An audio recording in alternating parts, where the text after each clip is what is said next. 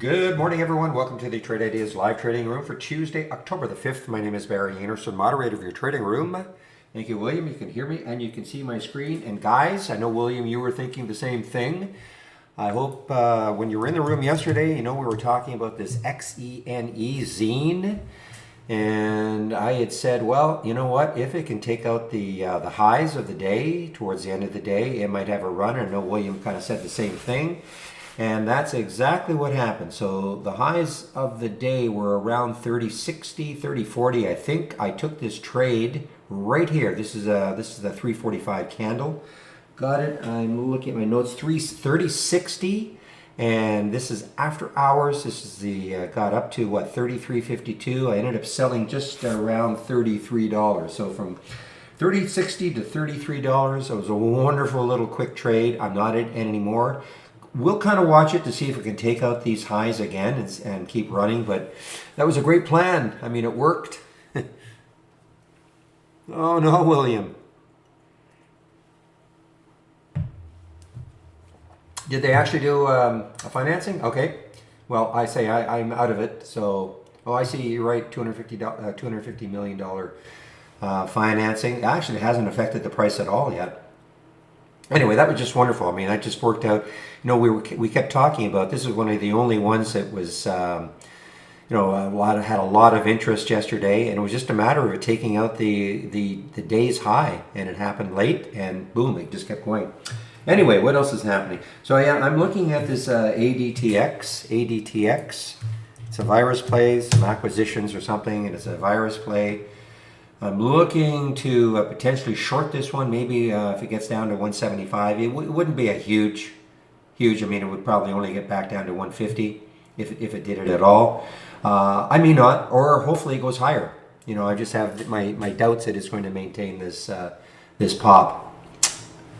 USEG, of course, oil energy is just ripping. But this is a little more specific. USEG. They had some press releases this morning. USEG jumps early after a deal to buy producing assets, etc., etc. Very long press release. Parkinson's, ANVS. This one, I lost sight of it. I mean, this one got pounded down from 37.58 down to 33.90. Phase 2 results, I mean, it's still up 9%, but it was pounded down from 30, almost 38.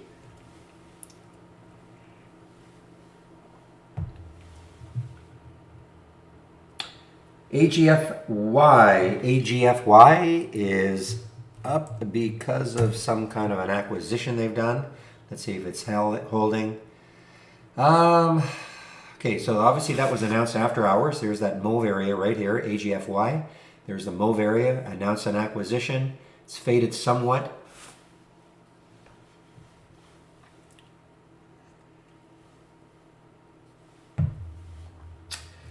And BTU continues its little rise here. Of course, energy play. Riley put a $22 price target on it yesterday.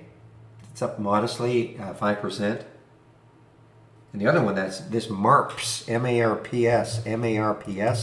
I think that is the one that's up the most right now, 66% still. Yeah, I don't quite know how to trade. It's a trust, but it is up in a big way. I'm just trying to see if there's any specific news on it.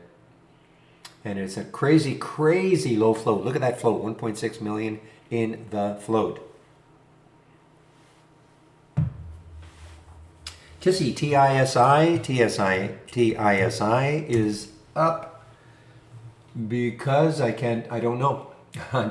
Okay, team gets a multi-year contract from Chevron, okay? So that happened after hours, TISI.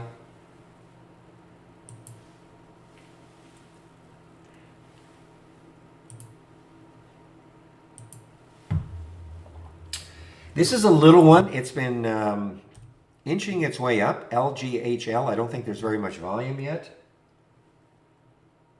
LGHL, it's been inching its way up. Well, actually, no, there is a lot of volume. That's another one I was thinking of. But it's been inching its way up. You can see 2 days ago, the low was 124. So it's almost, well, it's not quite doubled, but it's up to 218 now. This is a China stock. Probably a ton of resistance. You would think it's coming into a lot of resistance. This is shortable for me. You think there's a lot of resistance not that far away. Looks like that's about 211, 218 or so. So, well, it's right there. I mean, if it pops through here, I mean, then you look left, it's got a lot of room, but I have to wait and see if it can get through all of this. KLDO, so when you look at the headline, it looks good. Reached its primary endpoint demonstration, etc. Announces new clinical, preclinical. It looked all positive. So it did gap down, but it's all over the place right now. I have no idea where this is going. It's all over the place. And that's the KLDO. That's the one that I saw with not very much volume. And that's a phase 2. Boy, Ride, after their announcement last week, would have kind of popped the stock about selling some of their assets, I guess. Boy, this has just been hit hard.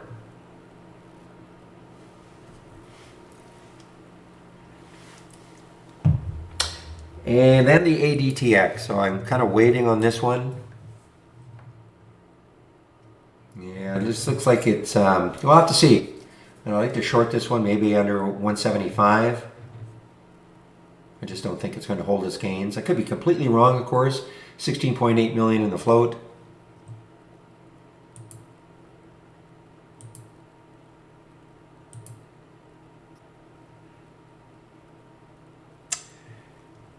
SDC. Okay, Smile Direct. Let's see what they're doing.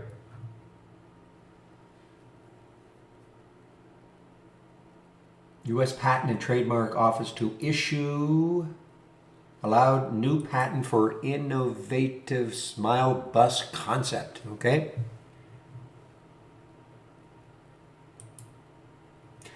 Yeah, AMPI did. I did see that AMPI later on in the day.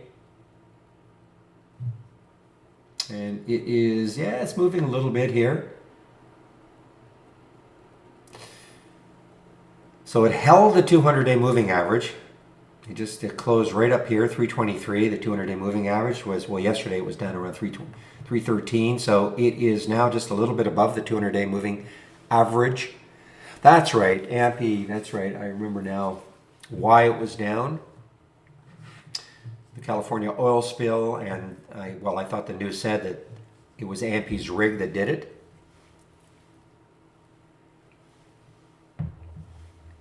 And then, Zach, you're saying LEXX. Let's take a look at LEXX. Yeah, no volume yet. A pop, for sure a pop, but no volume yet. Where are you out of? Kelowna, okay.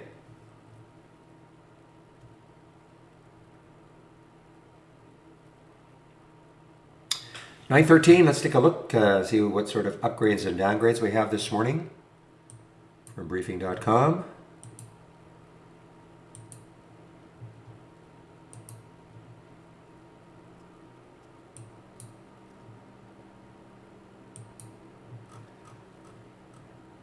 Whoa, interesting. We've got a few upgrades, but we have a lot more downgrades this morning, so let's just take a look.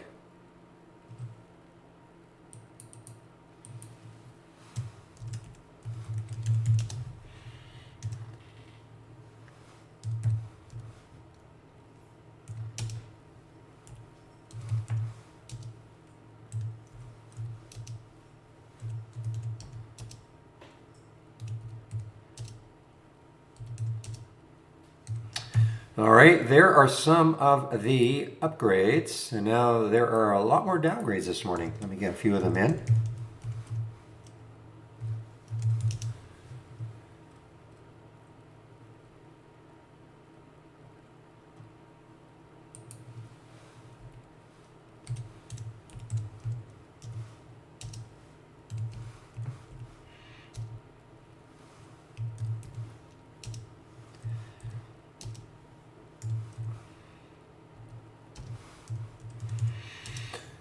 Morgan Stanley downgrading ride.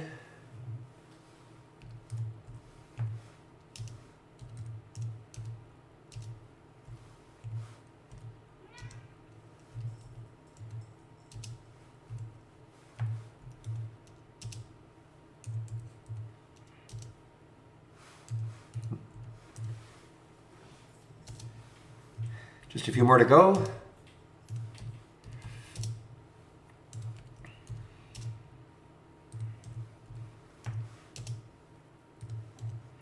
All right, there are some of the upgrades, some of the downgrades.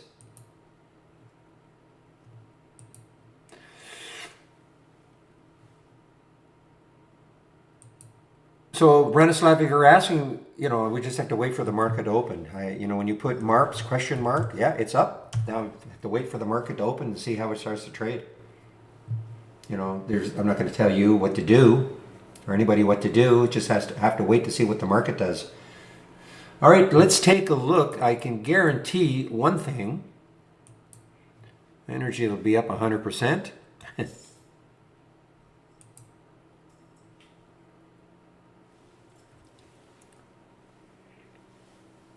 Here we go. So here are the major sectors pre-market. The market is due for a little pop. Okay, so everything is up, especially, of course, there's energy. So 100% of the stocks that make up XLE are up from yesterday's close. But look at tech, 80%, financial, 77%. So everything is up. There's not really one weak sector. I suppose you could say real estate is the weak sector, but everything is pointing to a rosy open. What happens during the balance of the day is another story, of course, but of course, energy is super strong.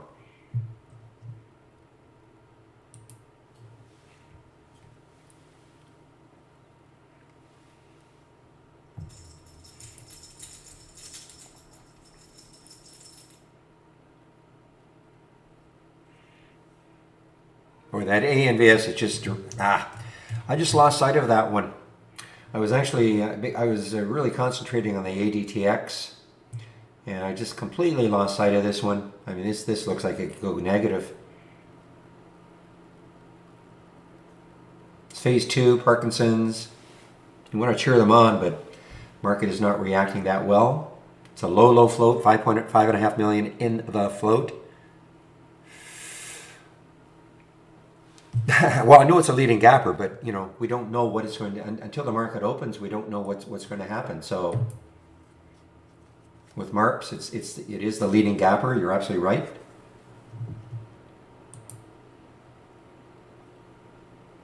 All right. Well, ADTX. Hey, the higher it goes, the better the possible short, I suppose. I have to look at it like that. Yeah, but I don't know, Brenislav, I don't know what MARPS is going to do. It's the leading gapper. You're absolutely right. I have no idea what it's going to do when the market opens. No idea. It's, it's got these levels up here, 867 it hit pre-market. It's basing. Once the market opens, we'll see what the direction is going to be for a while anyway.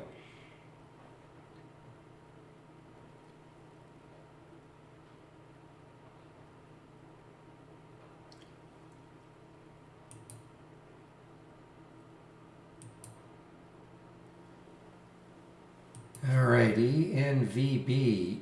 ENVB is also, very choppy though. ENVB, very choppy.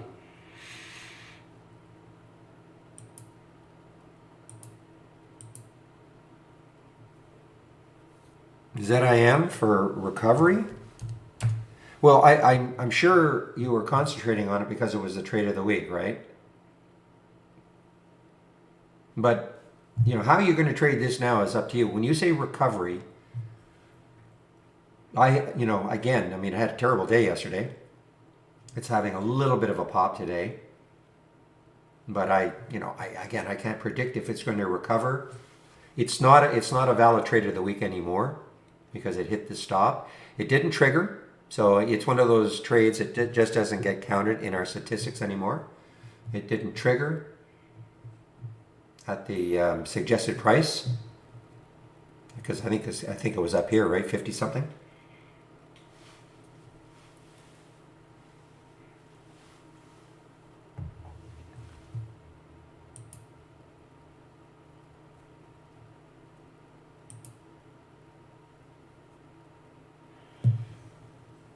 And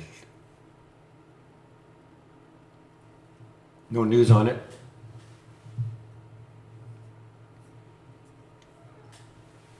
Okay, one moment, please.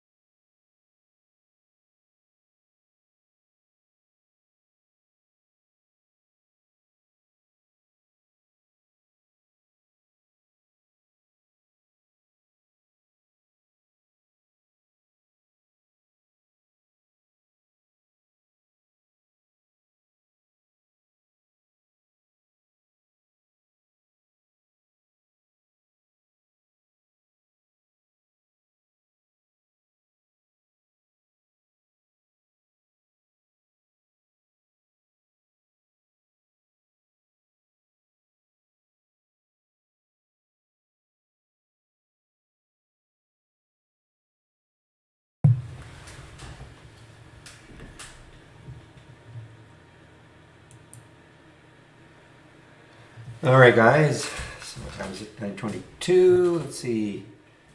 So Marps is starting to give it up a little bit now, breaking down just a little bit under 8. This is not actually shortable for me, unfortunately. Interactive brokers. So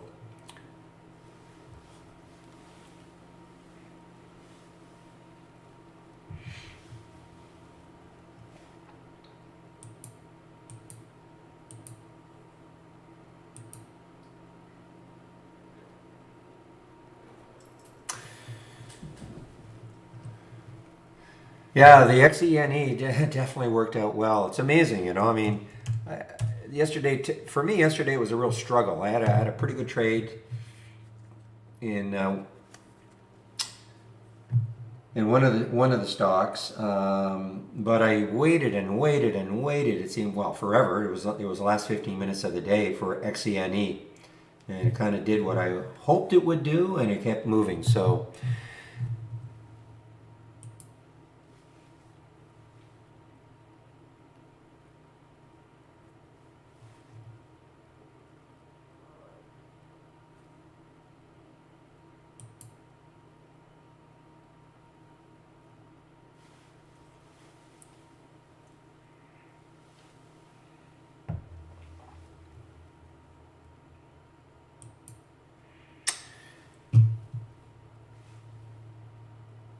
I did see this one, HCDIP.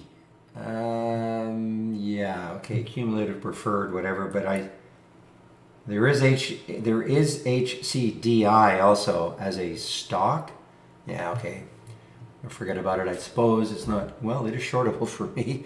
All-time low, HCDI.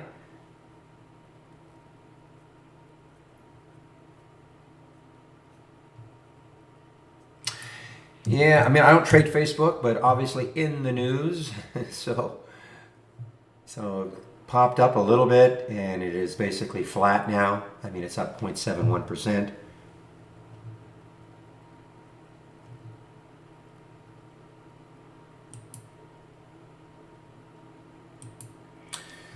All right, so Bitcoin, BITF, one of the Bitcoin stocks. Let's take a look at GBTC. GBTC, I think it's over the, yeah, so it did take out, yesterday, it took out the 200-day moving average for GBTC. 38.43, so it is now above the 200-day moving average.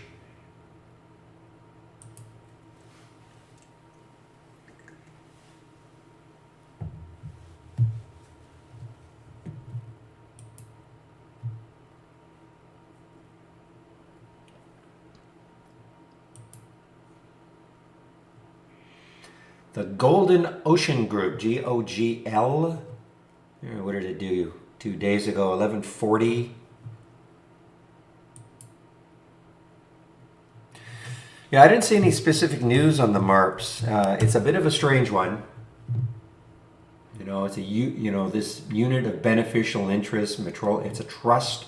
So I didn't see any specific news on it. Almost looked like it's some kind of a dividend deal, but I mean, I just don't see any news on it.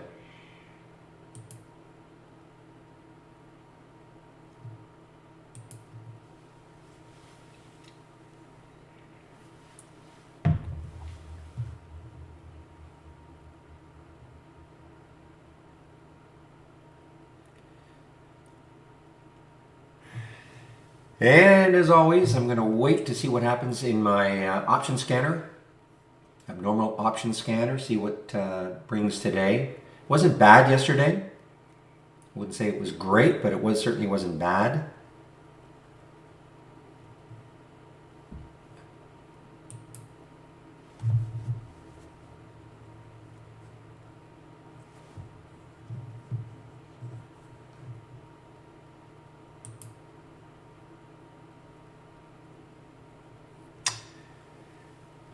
Well, PROG, you asked about that one. They did the scummy thing of announcing a financing during market hours at $1.50. So, you know, I mean, all I can say is it's holding $1.50. That's about the best thing I can say about it.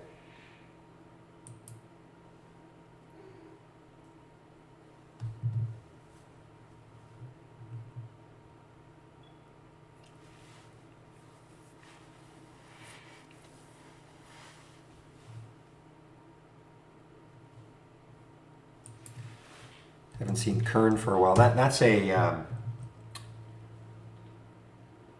it's a Bitcoin play, isn't it? Oh, cannabis. That's right, cannabis. I can't keep them straight anymore. How is cannabis doing? Let's take a look at the sector. And as usual, oh, just what an awful sector. What an awful sector. Look at this. SFM is triggering for me on the way down. I noticed it had a downgrade, SFM, Sanderson, or Sprouts Farms. All right, guys, I'm going to get set for this open.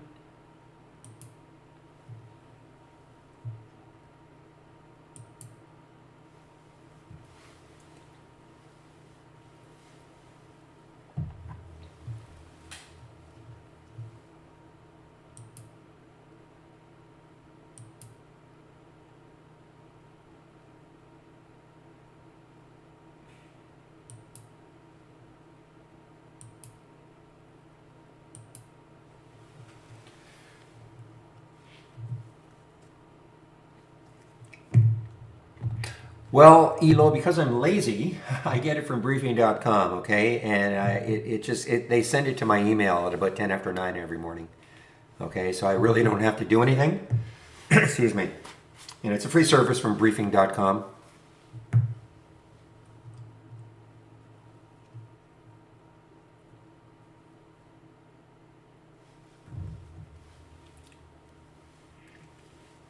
Thank you, William. Yes, 1 minute to the open. Well, let's have a great trading day, everybody. Just have patience. Don't get your setup. Don't trade out of boredom.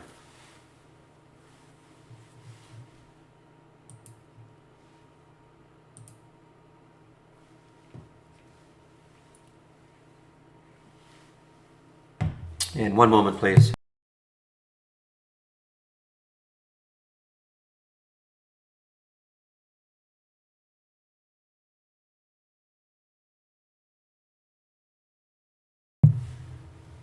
All right, we are going to open in about 10 seconds. And again, I don't typically trade in the first 15 minutes. I try to let things settle down a little bit.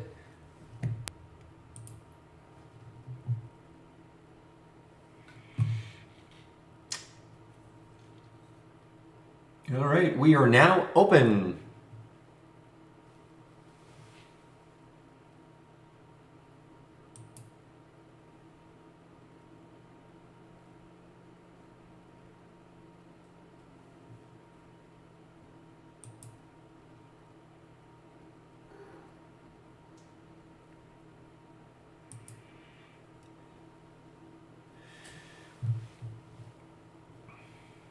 Okay, there's the MARP. So the MARPS was a little bit weak to start.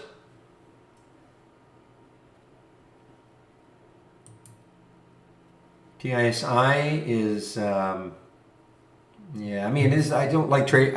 I can tell you, I don't like trading the first 15 minutes. I just find things are too whippy. I will miss the ones that keep going higher right from the get-go, but I'm mentally prepared for that.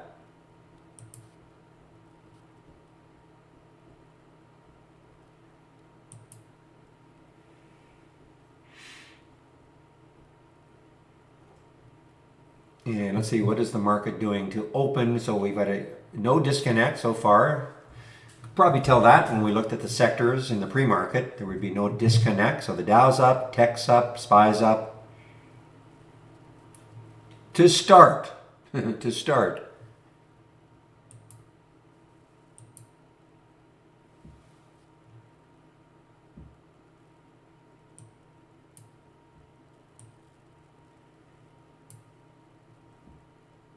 When you say AI, you're talking about Arlington? You are talking about Arlington, yes. AI.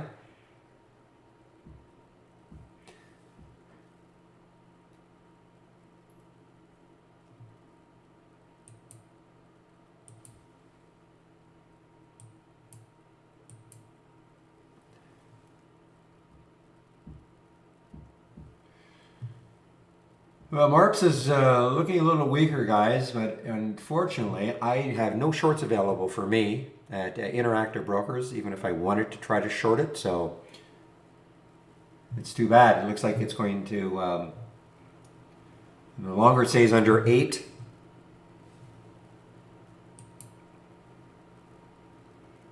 Well, I'm glad I didn't hop into a short of ADTX. I have to see later on, but this is strong. I mean, 16.8 million in the float. It's a virus play. There's the 200-day moving average. That's far enough away.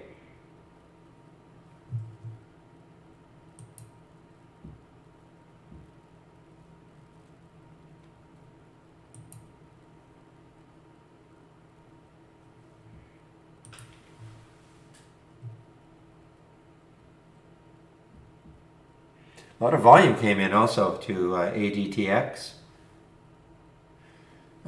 You know what? Too bad. I mean, the shorts have been the shorts have been snapped up now at Interactive Brokers.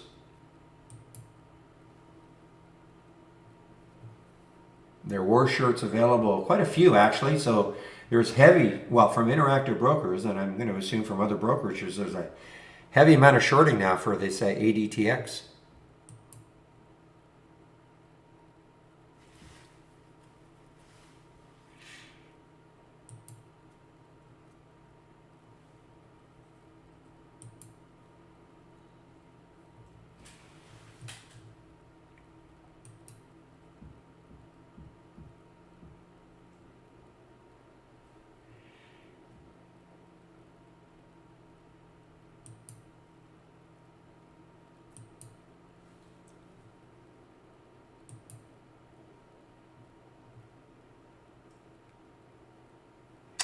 All right, just kind of watching some of my thumbnail charts.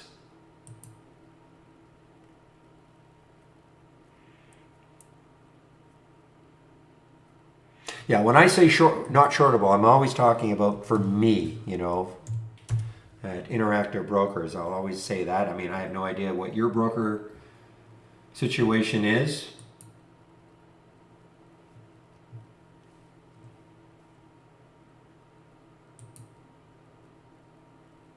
You guys are talking about Verb a little bit. Let's take a look at Verb.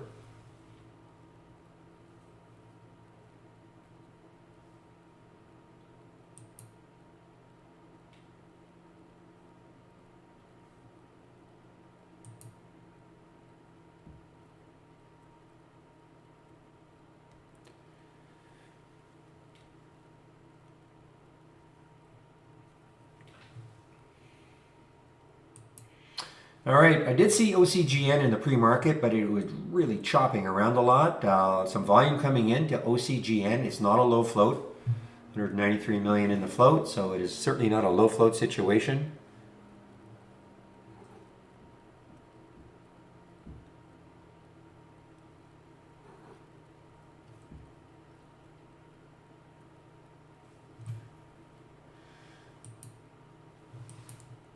William, I'm sort of liking your short. I know you got a little early on the ADTX. So it cracks down through 2. Look out. So the market is still, up. There's that first 15-minute candle is green in the SPY. We didn't get a big sell-off to begin.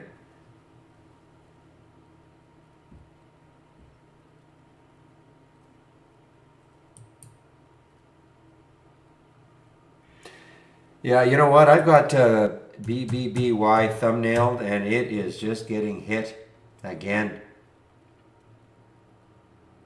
Now below, well, at 15.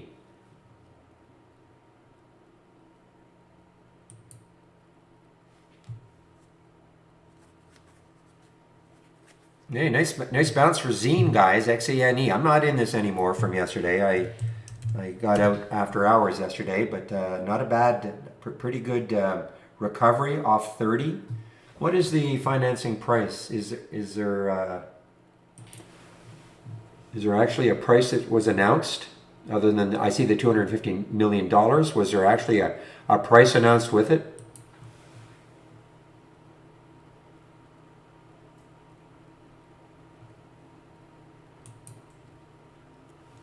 3150. I just don't see a price. 3150 is awesome if that's what they're able to do it at. I mean, that's hardly any discount whatsoever.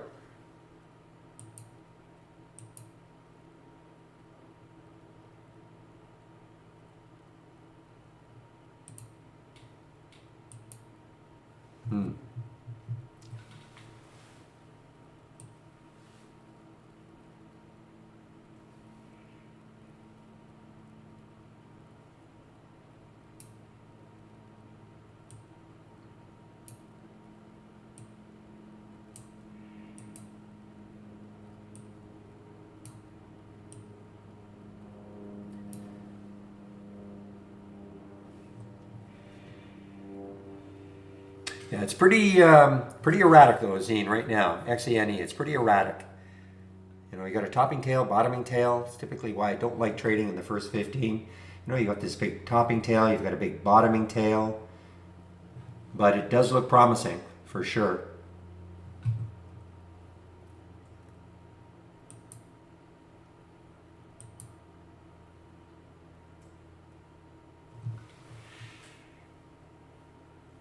So nothing in the basic new highs or lows. That's what happened yesterday. We hardly had anything basic new highs or lows.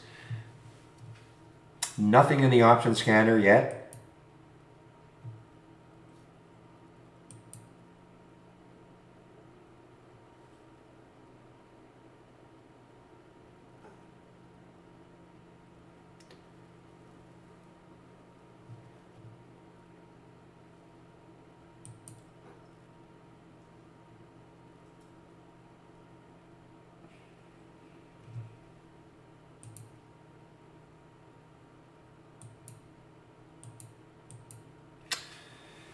Is there news on OPAD?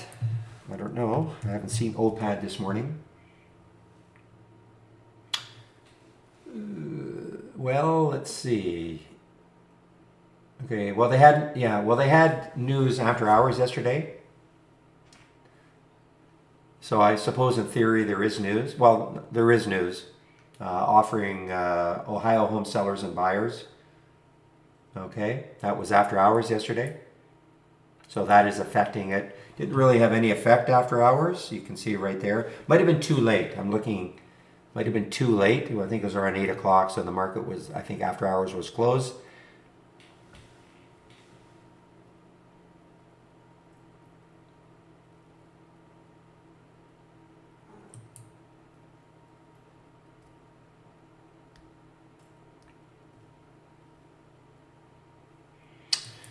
Possibly. I didn't see them at all in the pre-market. Plug and Fuel Cell and Ballard, didn't see them at all. Yeah, I mean, it's still, they haven't really, I mean, Plug hasn't moved.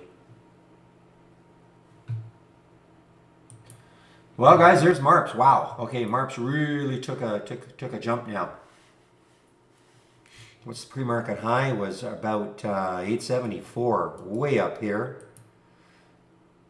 So I mean, look at this. It got all the way down to 740, 749, and then a pop right back up.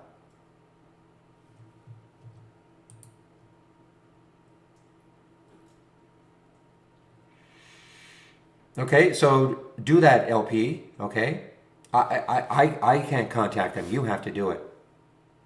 I'll give you our home page.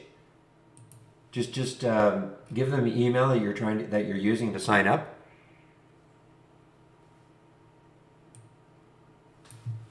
Here's the homepage link. Okay, I can't do it for you. You have to. They'll show you how. If you don't know how, they'll show you how.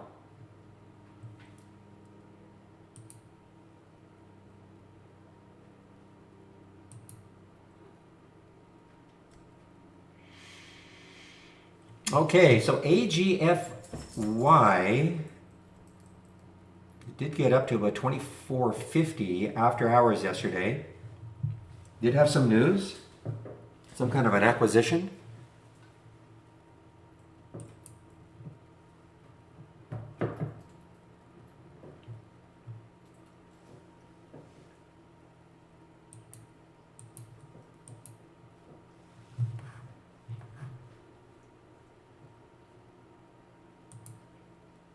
Don't give it to me, LP. Can you not hear me?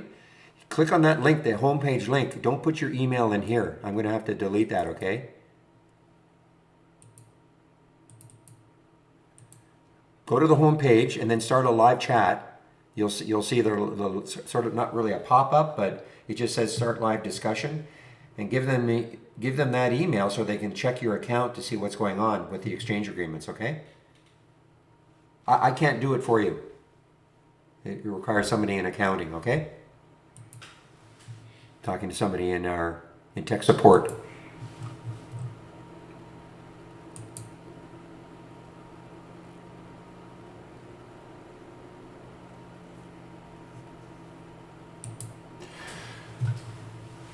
Okay, well, Marps maybe now is settling on a direction. There's the pre-market high. See if it takes it out. I don't know what to make of this one. I mean, it's 26%, so it's still way below the lifetime high.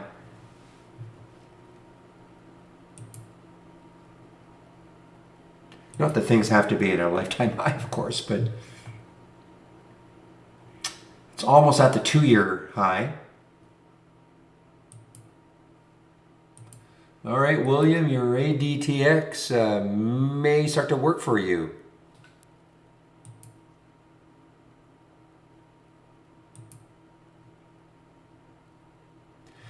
All right, so somebody asked for my scan setting. So if you go to my home page,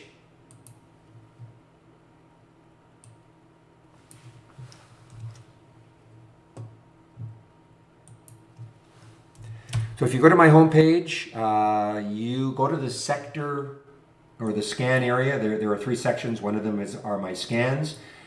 You'll see at the very top it says Barry's layout. This is a sample layout. It's not exactly what you see, but it's very close. Plus a lot of other scans, okay, that I'm sharing.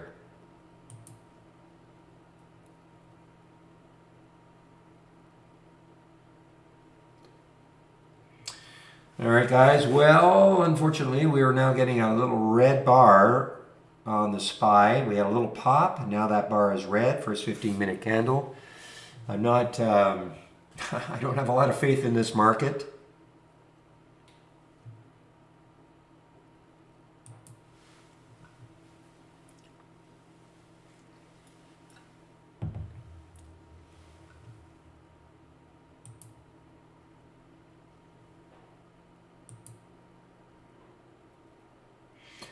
I mean, look how choppy this one is. I mean, this Marp's got up to 870 and now it got right back down to 8 almost. I mean, this is, so whippy in the first 15 minutes.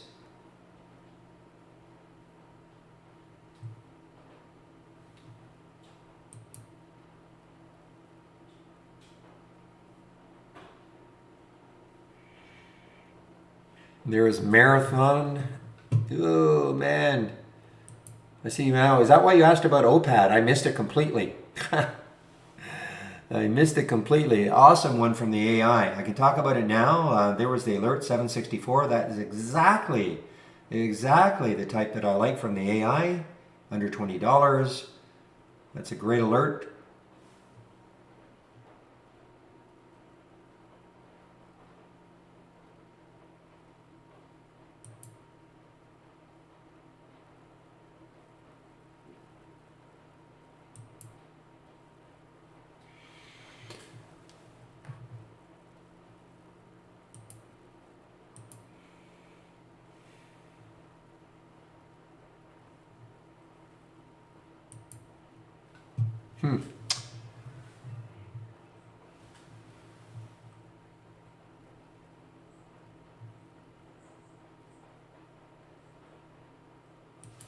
What's the float on that OPAD? Yeah, so it's not certainly not low, not crazy high, but it is not low.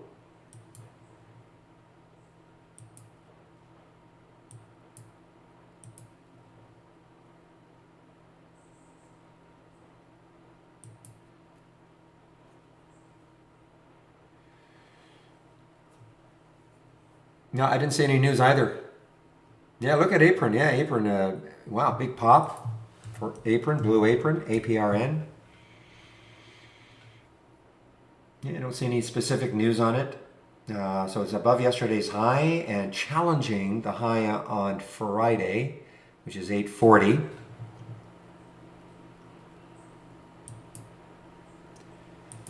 Tupperware.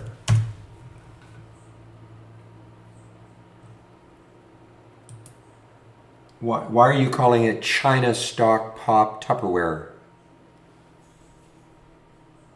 Or is it because they're selling a lot of product in China?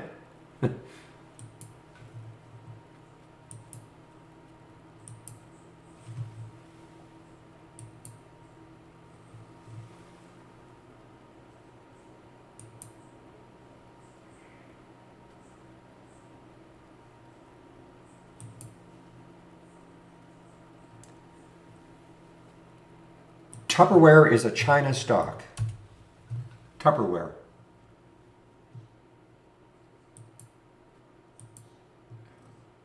Since when is it a China stock?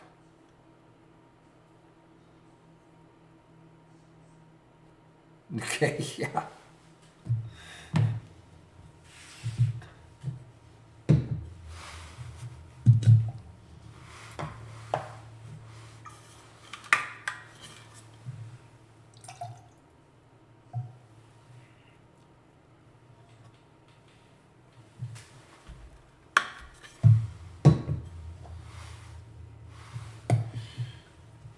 All right, OCGN is, yeah, it's on the move. I just don't think, it's just got so much resistance on that weekly chart.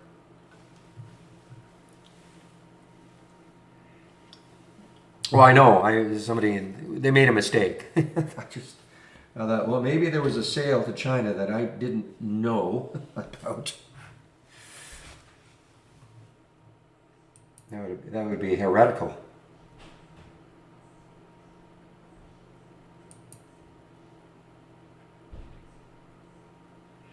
All right, REI. So it's above yesterday's high, had a big day yesterday. Of course, energy play.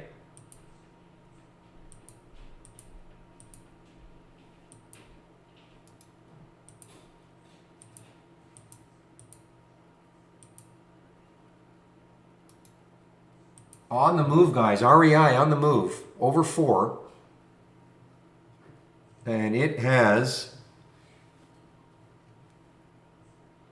what's the high over here? 331. The high right there is 344. I'm just trying to check on the monthly chart where the next highs are. Yeah, so wow. So 554 on the monthly chart. So this one has room. Let's see how well it holds 4. Okay, there's the Peabody. B-T-A-U, Peabody, popping right back up. We got down to 1750, popping right back up. And this has, of course, an aggressive price target on it, 22 from Riley. That was from yesterday.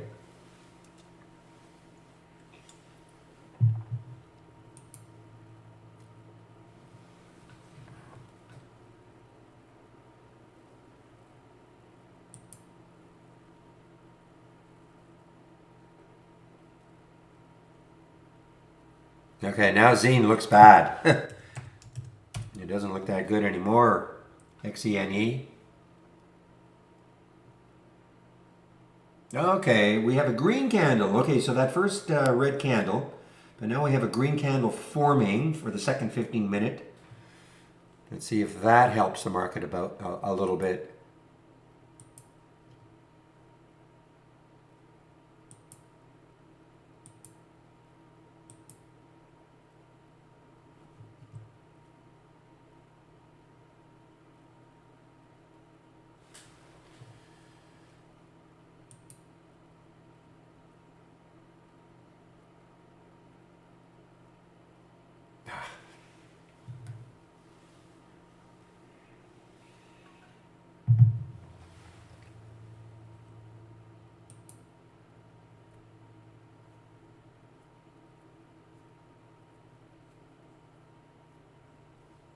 Contango or something? Contango, yeah, Contango. Yeah, I mean, it's a strong oil play, I mean, or energy play. Not too much volume yet. Big float. It's going to take a bunch to move it, but, you know, obviously the right sector.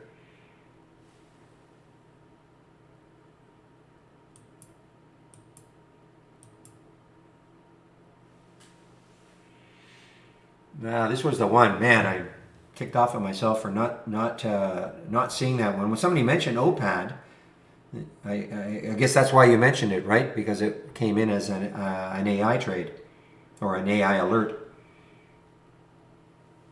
I did not realize it.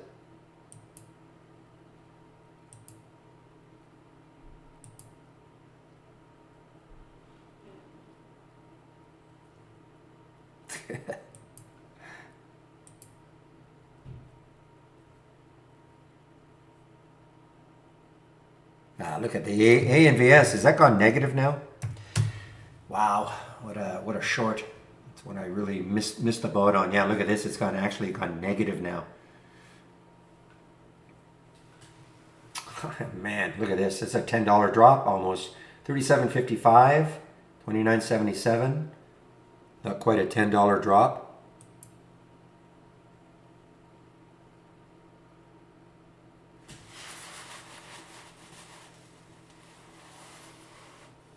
You just have to make sure you save. I don't know when you put your sound alert on it, but you just have to make sure that you do save your work. You know, like any sound alert you put on any window, it doesn't matter whether it's the AI or not. Now, as I've said before, make sure you take the AI window like this and add it to your layout. Incorporate it into your layout, okay? So you don't have to load the AI every morning. That might be the reason.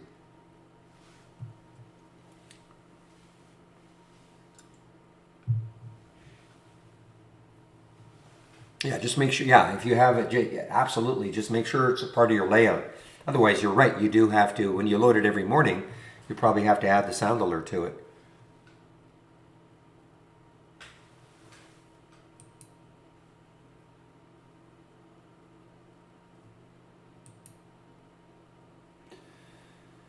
All right, like yesterday,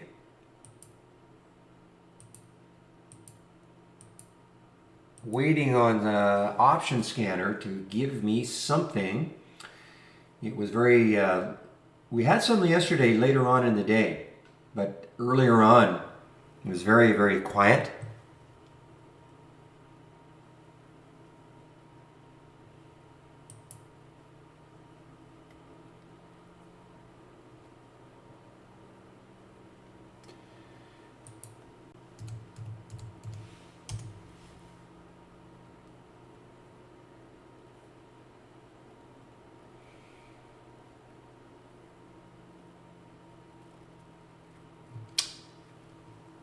There's got to be a filter blocking it. I don't know which one it would be, but there must be a filter blocking it. In this particular one, it's also the number of new highs, though I would have thought that it probably would fit the bill.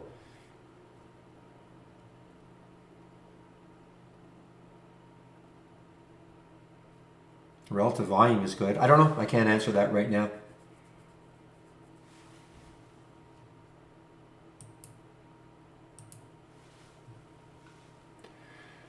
Oh, I don't know if it picked HBI. I can't remember.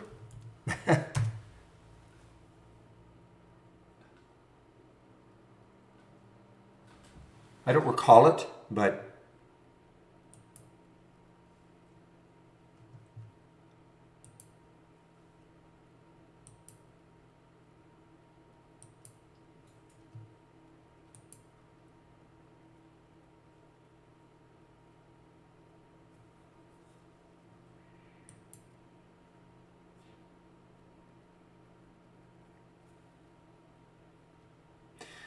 boy, we're getting some chop, guys. I mean, look at, I almost took the BTU. We're getting some chop.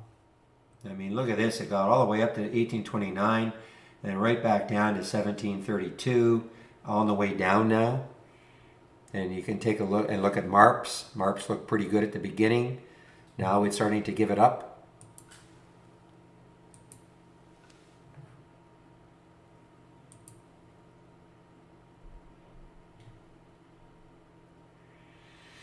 Yeah, but the 22,000, but was that abnormal? Was that 300% abnormal? Number one, and how much? I mean, there are a lot of other filters, you know, that have to be met. It's not just the actual number of contracts.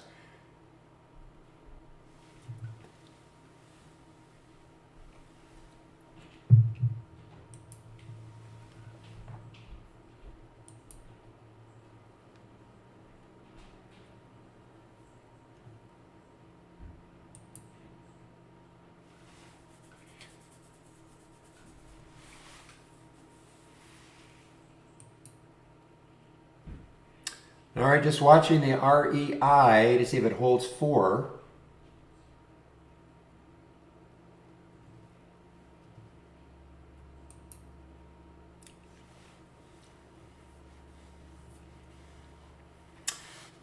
FedEx, well, that's way out of my price range, but let's take a look at FedEx. Boy, I'm surprised it's dropped so much.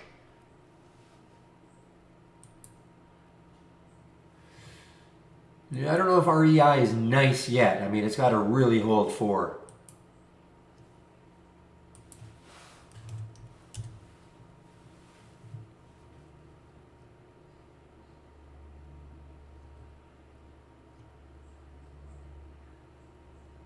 Good volume.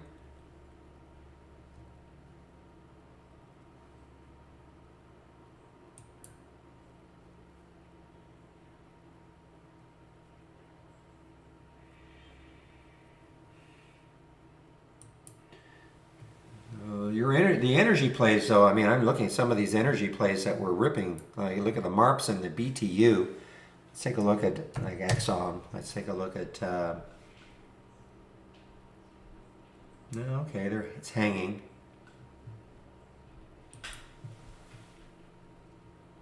Still nothing from the option scanner.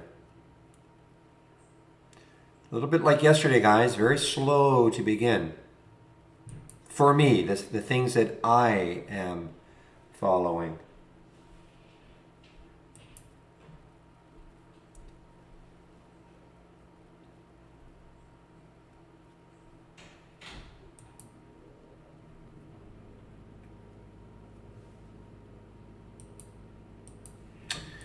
Well, I was wrong about the ADTX. It actually looks pretty strong. Oh, in fact,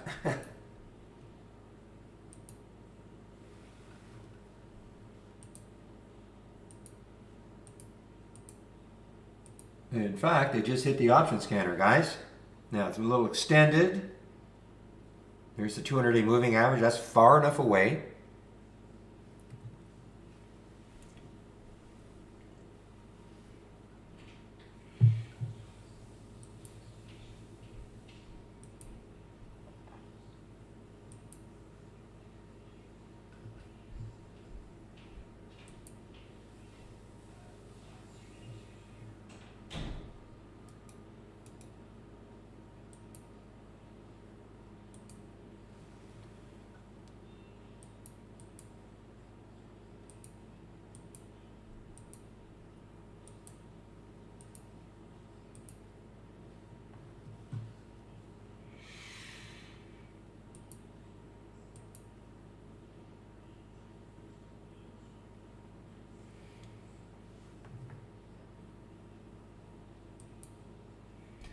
All right, ADTX. I mean, I have faith, a little bit of faith in my option scanner.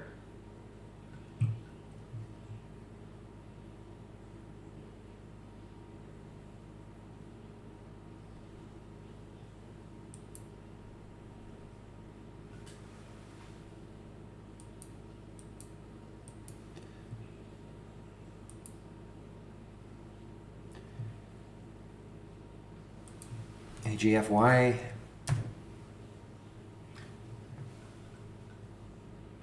Yeah, so it doesn't trade, well, yeah, it really doesn't trade that much option-wise. Right now, only 545 contracts.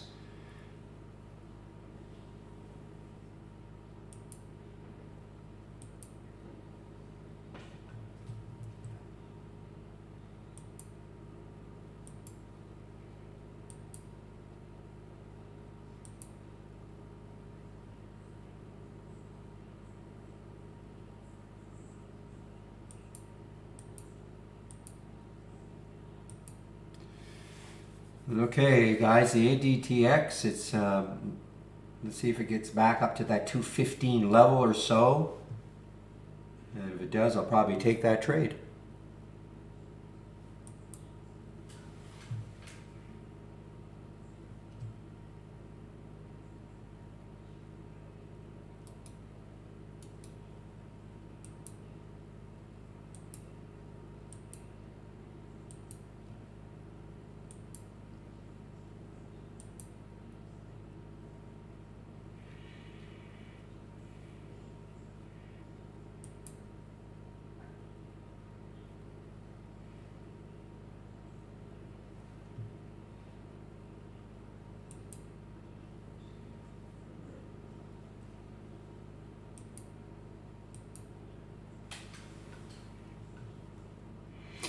All right, ADVM, what are you doing? ADVM on the way down. Okay, and what is the next low looking left? It's around 210, so there's not that much room. I was looking at maybe a quick short of this one, but unfortunately there's just not that much room. Looks like there's decent support between 2 and 210, so not interested.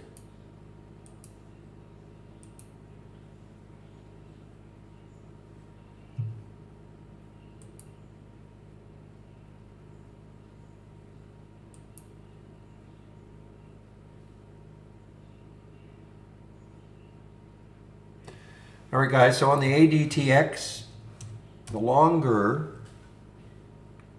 as I said, when we got the alert, it was pretty extended, but then the topping tail there. Let's see, if it can hold this level right here and then pop through, the alert was at 215 from the option scanner. That might give it the impetus to keep to go higher. We have the 200-day moving average is the big, that's far enough away though, 261. 260, that's far enough away. Wow, Xene has been all over the place. My goodness, look at Xene, XENE, got all the way down underneath 30, has popped right back up to 3260, all over the place.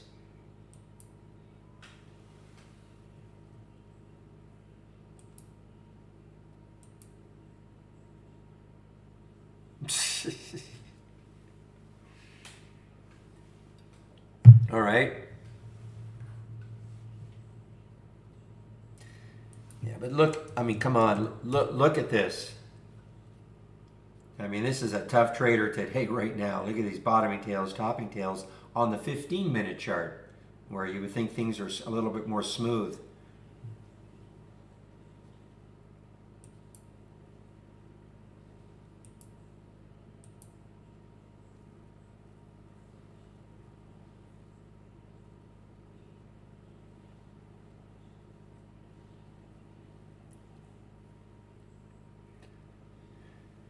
Well, I'm waiting on the ADTX to see if it takes out that 215. That's where the alert was from the option scanner. See if it takes out 215.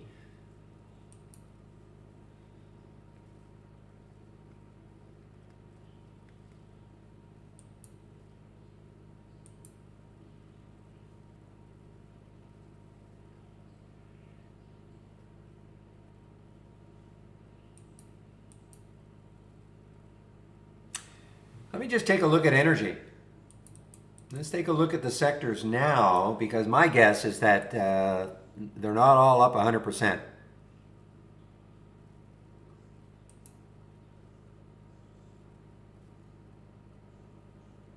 And I would be wrong. So they're still up. But, wow, look at real estate. Every real estate stock is down from yesterday's close. Every single real estate stock is down. So you want to get into a sector to short, so real estate, look at this. Marathon MRO is the top producer right now, change from the close. That's big, 4.7% MRO. But look at real estate, for whatever reason. What's the worst one? EQIX, only $763.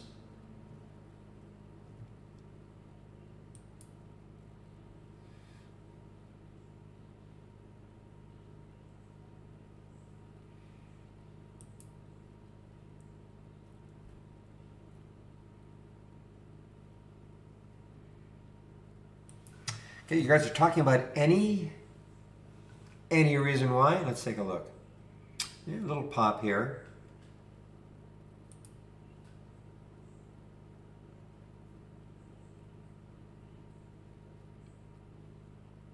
This is a crypto play, right?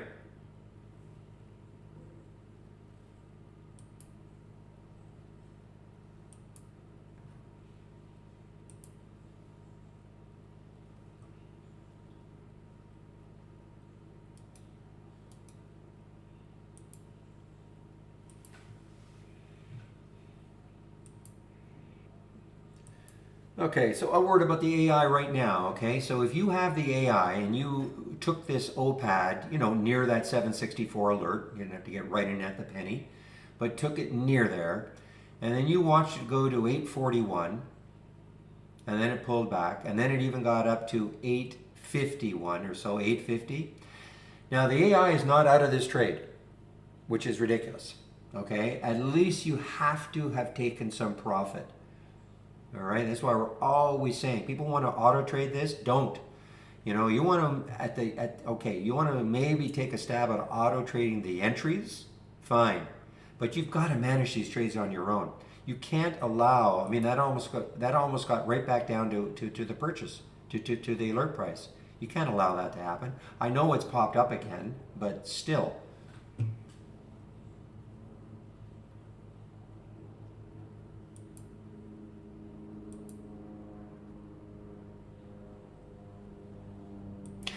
All it's doing is just looking for stocks that are having abnormal option activity. That's all it is, and I trade the stock. Okay, that's all it's looking for. So when you look at ADTX, you see it's got 6. So I have a couple of minimum filters that have to be passed. So minimum of 2,000 contracts, obviously 16,000. Okay, guys, here we go. Maybe with the ADTX. So 16,000 obviously is greater than 2,000. And then, but the key one is that you see where it says 959%.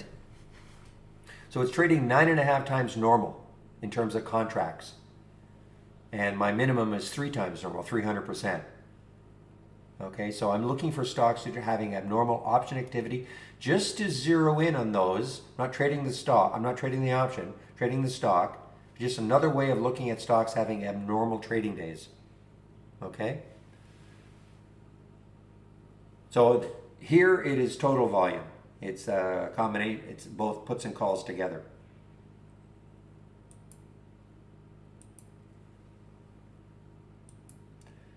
I wish you went back to the majestic tank.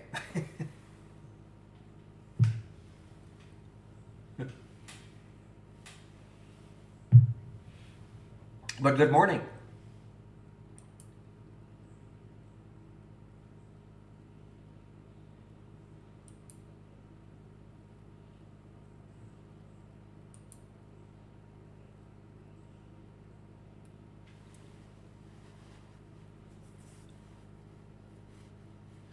Well, yeah, a lot of the market has to do with Evergrande. There's no question about it.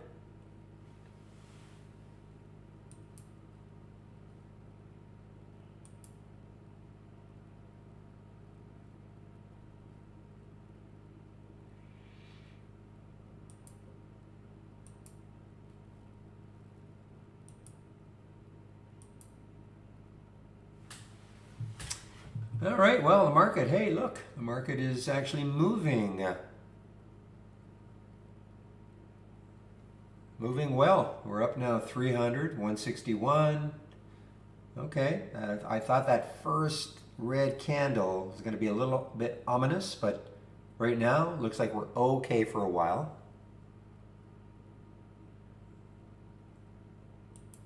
Okay, as in if you want to go long. You know, I don't really care that much about market direction as long as we get some kind of a trend for a while.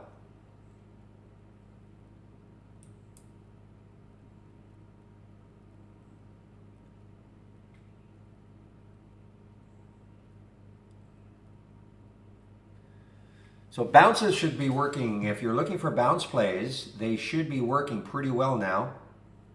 You know, you don't want the market a little bit on your side. So anything that was moving down because of just overall market weakness, but not specific, there was no specific reason for a stock to be moving down.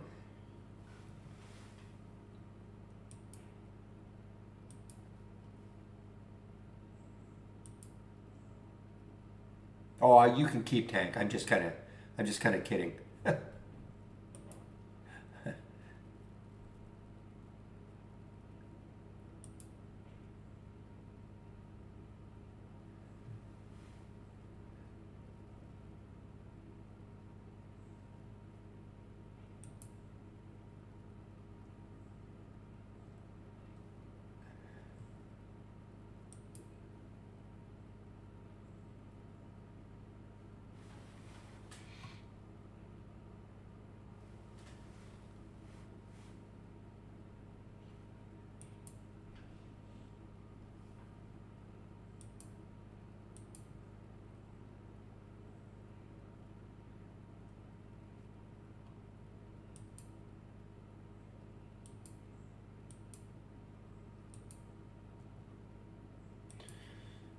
All right, guys, I am, well, if you have the AI, probably know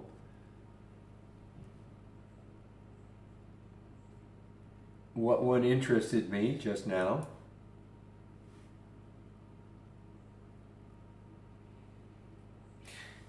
Okay, this CTRA, this looks like was this a buyout or something yesterday?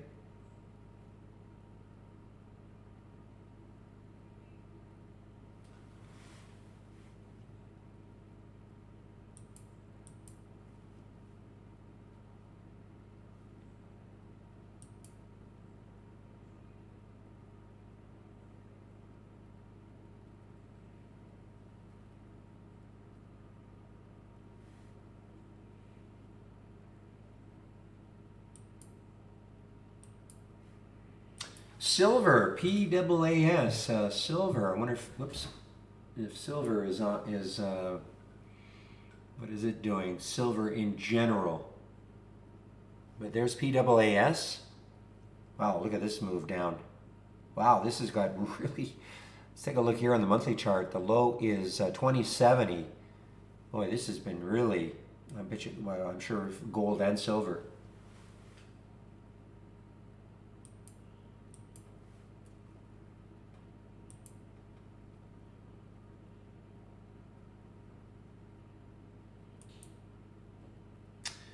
Zeta. Zeta on the move here. No, it's on a low float.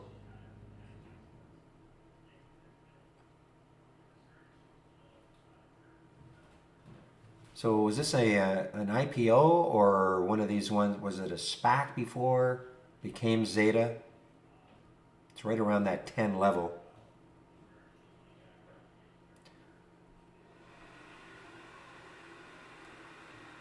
Zeta snaps up. So they had some news after hours yesterday. Didn't really, mild reaction.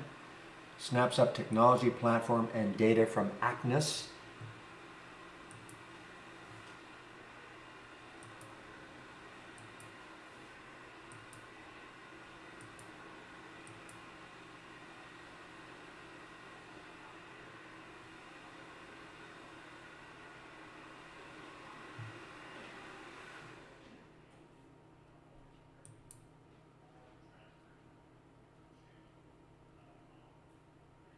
No, Zeta. What? It's a big float too. 106 million in the float.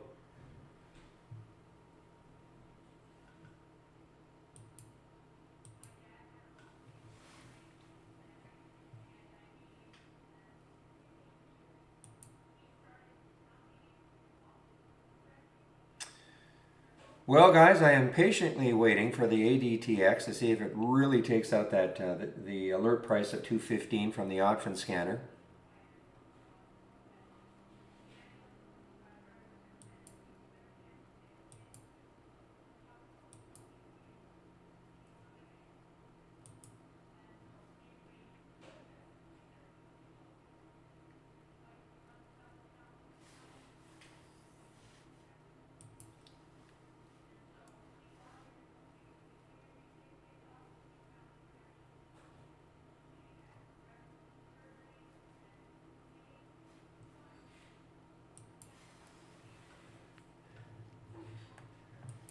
What a mess that MARPS was. Just, and look at Peabody. I mean, up and down, up and down, up and down. BTU.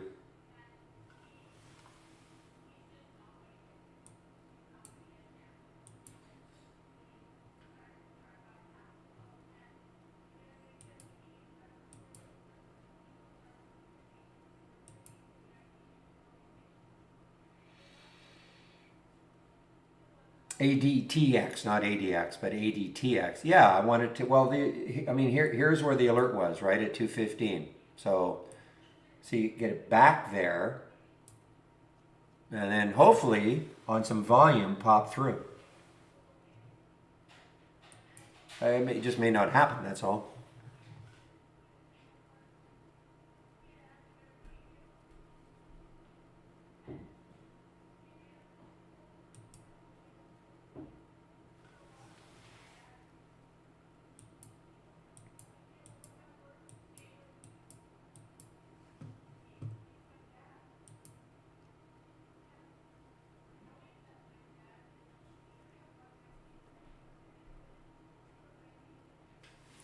Let me just see also. Yeah, still no shorts available for me at Interactive Brokers for ADTX. There were earlier, so there's not a lot of short covering right now.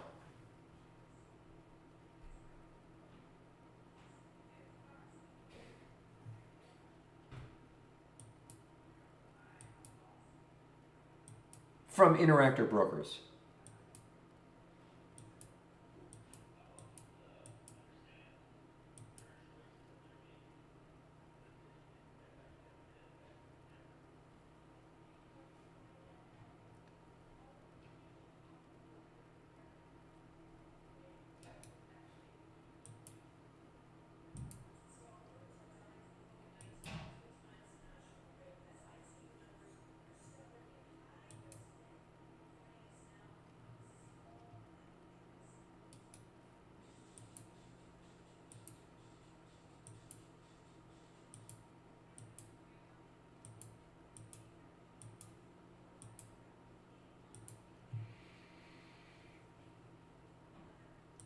All right, guys. The ADTX, if it gives up 2, I don't think it's going to work. Then it's just not going to.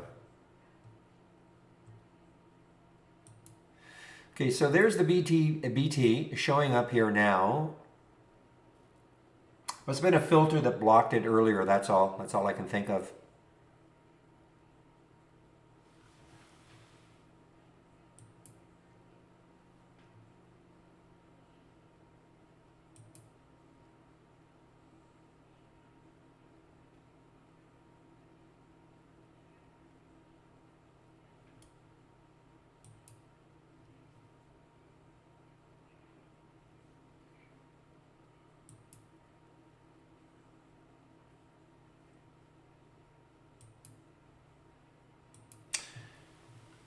All right, guys. Well, it is 10:21. So again, I'm just patient. I was patiently waiting to see if ADTX would take out. I mean, I still have my alert set for 215, but you know, if it takes out 2, I don't know. Looks like. I mean, my original thesis on it was actually to short it this morning in the pre-market. But if if it gets back up over 215, you know, I'll still be interested in it. But first of all, if you're, let's give a welcome to the room. If you're new to the room, welcome. This is the format, Monday to Friday between 9 a.m. and 3 p.m. Eastern Time.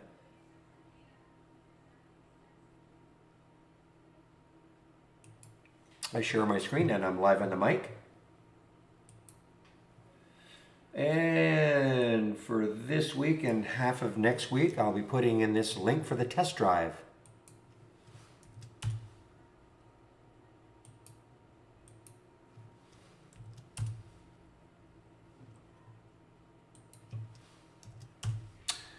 All right, so I put the test drive link in. When you click on it, this is what you'll see. So it starts on Monday. And it runs from the Monday to the week the following Friday. So from the 11th to the 22nd, that is 10 trading days. It'll cost you $11.11 for those 10 trading days. It'll be just as if you were one of our premium subscribers, okay? If you're a standard subscriber, you can also upgrade to premium for that 2-week period. And please listen carefully. If you cannot start on the 11th and end on the 22nd, you will not get 10 days. So in other words, if you can only start on the 12th and run to the 22nd, you'll get 9 days. So it is not 10 days from when you start. All of our support is set up for those 10 trading days. If you're going to take the test drive, do yourself a favor and familiarize yourself somewhat with trade ideas. And I'm popping in this link, 20 lessons for non-subscribers.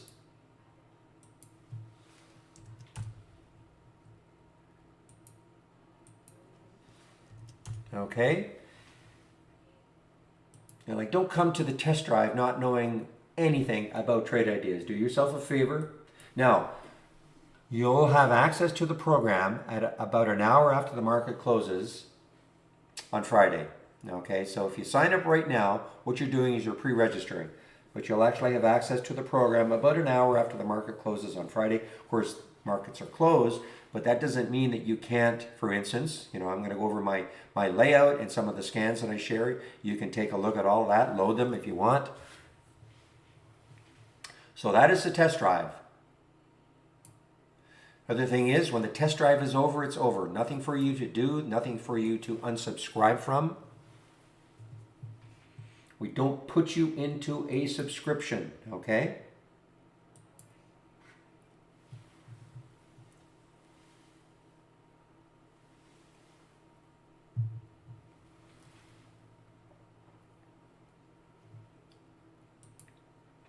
Now, I'm going to put my homepage link in.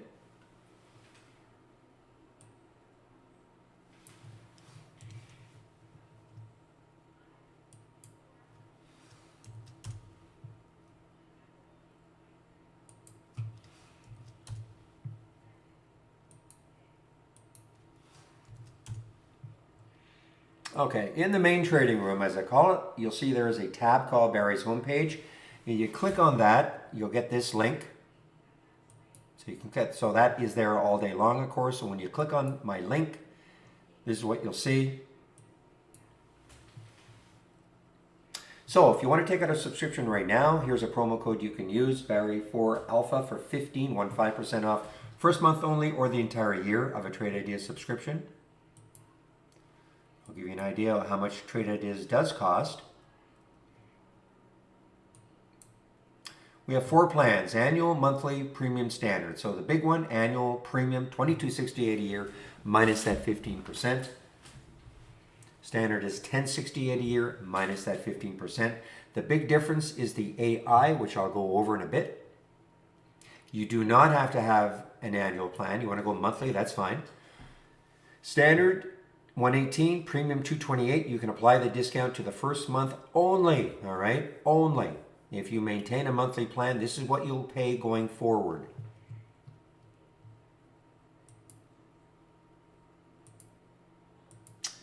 So on my homepage, this is what you're also going to see. So you'll see I have the trade of the week, stock of the day, and education. These 3 sections are all free.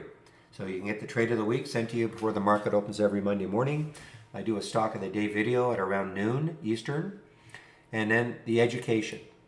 So again, if you're going to take the test drive, I popped the other link in because I guess this one you have to be a subscriber to see this one. I don't know why, but at any rate, that's why I popped the other link in. But it's the same, take the lessons. If you're new to Trade Ideas, if you have our program, the first thing you should be doing probably is looking at this. What is a top list? Building a top list. Alert windows, creating them, all the way down to, Brokerage Plus and the AI. So do yourself a favor, learn a little bit about Trade Ideas before you, do anything else. Daily support sessions. Today is Tuesday, so today Michael Noss will be in our YouTube room. If you have a lot of questions, I go over Brokerage Plus in not a great amount of detail, but if you have a lot of questions about Brokerage Plus and maybe automating strategies and things like that, today's your day. Michael will be in the YouTube room between 12 and 1. That's when I take my break. I'll put the link in before I do go. Daily webinars, we're on the Tuesday-Thursday cycle this week. So there is a webinar today. Next week during the test drive, the 2 weeks of the test drive, we don't do the webinars. But when we're on a normal schedule, it's Tuesday, Thursday 1 week, and then Monday, Wednesday the following. So you can sign up for them all right here. And again, there is a webinar today on Tuesday, because today is Tuesday. Educational videos, starting Trade Ideas from scratch, information about the AI. And if you're new to trading, a great series, starting off with what is a stock? Okay, this was put together by Michael Noss at Trade Ideas. So if you're new to trading, do yourself a favor. Look at this, 36 part. They're very short videos, but it'll give you a great introduction to trading.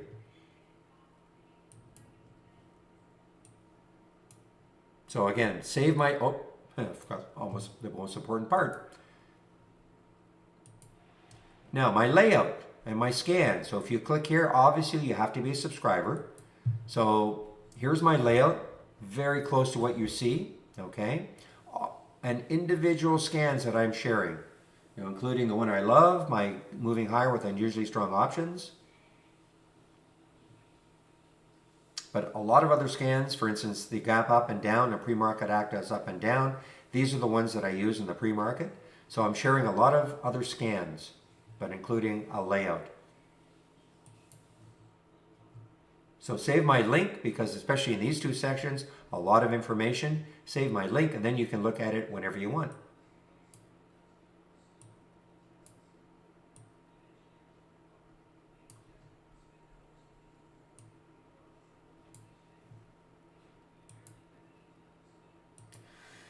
So guys, kind of getting back to my premise of last week, was not really loving the ones that were under $5 from the option scanner.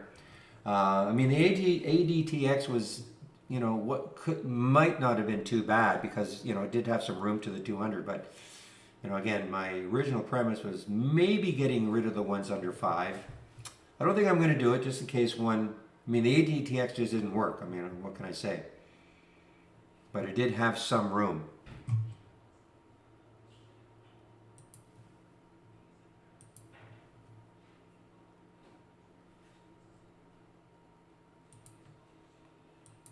Yeah, big move for the SPY, guys. Look at this, up 400.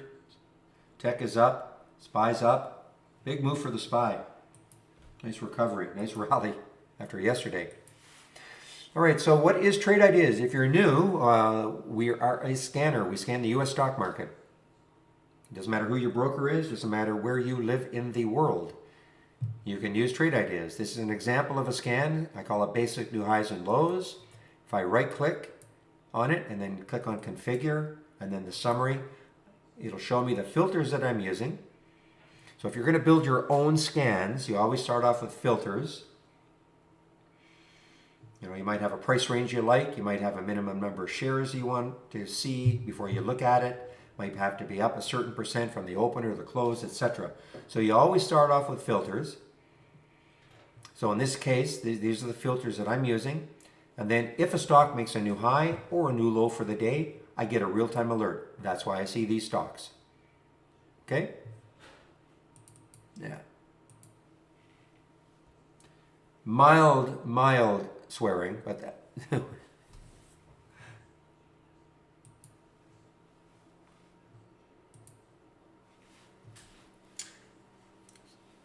Now, the good thing about Trade Ideas is you do not have to learn a programming language.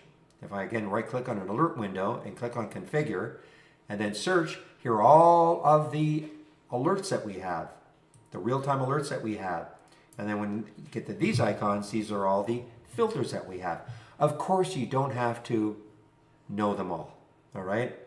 I mean, what we're trying to do is have enough alerts and filters that for people who want to create their own scans, they can have the combination that will give them the scan they're looking for. Of course, you don't have to learn them all.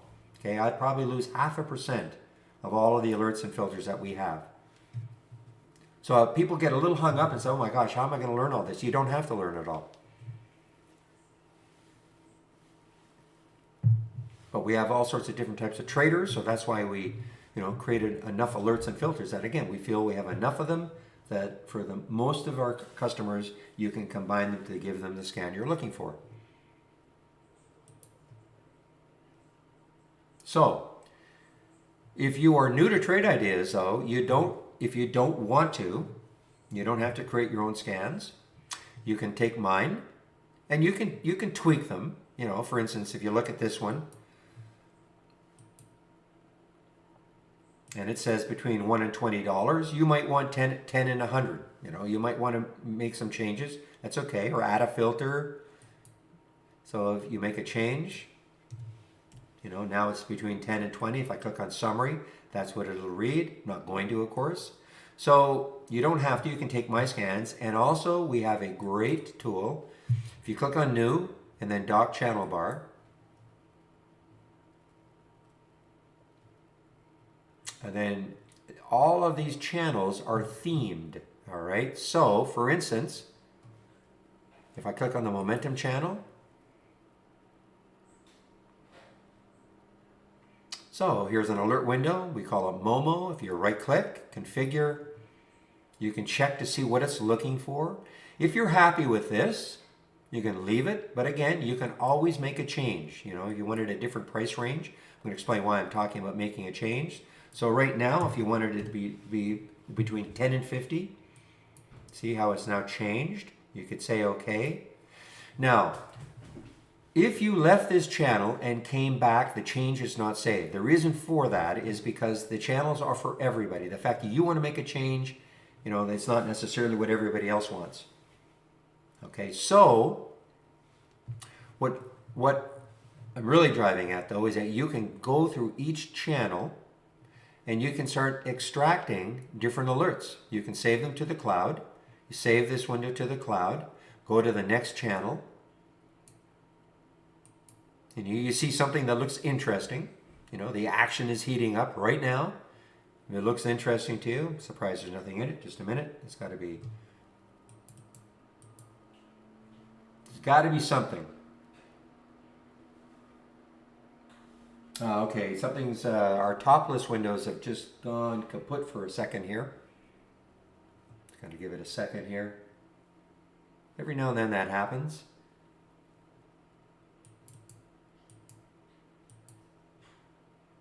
You guys find it? There we go. Okay, so here it is. The action is heating up right now. Again, you can take a look at the filters, see what it's looking for. If you like it, you can change, 1 in 1,000 is kind of crazy.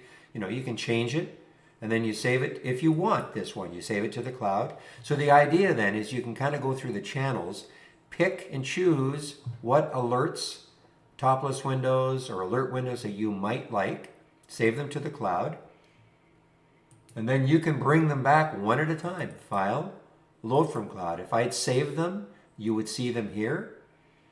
Okay, and you just bring them back one at a time, highlight it, load, highlight, load, etc. And that way you can create your own layout without having to actually have created the scans from scratch. Okay, so we try to make it really, really easy on you.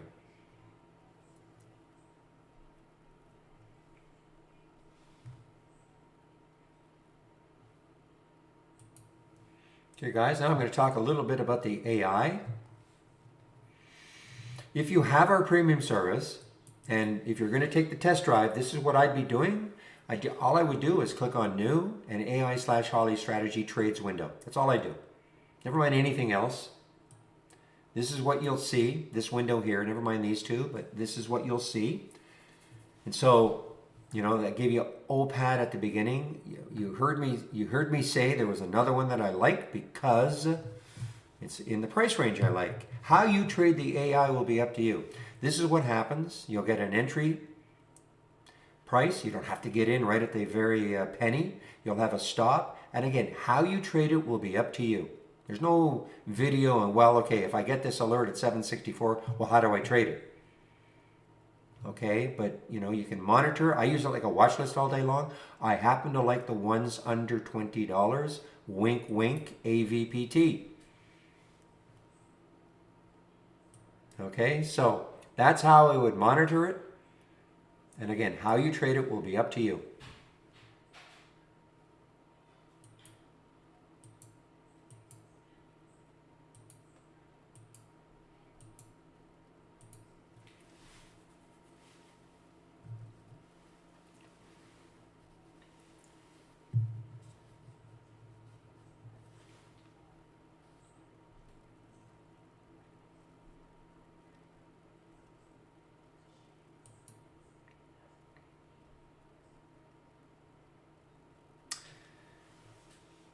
All right. Now let me talk a little bit about this window that you see. Look at this Peabody. What a tough one to try to trade today. BTU. It's right back up.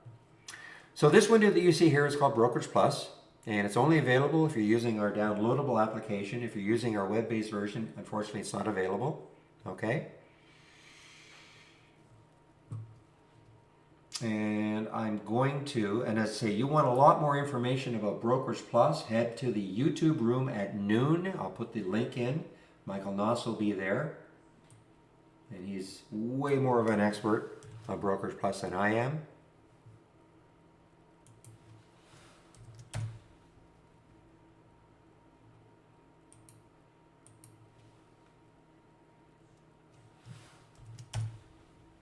Come on, baby.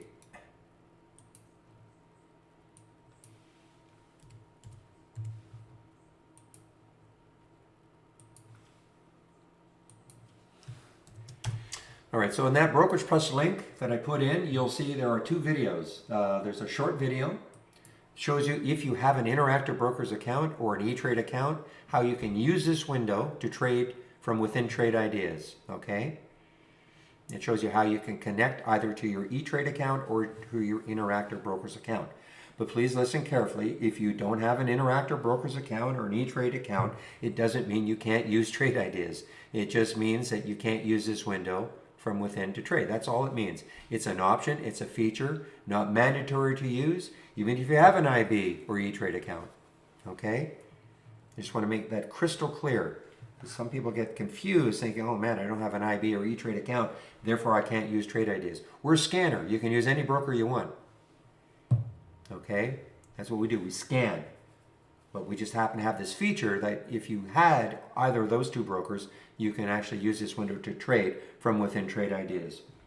Now the second video goes into a lot more detail about how you can use it. It's about 26 minutes long, and Michael Noss created it. Okay, so I would, if you're interested in using this, and also it's relevant if you're going to use our simulator. The simulator, it's a great tool, okay? Paper Trader Simulator, whatever you want to call it. If you're new to trading, please, before you start committing money to the market, practice trading. Okay, you can use our simulator. It uses our real-time data, so it doesn't matter who your broker is.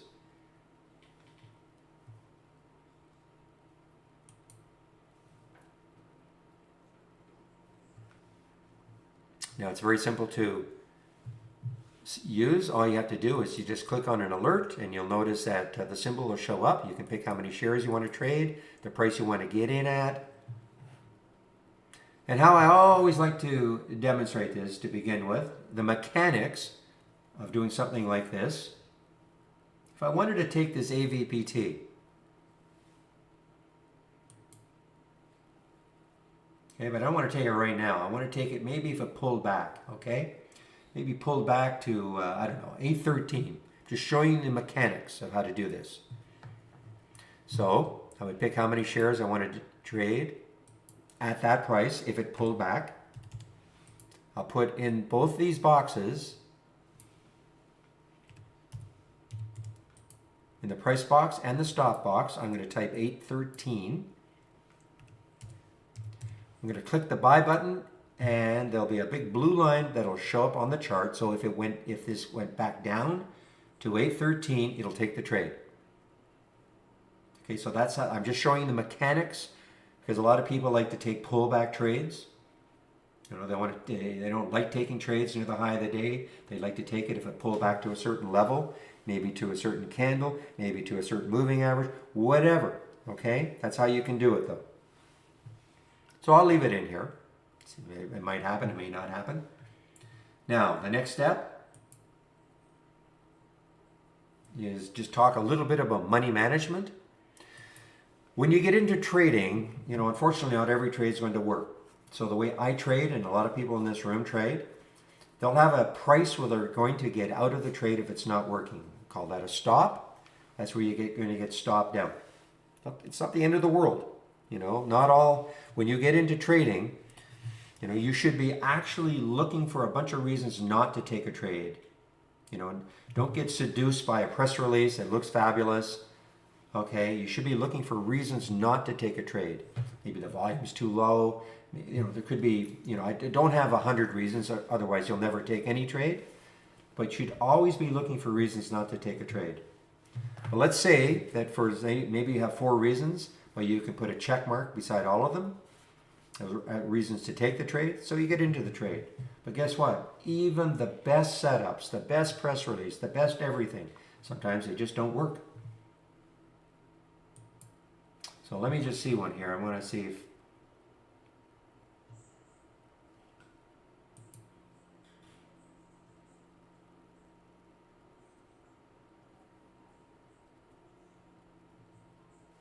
just trying to find something that might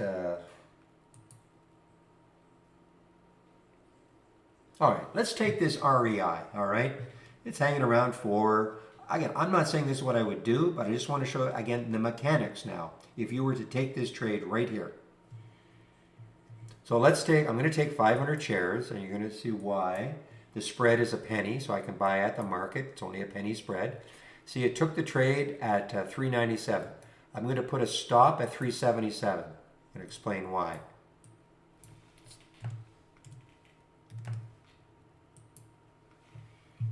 And you'll see a red line will appear on the chart. It should be approximately at $100. Yeah, it's $97.50.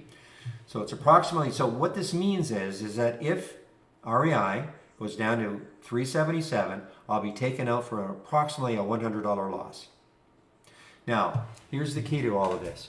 This is why you have to practice. What I do placing stops is by kind of sizing up a chart where I think there might be a support area. And so if it broke down through that support area, I want to be out of the trade. Some might use maybe the low of a previous 5-minute candle or a 15-minute candle, or maybe some moving average.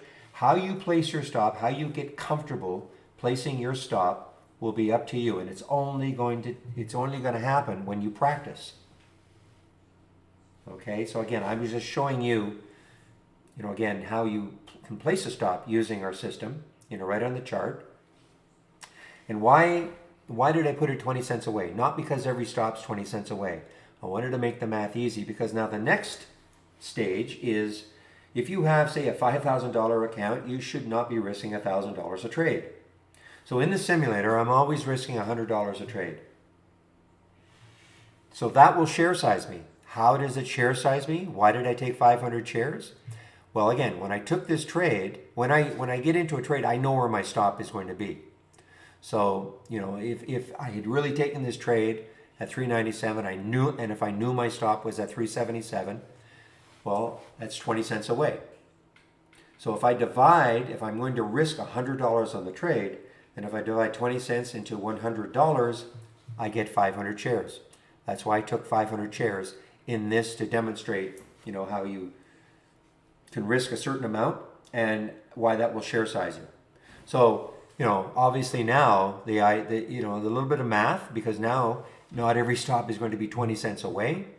So if it was 15 cents away, you'd be dividing 15 cents into how much you're willing to risk on the trade, be it $100, $50, and you should always try to keep that risk about the same every trade.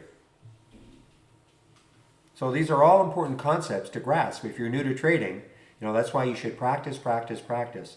And then the other, almost the most important one now, is to obey your stop. Remember, I talked about the checklist. So again, you can go check, check, check, check, check, and everything looks good, and you're all excited to get into the trade, and guess what? It still doesn't work. Well, a lot of times it's really difficult, especially if you think, man, it's got to work. Look at this press release, or look, the room is talking about it, or this or that. And instead of obeying your stop, you disobey your stop. And so now, you see the stock now going down below your stop, but you don't get out. Now instead of $100 manageable loss, it turns into $200, $300, $400, $500 before you finally give up and sell. And you kick yourself, why didn't I obey my stop? You can always get back into a trade, guys. My commissions are so cheap now that, the initial setup, maybe you were just a little early. You get stopped out, and maybe it comes back up to that area that you got in the first place, and maybe it starts working the second time. Okay, so very important. Money management is so critical if you want to stick around. So that's what I'm saying. Practice, practice, practice.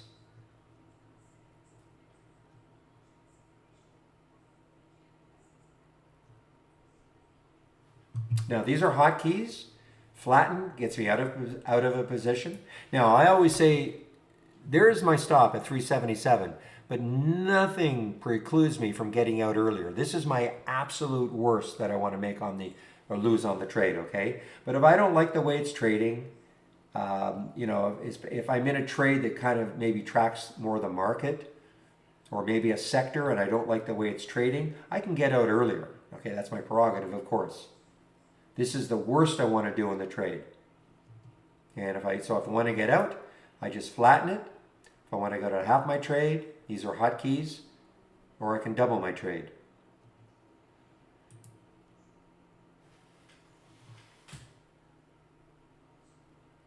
So there's a lot to take in, but use the simulator. For those of you who are bound and determined, well, yes, I know, but I want to auto trade the AI, go ahead. Use the simulator. In the test drive, you can use the simulator to auto trade the AI and see how it would work, okay? The only thing you can't do in the test drive is auto trade. If you had an IB account or E-Trade account, auto trade the AI with your account. That's the only thing we're not allowing in the test drive.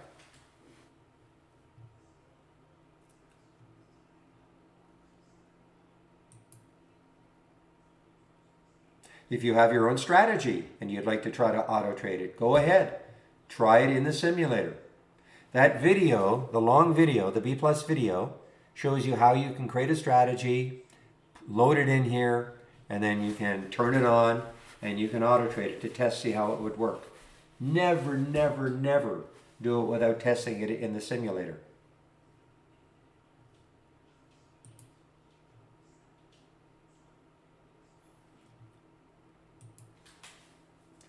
All right, guys, that's it. That's my spiel. So let's get back to, or my looking at, still only 2 from the option scanner.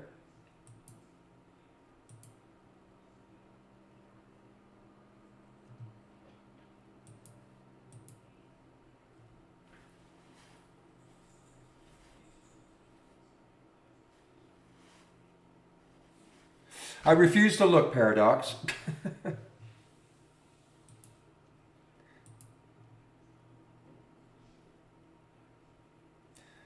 I want these meme stocks to just disappear.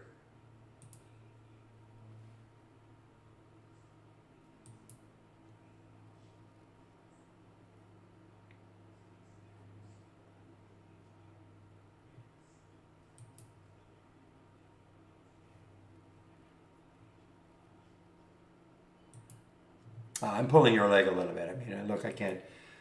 People want to trade them, go ahead.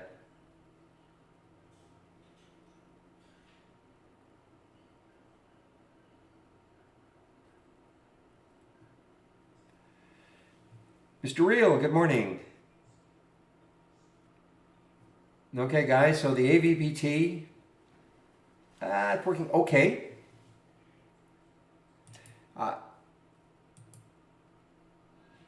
Another one I missed. No, I don't mind talking about them now after the fact, but I mean, if you have the AI, well, I missed the OPAD early. That really burns me, but I did get the AVPT, was watching. I guess during my spiel, I missed the Zeta.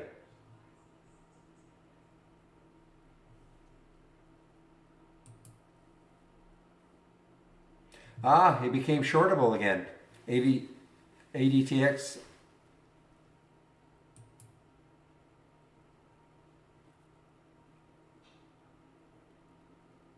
But it's, well, I don't see that it was shortable again, Real. Unless there were some just flashed on. It was shortable in the pre-market. And then they got all snapped up at IB, unless you're not using IB anymore.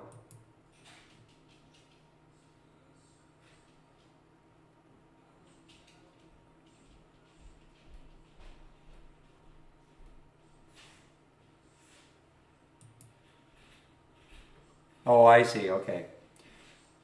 Yeah, well, I wanted to, yeah, I was looking at shorting that one in the pre-market. And then, of course, it moved up on me. So I held off. And then when I looked again, of course, it did show up on the option scanner. But, you know, it's one of those cheap ones. But when I looked again, the shorts had disappeared.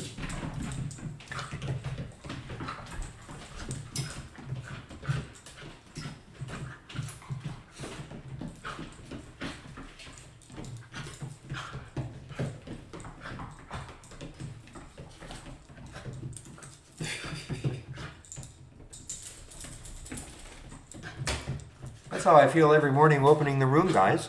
Every morning. Jumping up and down.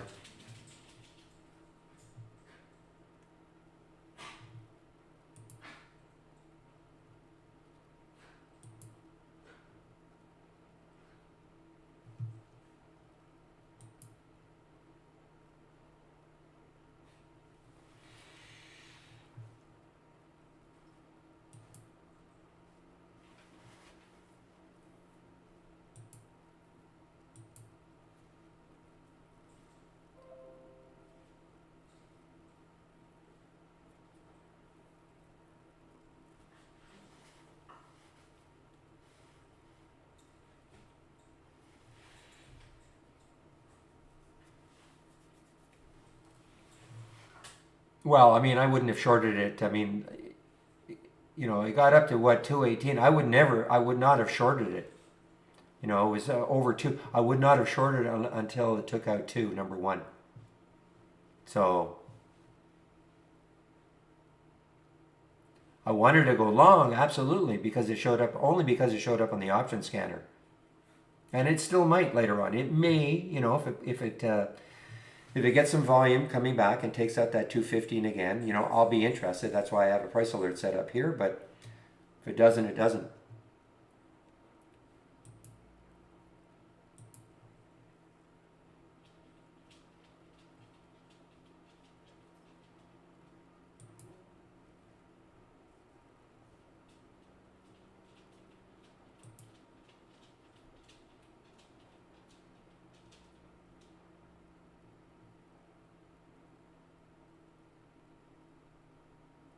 What a dog that Marps turned out to be. Wow.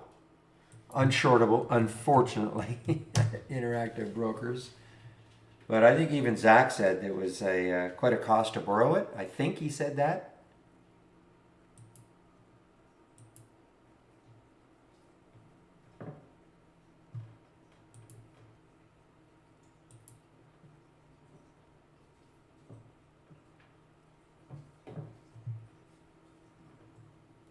Whew. Well, you know what? Next week, I know I'm going to upset. I'm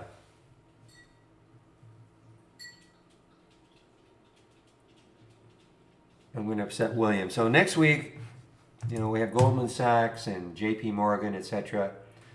Release. Actually, I'm wrong. Okay, they're all that week now. They're all that week.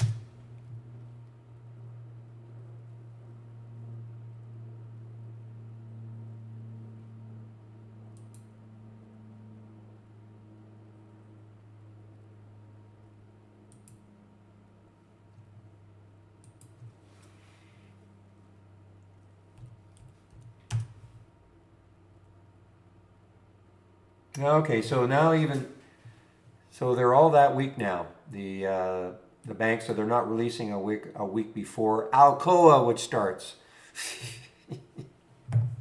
Anyway, we'll have a lot more activity in the option scanner once we get into earnings season, which is next week.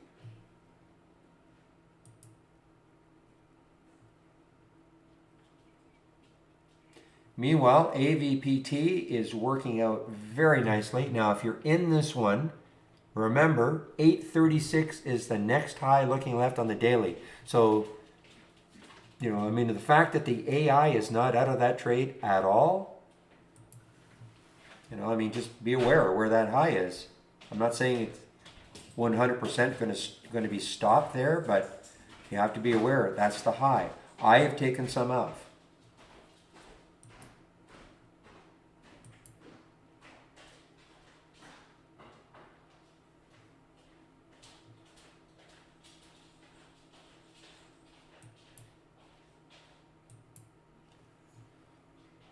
That's a great little break, though.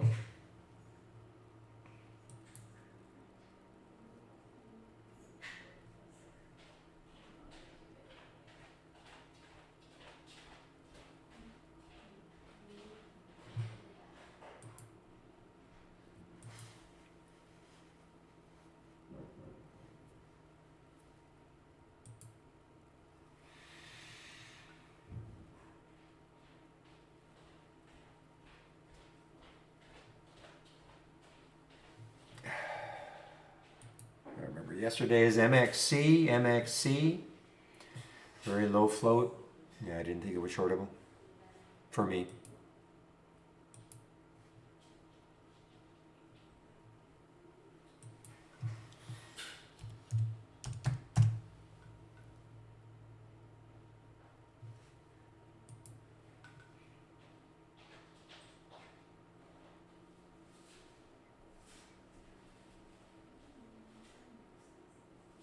Pen, as in the gaming.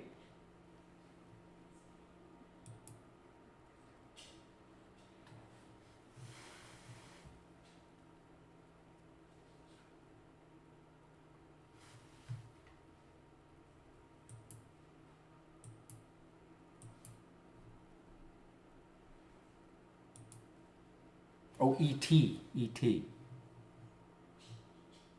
Oh, Pennsylvania. I'm sorry. Okay, Pennsylvania State. Okay.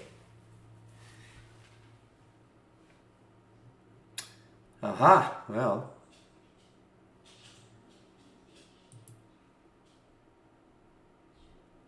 Well, let's see how well it holds under 9 or 10. Sorry, 1070, 1080 looks like the next low looking left.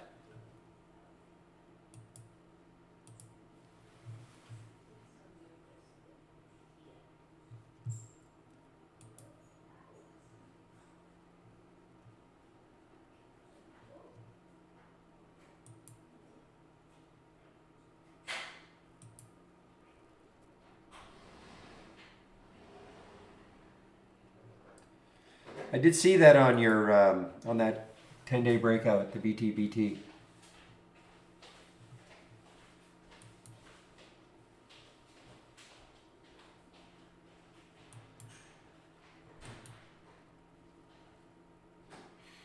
A little cross here too, a little 2-minute cross for BTBT, 2-minute cross. The 8 EMA crossing above the 20 SMA. Well, guys, if you're in the AVPT, the moment of truth is upon us. 8:36.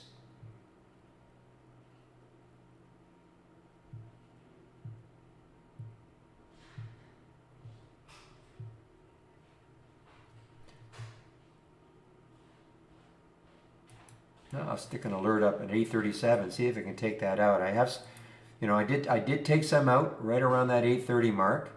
Okay, just in case this blocks it.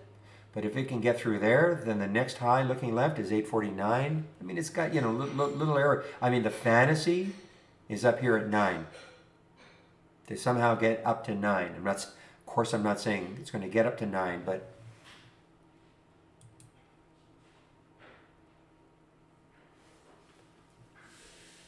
oh yeah, I'm only talking about people who are in this now, who took it from the AI.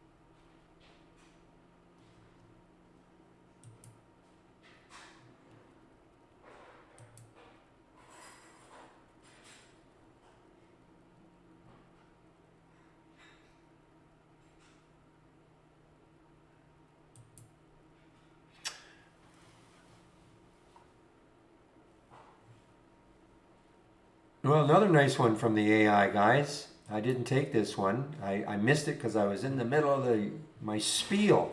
But I can talk about it now. I mean, this is an awesome one. Some really good ones from the AI today.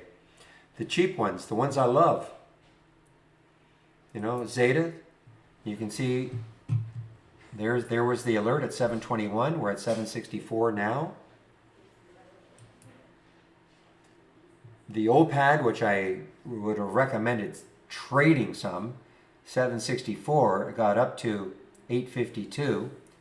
You know, if you're not, I mean, you just can't allow this to happen. And of course, the one that I am in, the AVPT, there it is at 807, 832. Great little percentage moves. And just waiting to see if it can take this out right here.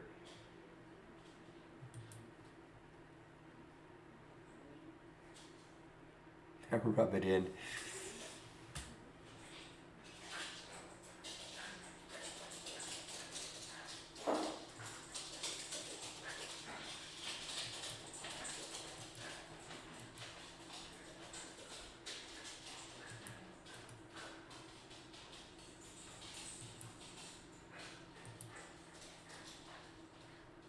Yeah, 5-day breakout. Right. Not a 10-day breakout. 5-day. I'm just looking at your filters.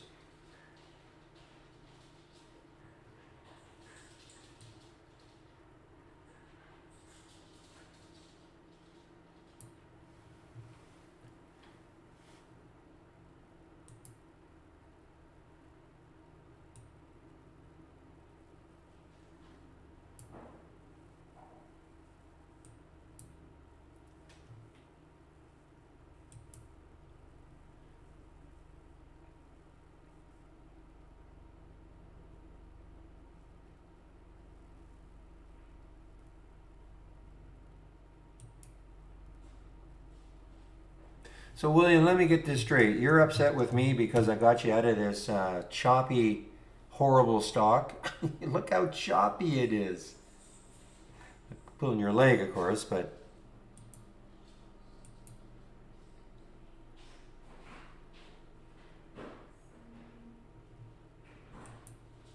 I'm going to answer for real. He's going to say that the majority of traders don't use pre-market.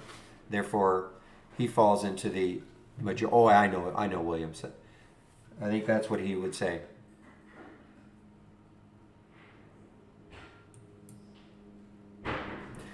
Yeah, ADTX. I'm not giving up on ADTX. I mean, later on, if it takes out that 215 on some volume,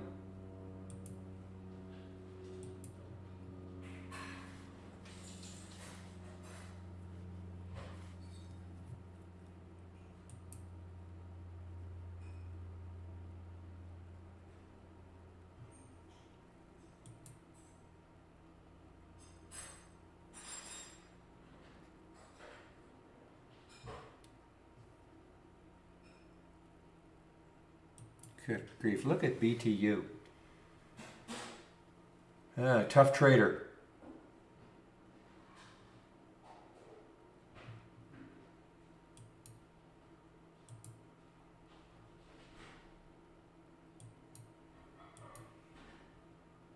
Okay, well, if you're listening now, what Real would say is that the majority of traders do not use pre-market data. And so that's why he doesn't.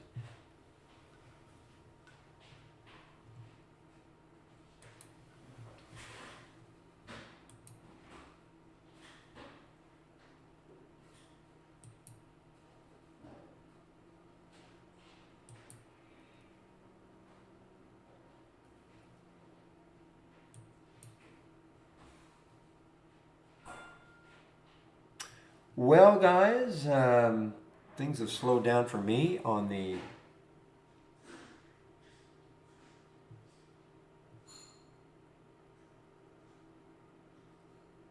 Oh, I don't take offense, believe me. Okay, I'm going to flatten this trade. Okay, get out of the trade. I want to draw your attention to a couple of some columns here.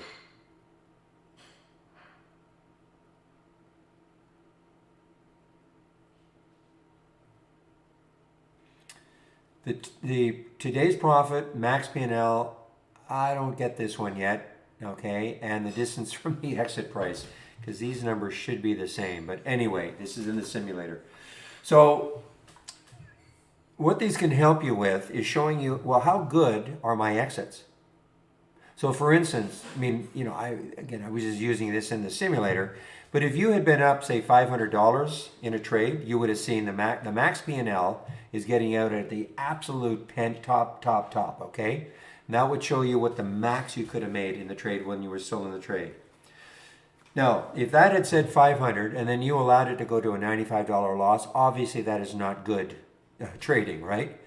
I mean, I'm not saying you're going to get out right at the top. But if you were, up 500 and you allowed it to get down to say 400, I mean, that's not terrible either. Okay? So this will give you an idea about how good your exits are. Not allowing a lot of profit to turn into, well, something that's like, say $100 or $50 from 500, or even worse, negative. The next thing that can help you is now the distance from the exit price. So when you get into a trade and you exit, what you want to see is a nice big negative number here, because what that would tell you is that, oh great, wherever I got out, it's well below where I got out, which is of course what you want. So this is a good, these are good to show you, how good are your exits. Now another thing is, if you don't exit a trade at the end of the day, then it'll carry forward, so you can practice swing trading also here.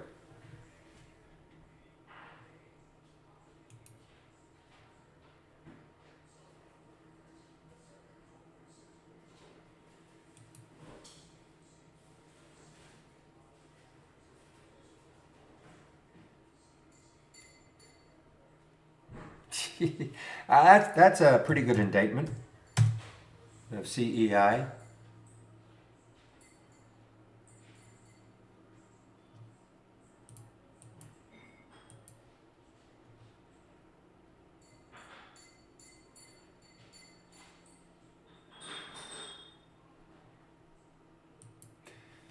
Well, if there's any support for it, it might be around 220.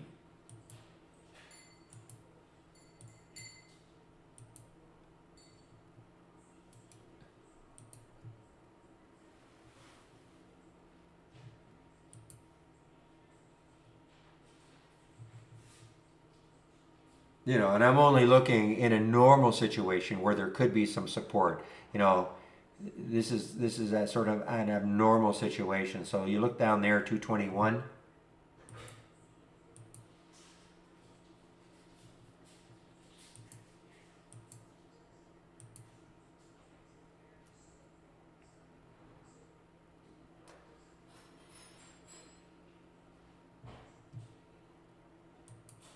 So now the whole thing is, remember this was a meme stock, so that's the only issue though, is getting the memers all involved, saying we don't care what Carousdale says.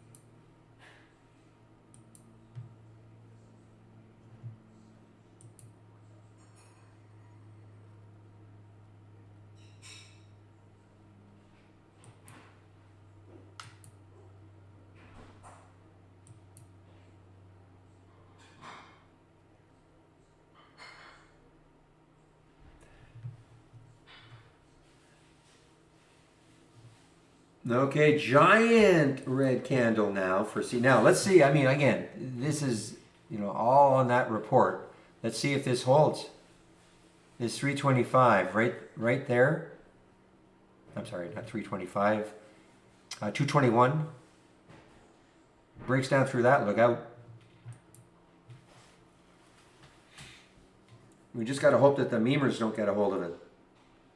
And now it just got halted. Yes. On the way down.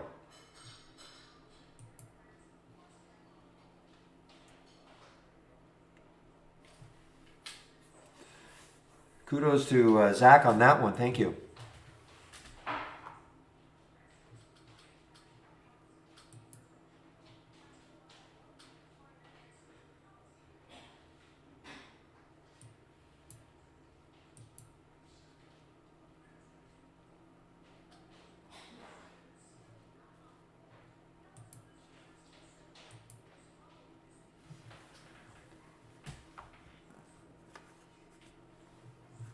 All right, now, and that was not halted because of news, so it is halted for volatility. CEI.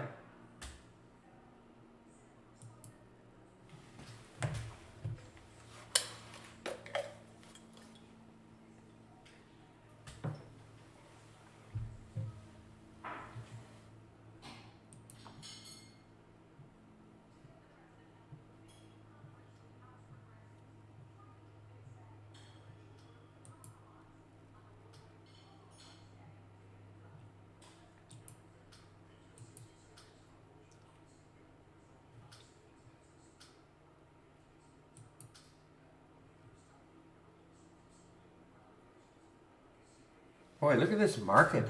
Wow, what a run it's been on.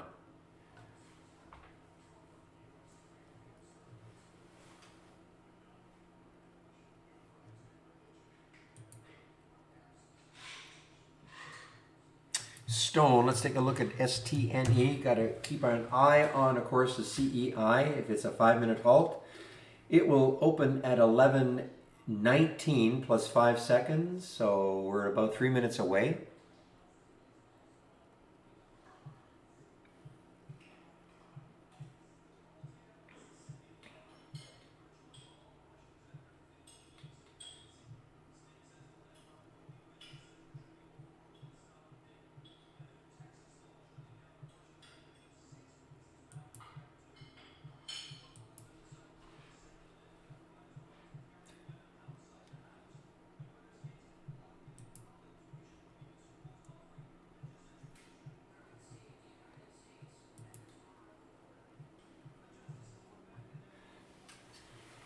No, we're not talking about stone.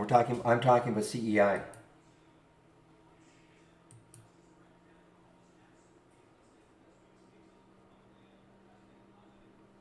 So it got halted at 11:14 plus 5 seconds. So if it's a 5 minute halt, it'll be in 2 minutes from now.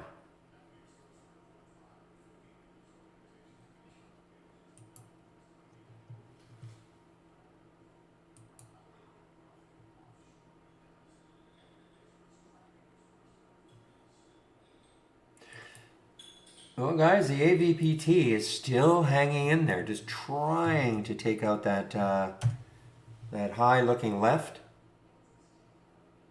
It's right there, 836. Stubbornly.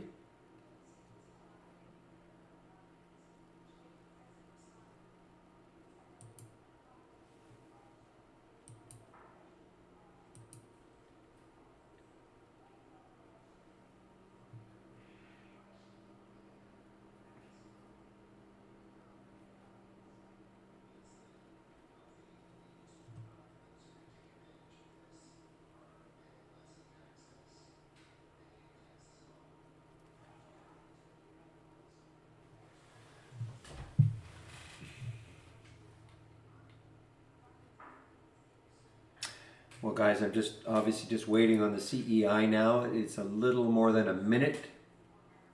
Sorry, less than a minute.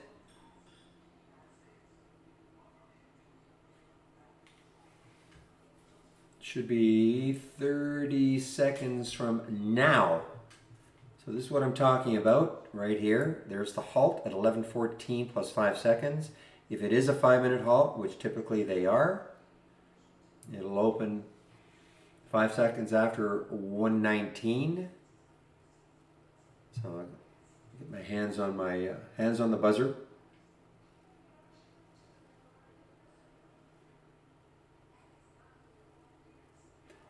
2, 1, open. Okay, so I guess it's going to be at least a 10 minute halt.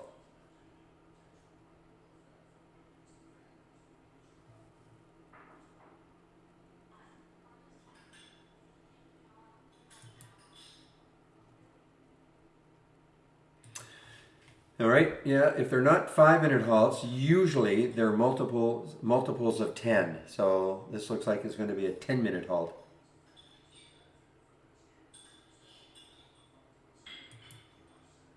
Okay, guys, I'm just going to put myself on mute for a couple of minutes here.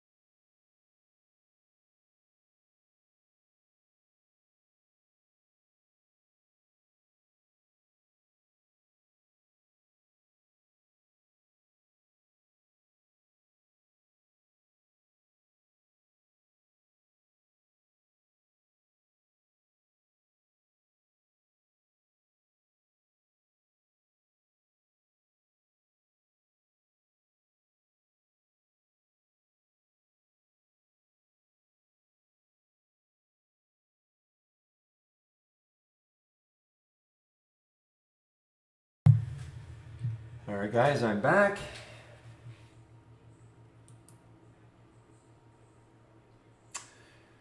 Well, let's see if this is going to be a 10-minute halt now for CEI.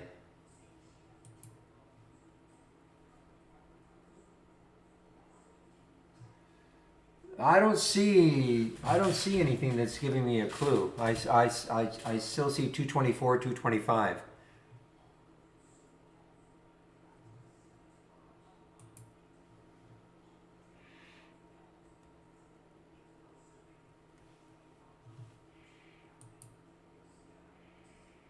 All right, guys. Well, if it's going to be, it's 4, 3, 2, 1, open.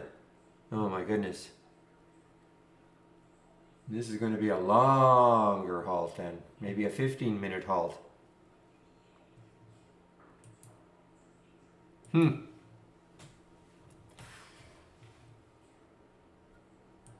This is almost turning into a news halt.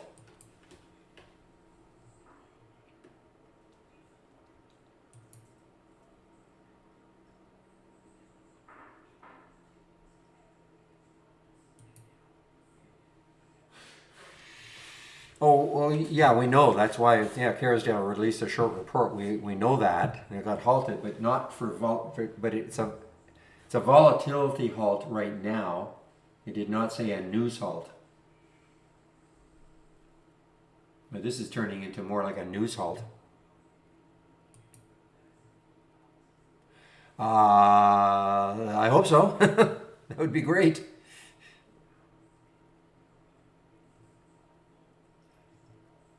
Okay, thank you, William. I did not know that.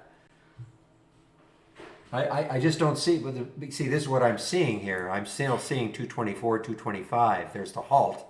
So I'm not seeing anything that is showing me.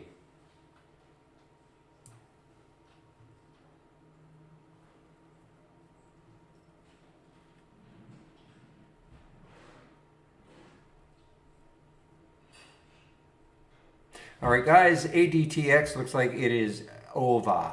It's not going to take out 2.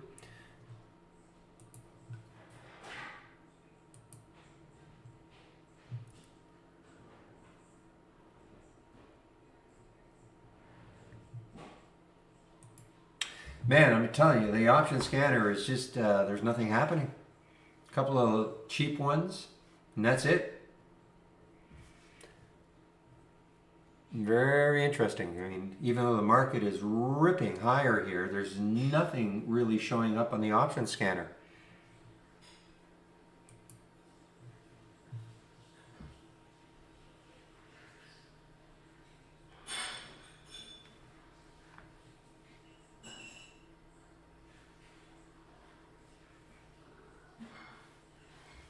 Just a minute.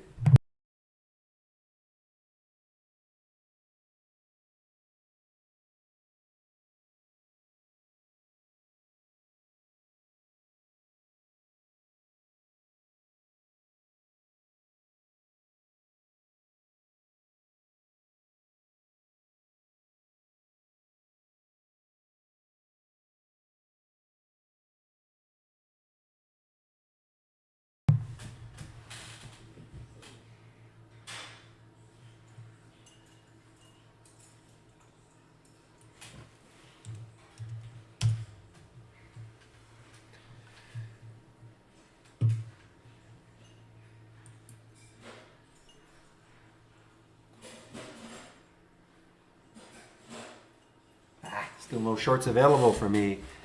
Interactive Brokers on ADTX.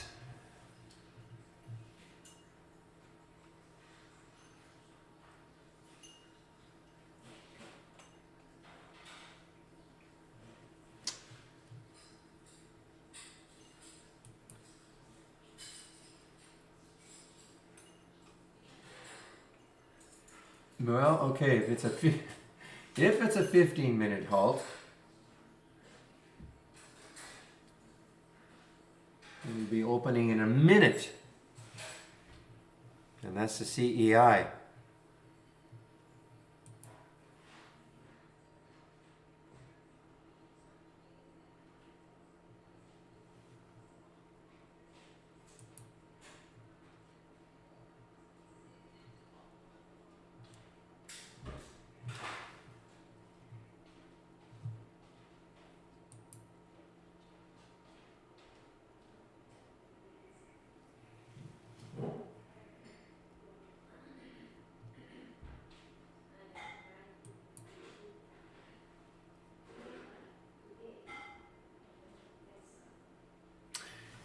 Look at this one, this SNPX. I mean, it is, I guess this is an IPO back here, maybe, or a symbol name change. Probably a symbol name change.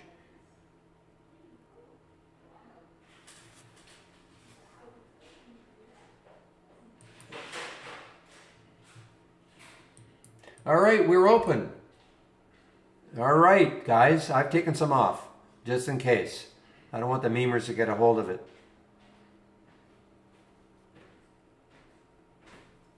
We are open. CEI is open.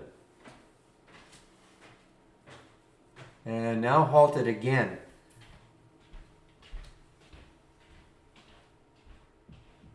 Interesting. All that trading right at 2. Right at 2.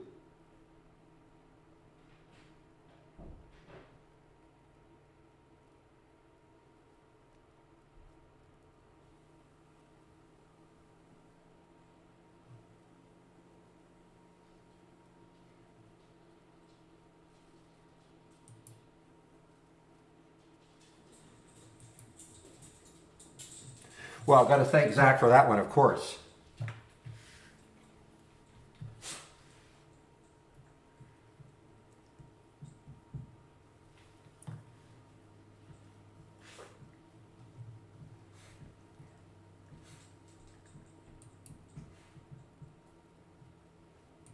Bye.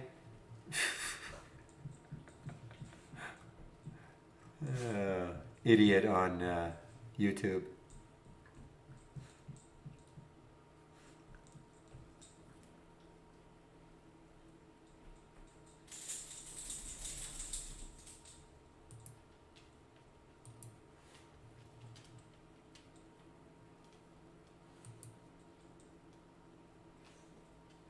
All right, guys. So let's see what happens when this one opens again.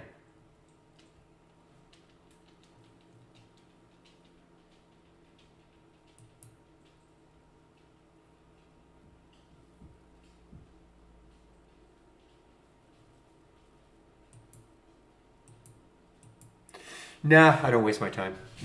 I just click the ban button and gone.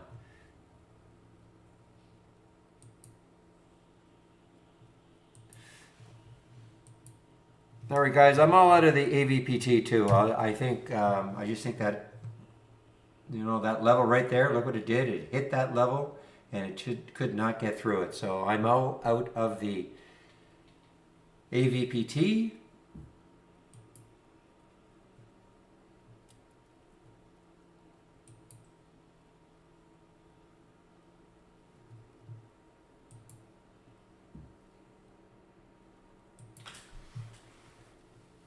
So how long will this halt be? Let's see, 11:29:24. So 11:34:24. So a couple of 2.5 minutes or so, if it's a 5-minute halt. My guess is going to be longer.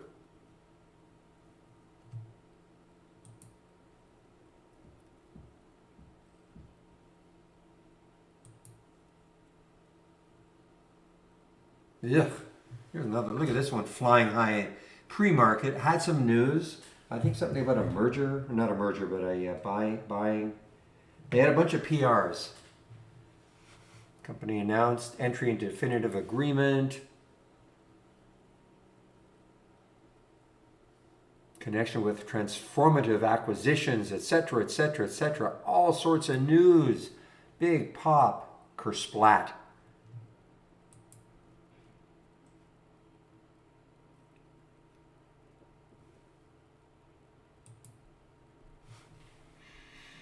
Well, I'm pretty protected. It doesn't really matter where it goes now for the CEI, as long as it doesn't go to 10.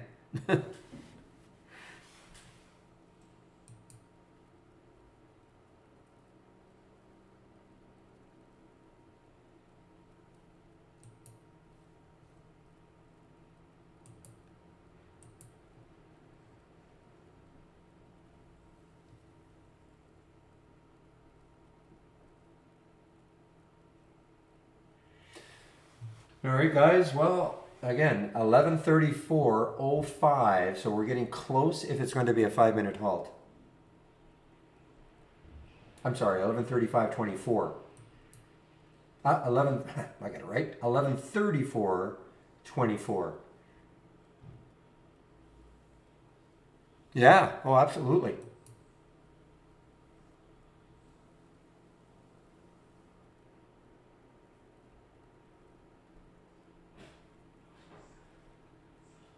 Just waiting to see if it opens, if it's going to be the 5-minute halt or longer.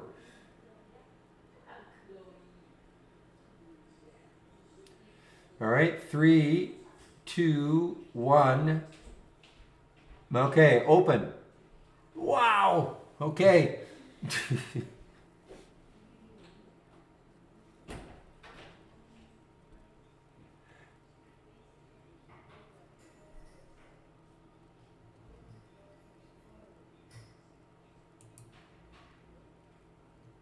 Oh man, what a collapse. What a collapse. So Zach, in the video I do today, giant kudos to you.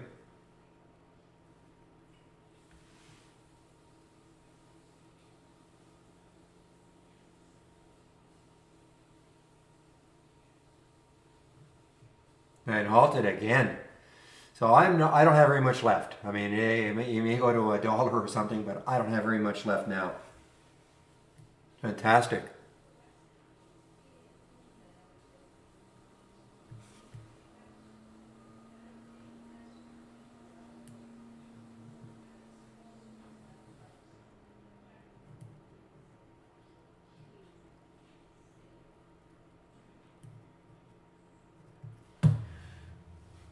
Well,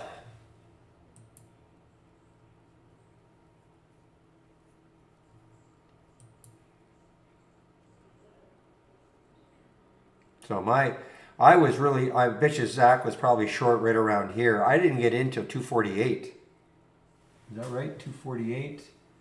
Yeah, 248.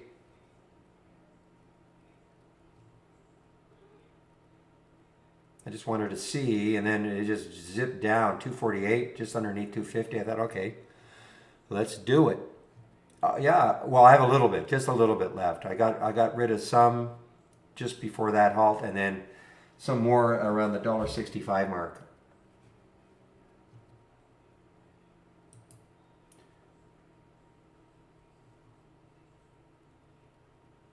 What a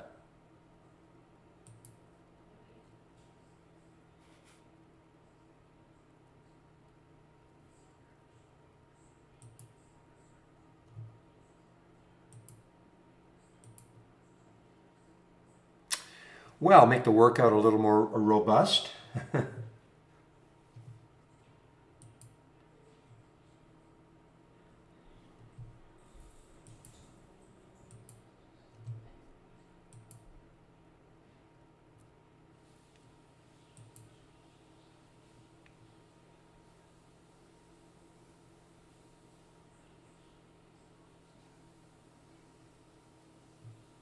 You can always, when you get, a lot of times you don't see that news during market hours. Sometimes you do.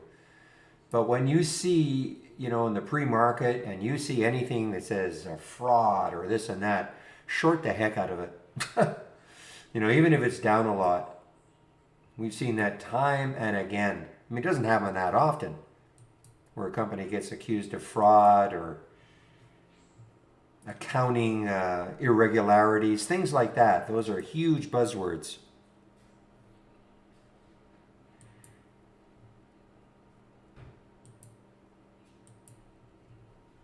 Meanwhile, BTBT looks like it's going to try to take. I'm not in this one.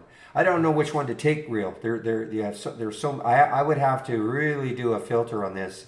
Just too many alerts.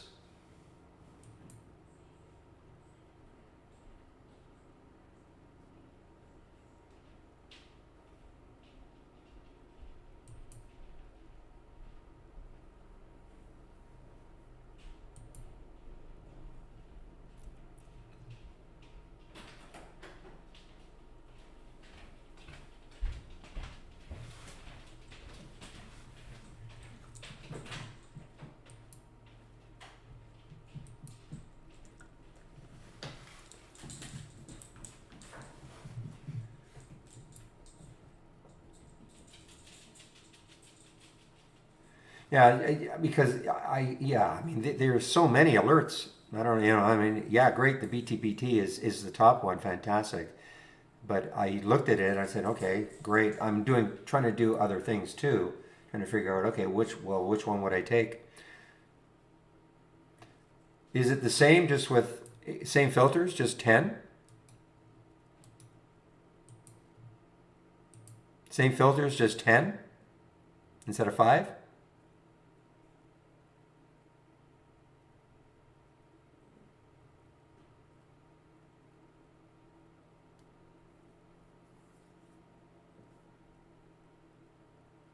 Not count based, okay.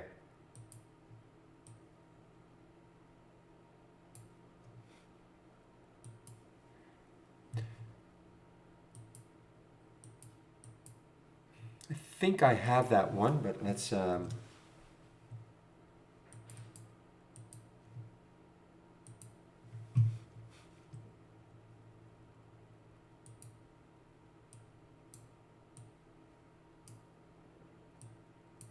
I just need fewer alerts.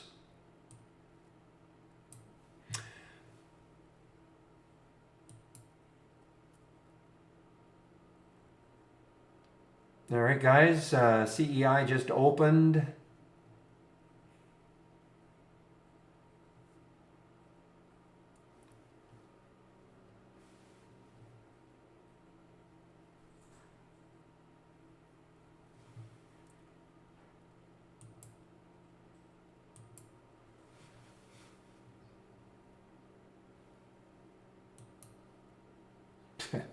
Halted again, guys. Halted again. So it was open for about 20 seconds, now halted again.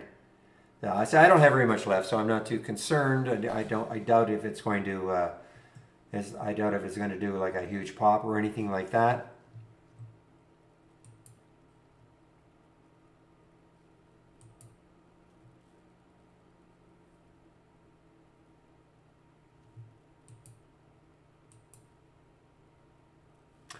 The bad news was a big darning report from Kerrisdale. I'll say it, a damning report from Kerrisdale. Basically saying, well,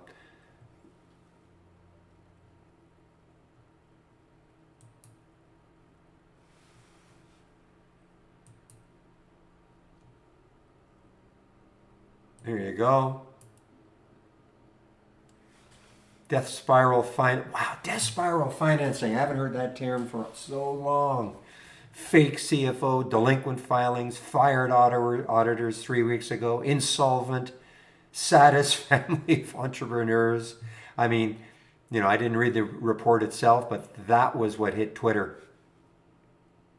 Okay? And Zach posted that right when it was probably, I would say it was probably right around here, right around that 260 mark, maybe. Yeah, that was it. That was all the bad news. So I think, yeah, right around the 260 mark as it was starting to move down.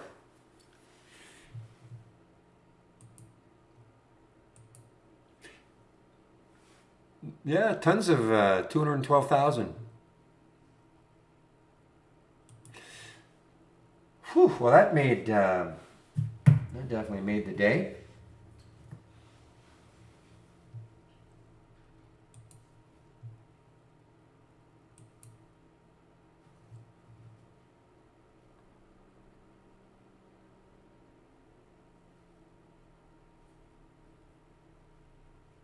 Hey, Citron only goes long now, right?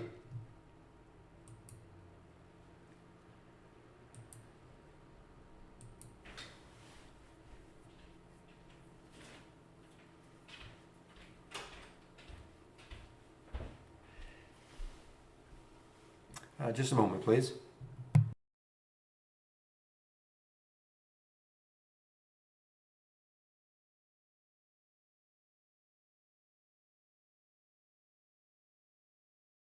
All right, guys, I'll be back in about 2 or 3 minutes. I'll be right back. 2 or 3 minutes.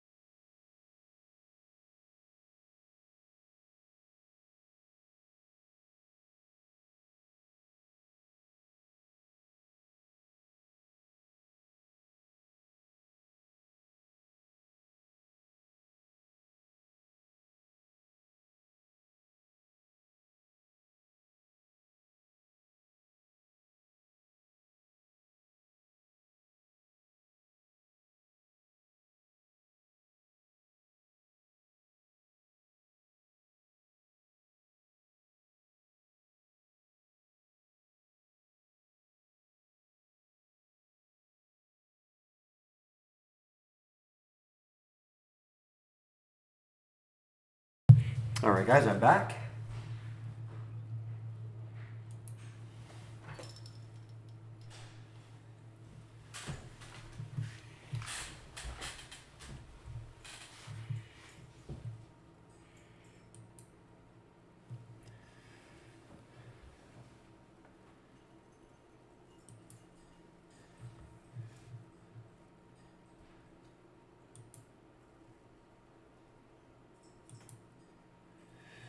All right, guys, it's 11:47, so I'm just going to confirm that Michael will be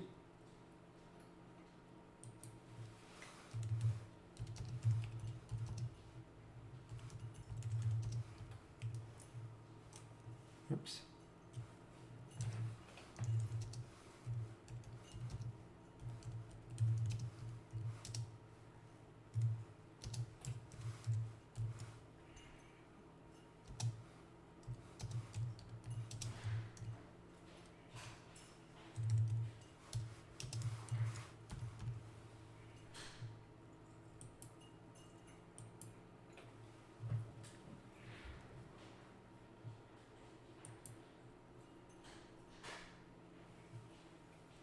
Okay, I'm just confirming. I just want to get a confirmation. It'll be Michael. Again, you have more questions about using Brokerage Plus?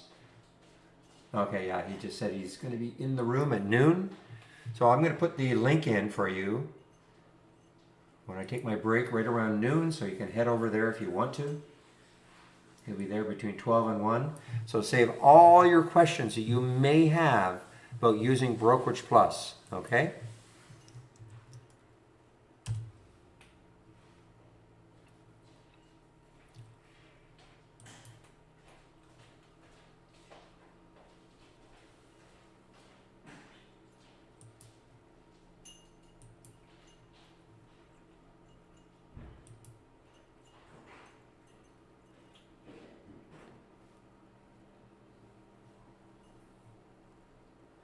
Here's another dog, Prog, P-R-O-G. Hopefully, I shouldn't say that. I hope nobody's in this one. Somebody asked me earlier about this one. And again, one of my huge pet peeves are companies that release financings during market hours. And that's what they did yesterday at 150 and continues to fall somewhat. P-R-O-G.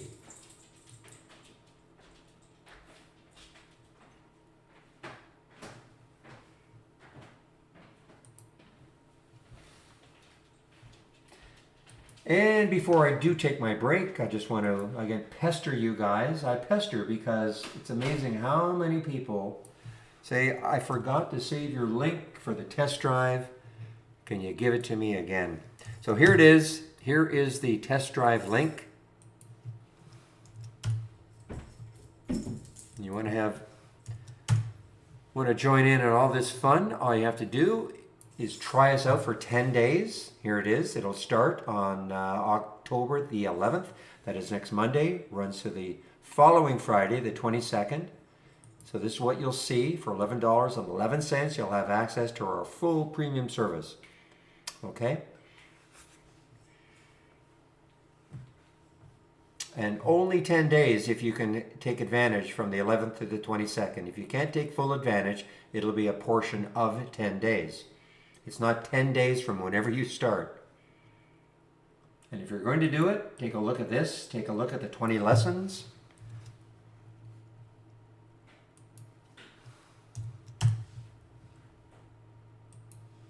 You should familiarize yourself with trade ideas a little bit before you take the test drive.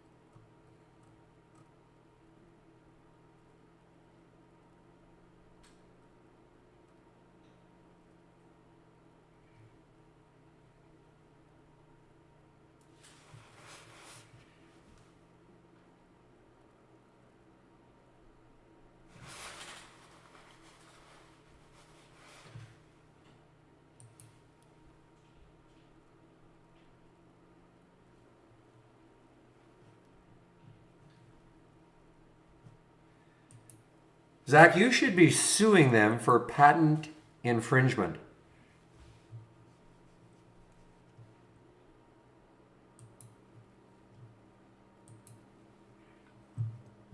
Well, we all know who the real Zach is.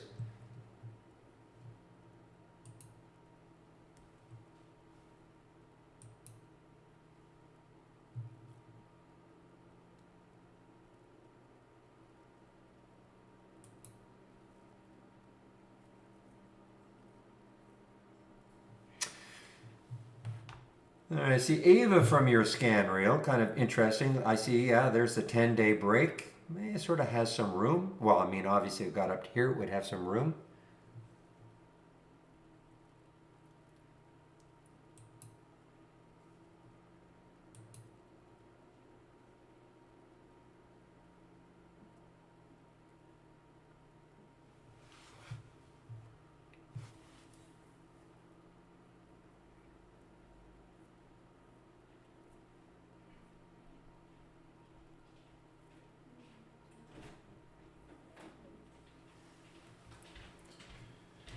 Okay, so there are the first two red bars for the SPY, not giant. This one is maybe forming a little bit. What time is it? We have 7 minutes, 6.5 minutes for this to close. So we got a first little blip of downward pressure.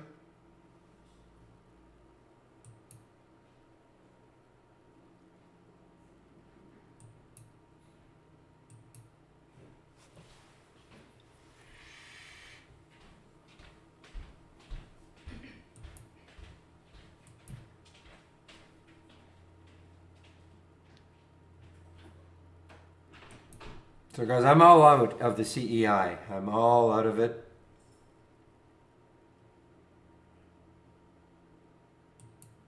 Great percentage move. So I'm just waiting. What time is it? 11:54. Probably another 4 or 5 minutes. So Michael will be in the YouTube room. Then I'll be taking my break.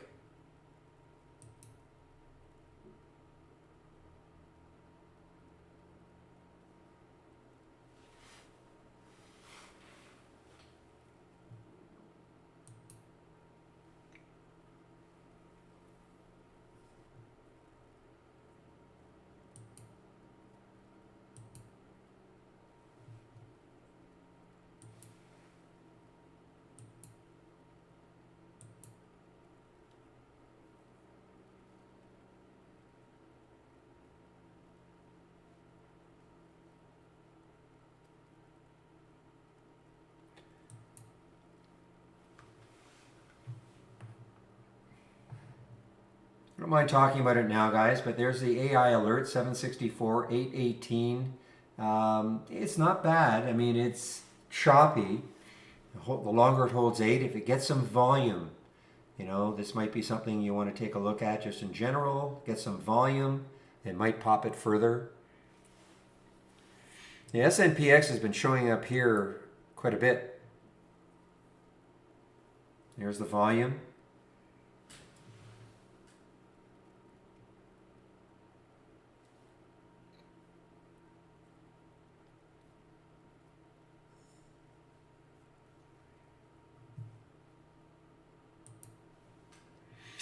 All right, guys, I'm just going to put the announcement in. I'm not gone yet, but I just want to have it up so when I do take off, I don't forget to put it in.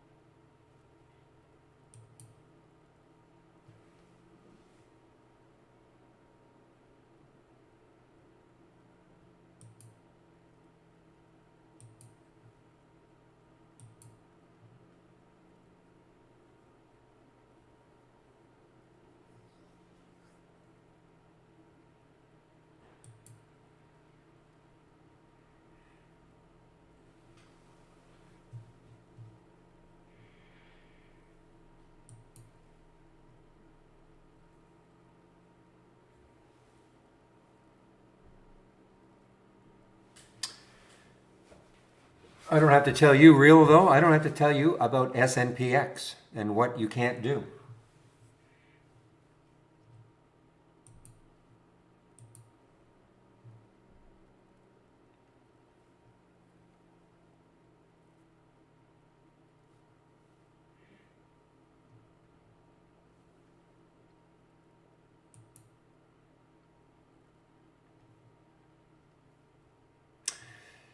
Yeah, it'll be a bleak day for us.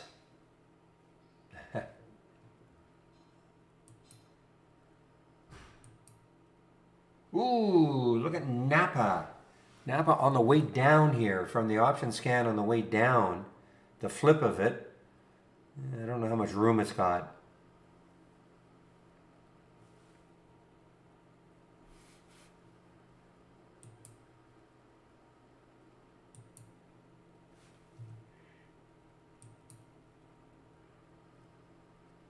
Bit of a spread issue.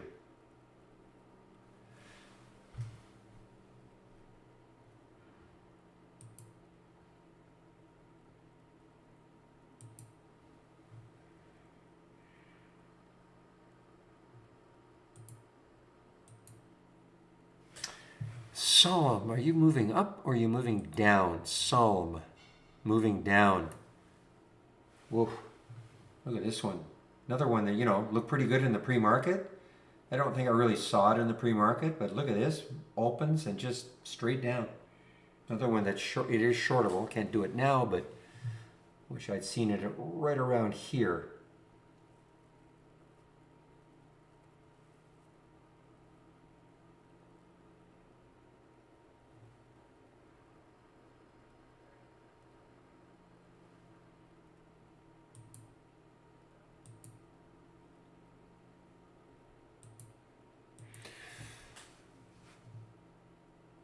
All right, I'm just waiting for Michael to show up.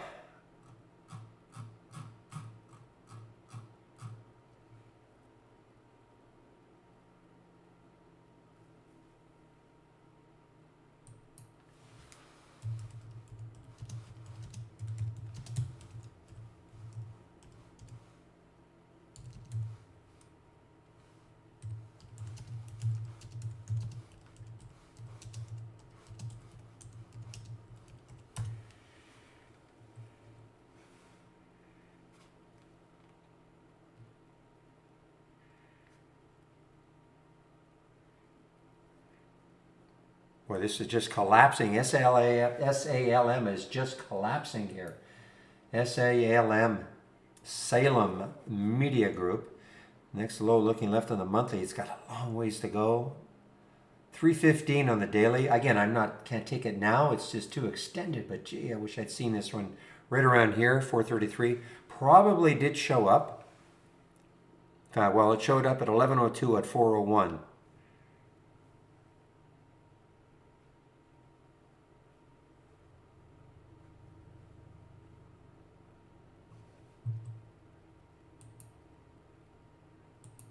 I think Michael is in now.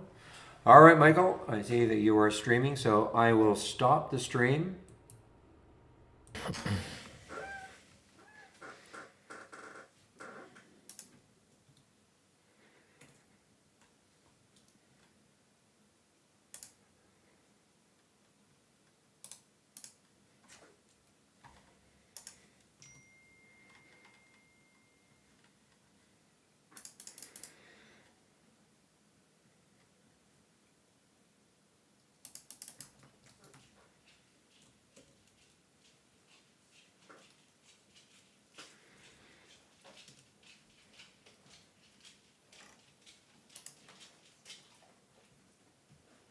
All right, everyone. So let's just test the sound here quickly.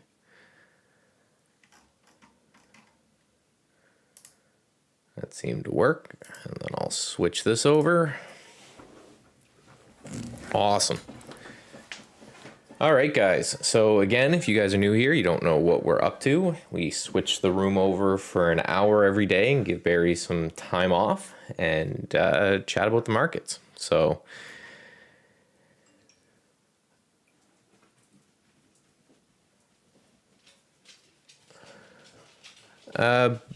basically answering questions about trade ideas, trading, kind of whatever you want. Just introduce myself. Basically, I'm kind of the math nerd, I guess, around here. So I do a lot of the kind of algorithm type stuff. A lot of that type of AI development. I built the strength alerts algo, that kind of thing. So I can help out a lot with that, but I've been using trade ideas for 10 years plus now. So I kind of know my way around. So this BTU has just been great from the strength alerts here. So really, if we're taking a look at the market, we're getting a pretty substantial bounce today. Anyone who's been here for the last little bit and just my talk of the market as a CMT, I've been kind of banging the table and saying that we're going to get chop. Just mainly because I have this theory where I kind of believe that the market does to hurt the most amount of people at the most amount of time. And you hear all of the bears and you hear all the bulls, and I'm like, well, what's gonna cause the pain for both of those people? And I think that would be chop, right? Because everyone says, oh, the market's going up, and oh, the market's tanking, and this is another buy the dip opportunity, and right? How are they both wrong?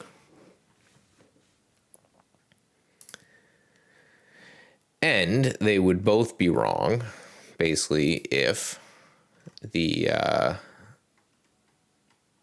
market did nothing till the end of the year. So I wouldn't be shocked if we kind of say, 420 to 450 and just kind of chop around there. I stopped using the SPY as my kind of bellwether and started using my the RSP a few months ago. And it's mainly just how the index is weighted, right? So I take a look at it and I say, okay, how is this, how are they weighting the index? So a lot of people just look at it and say, well, it's the market. Well, is it, right? What is the market? Where,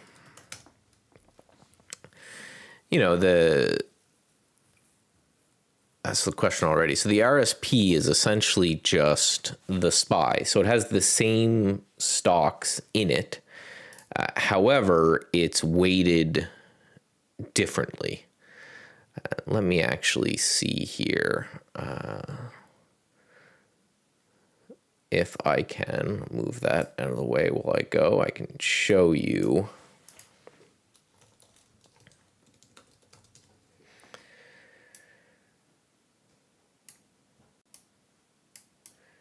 Just take a look to see if there's a way to show the different weights.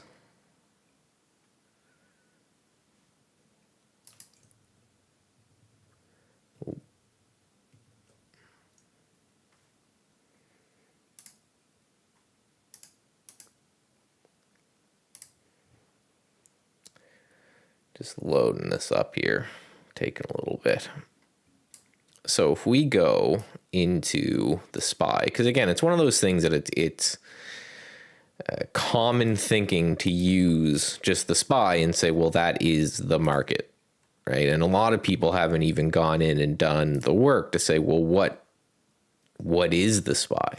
Like, what exactly does it comprise of? And a lot of people use it because they say, well, it's, the S&P 500, right? We all know what that is and what it does, but this little indicator here, this chart that I'm showing you here, basically shows that the weighting and the return of the different parts of the S&P 500. So for example, Apple has over a 6% weight.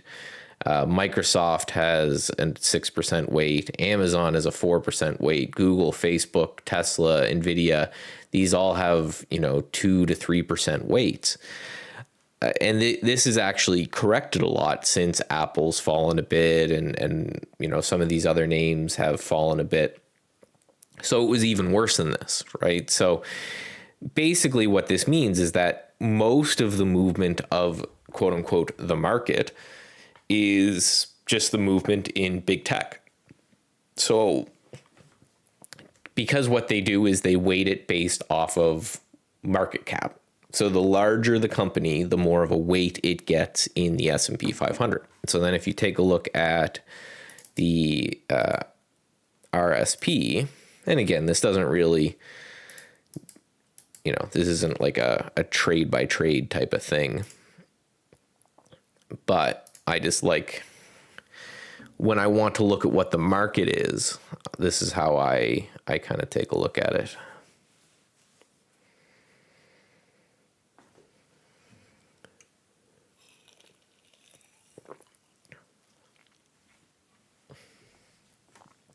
Come on there.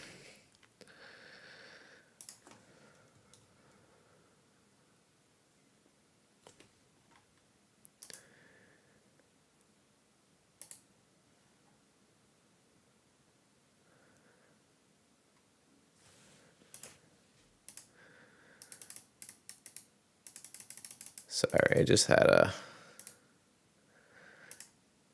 stop for a trade that I'm in.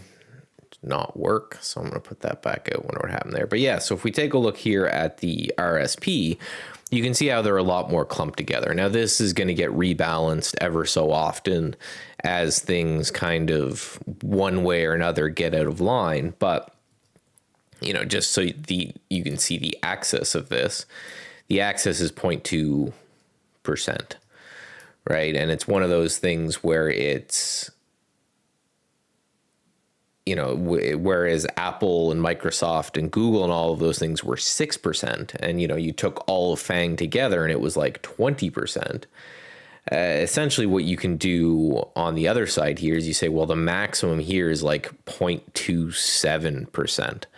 So it's going to be a better representation of what the overall market is looking like and doing, as opposed to the SPY, which again is very, very weighted by big tech. So then how I use that is, let's just go and look at let's expand this out a bit and take a look at I gotta update this from an old version that I have.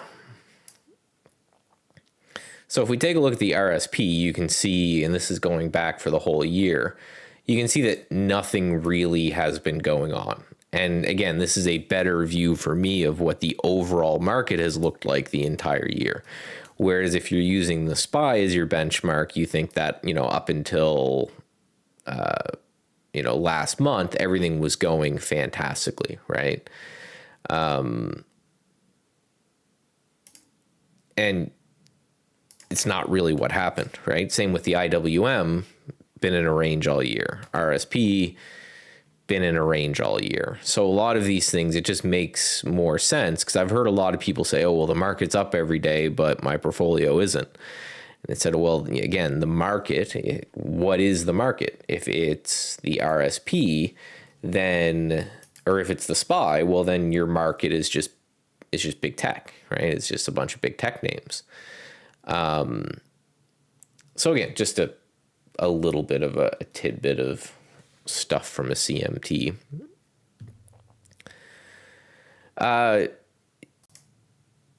So you're looking for a golden cross. So we don't actually have that exact alert, assuming you're looking for it on the daily, but you can, how would be the best to do this? So let's look at the custom formula section, which would probably be the best bet. And I'll copy that in as well. Let me get the video. And we'll grab. So save this video that I'm sending you to right there for later, just because that will help with, if there's something about this that you don't really understand. But we have this custom formula section where you can kind of add and subtract certain formulas. And you get that just by going to the main page and then logging in. And then on the side, there's a custom formula section. If you go down to help, this will actually give you a bunch of filter codes. So if you go down and all of the codes are laid out here, you can see that we've got the 50 day and the 200 day right here. So let me copy those codes out. And then what you're going to do is you're going to make your own filter by hitting create new. You'll create a filter.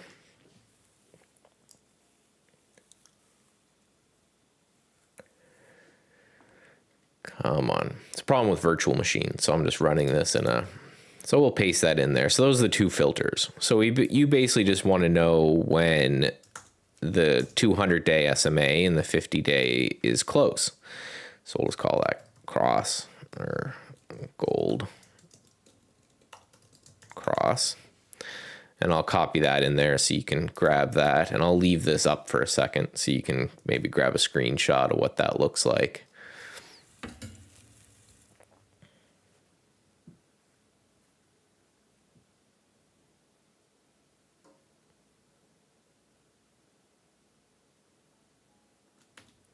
All right, so we'll just call it golden cross. And basically I just said, right, take the 200-day moving average and subtract it from the 50-day moving average.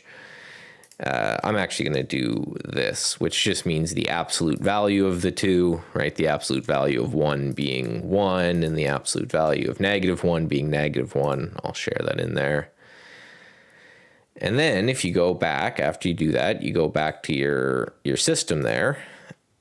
And then you search for the name that you just created. I just called it Gold Cross. And there it is. So if I make this value incredibly small, if I say, you know, I want it to be maximum of 0.1, then I will basically be saying that the 50-day moving average and the 200-day moving average are within 10 cents of each other. So about to cross or crossing kind of as we speak. And that's probably going to be your best way to do it. And then just, you know, partner that with whatever you want it for the other filters like volume, like, and that, you know, what else did you want to see? And again, just kind of combine those two, and that should be, that should get you close. Now, I will say, as part of my CMT, we did a deep dive and a study on the Golden Cross and the Death Cross and showed that they are no different from complete and utter randomness when it comes to trading, that they're by themselves, not predictive in kind of any way, shape, or form. So again, you know, take that and do what you want with it.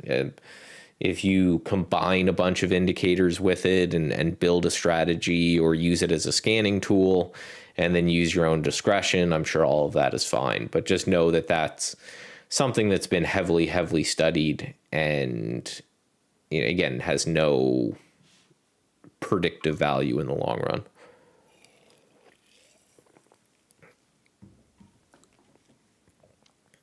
So, and that's about it. So then again, you'll just combine that with kind of whatever filters you want to add to it. High volume could mean any number of things, right? Relative volume is a good way to look at it. Volume percentage may be another way to look at it, but that's going to be kind of to each your own, right? Of what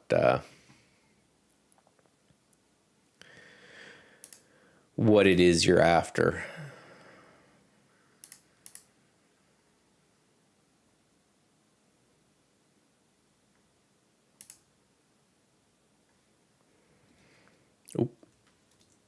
I'm watching this ATER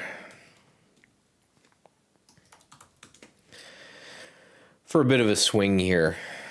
Just, you know, it's this $10 area seems to be huge. So I think I'm just watching it there. It had a little spike earlier today. It's one of those that kind of, if it can get and hold today, like, you know, get above 10 and hold above 10 today, I think that's something that's interesting. Just because, again, massive surge off the bottom, popped in.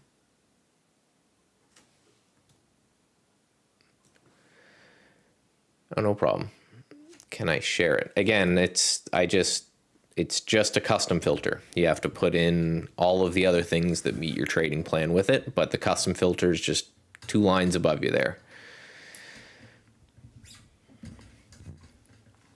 And again, just not trying to harp on your thing, but it's just been tested. It's one of those things that it's so old as a strategy and so easy to test that it's been tested a lot, right? It's very easy to go through and say, what happens if these things cross? And then what happens if they cross again? And,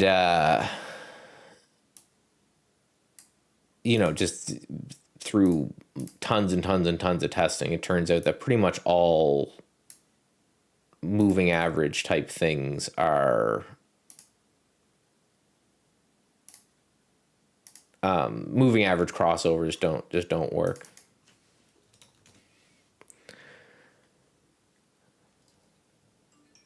It's,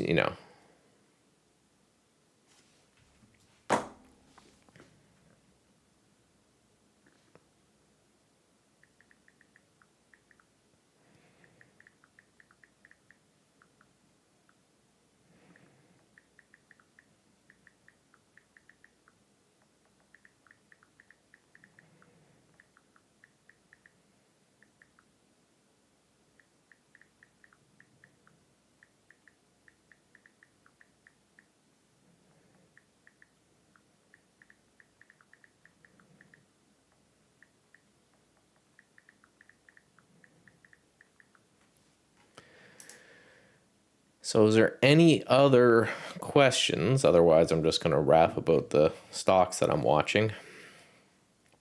And that's basically for intraday. I'm looking at Ride. Just one of those things that it's like at some point, this thing's got to put in an intraday bounce. I wouldn't buy it for a long-term trade, but as it gets near $5, I've got some alerts set down there to see if that works. This ATER, I'm also watching. I've got an alert set if it gets back over 10. I think it might be an interesting little trade to go up.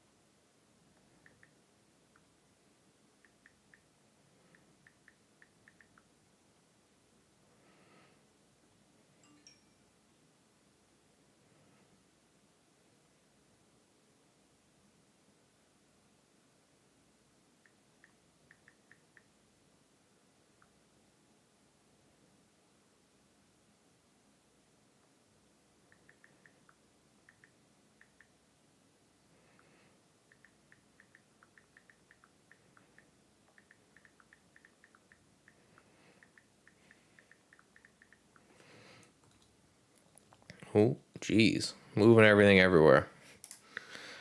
And we're back. All right, so no questions. Let's take a look at the TI strength stuff here.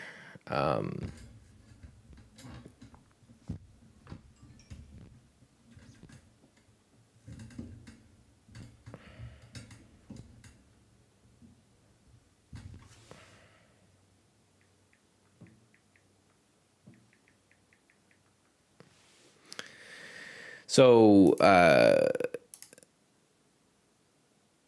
BTU was interesting. You would have had to chase the gap. I don't know how much I would have liked that, but oh, the question off topic. Hey, questions are great because we don't really have anything prepared when we get into these.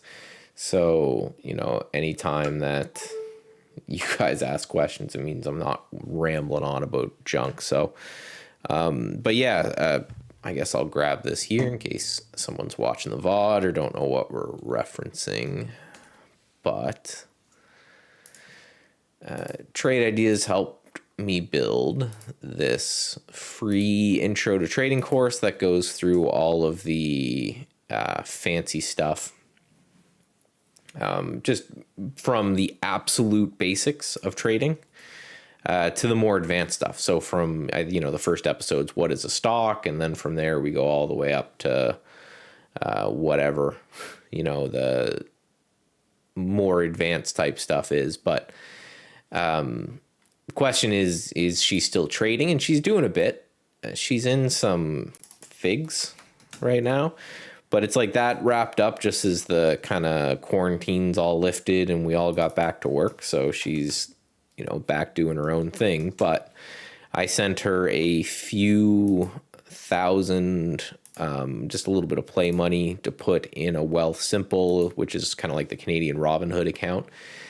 And just told her, said, hey, make a list of stocks that, because when you're trading more long term, to me it makes sense to make a list of stocks that you like and things that you enjoy, and then use technical analysis to time those quote unquote good companies, right? And it's a really common way to invest when it comes to kind of the hedge fund and the mutual fund side.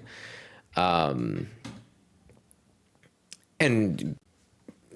it's been working so far. So she actually picked up a little bit ago, I think maybe on this dip, some figs at 36. I guess these guys make scrubs and she's a dental hygienist, so she knows all this, but I guess they're the best scrubs out there and all of those things. So she said, hey, I want, this company's interesting to me. And that was right when it IPO'd around here. I said, well, don't just chase it up, wait for some sort of whatever. And actually she noticed the support down here. So I said, well, buy some at support and put your stop a little bit under support and away you go. So she's kicking herself for not selling up here. But the way I look at it is this might just be a giant bull flag going on here. So again, not actively trading, but using some of what she learned to take a shot on some stuff that she finds interesting, which again, if you look at most hedge funds and mutual funds, that's what they do, is they have some sort of fundamental or quantitative reason for entering and exiting positions in the market. And then just like everyone else, they use technical analysis to try to time to see if they can get a good price in or a good price out.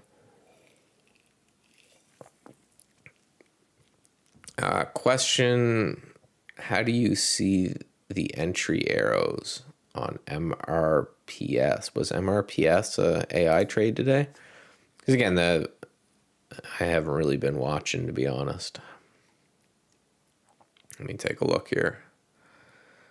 No, there was no, I'm not missing it. No, there's no call for MRPS. So you would have traded it based off of whatever your trading plan was. Let me take a look at it. MRPS. That thing's been dropping like a stone, right? MARPS.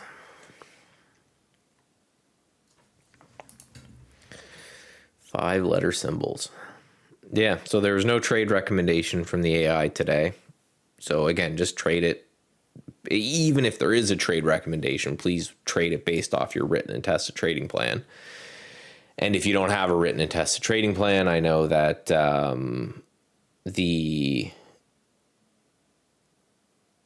anyone who's been here for any length of time knows the speech I'm going to give, but you're just gambling, right? If you don't have a tested trading plan, right? You're just coming in and throwing stuff at the market and hoping that makes you money in the long run, which I can almost guarantee you it won't. But yeah, there's nothing here. So there's no suggestion from Trade Ideas for this one. Now, full disclosure, I actually shorted some of this morning and am now looking at it and absolutely embarrassed about the way I played it. Let me see if I can find these horrible MRPS. So yeah, I shorted this. Where was my fill? At 761. So I shorted this right, what's 761? So right here. And basically just a breakdown of that opening range after it gapped. And my fill was 703. So I got out right there.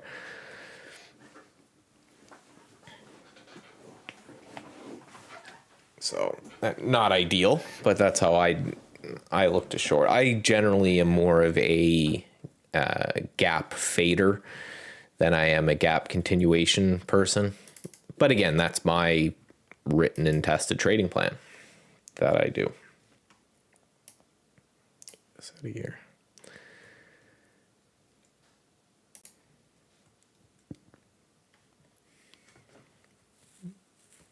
I've been going with pre-market movers. Okay, so again, if you had a tested trading plan that said that you should have done something in the pre-market movers, then that's great. Hopefully you followed that and that worked out well for you.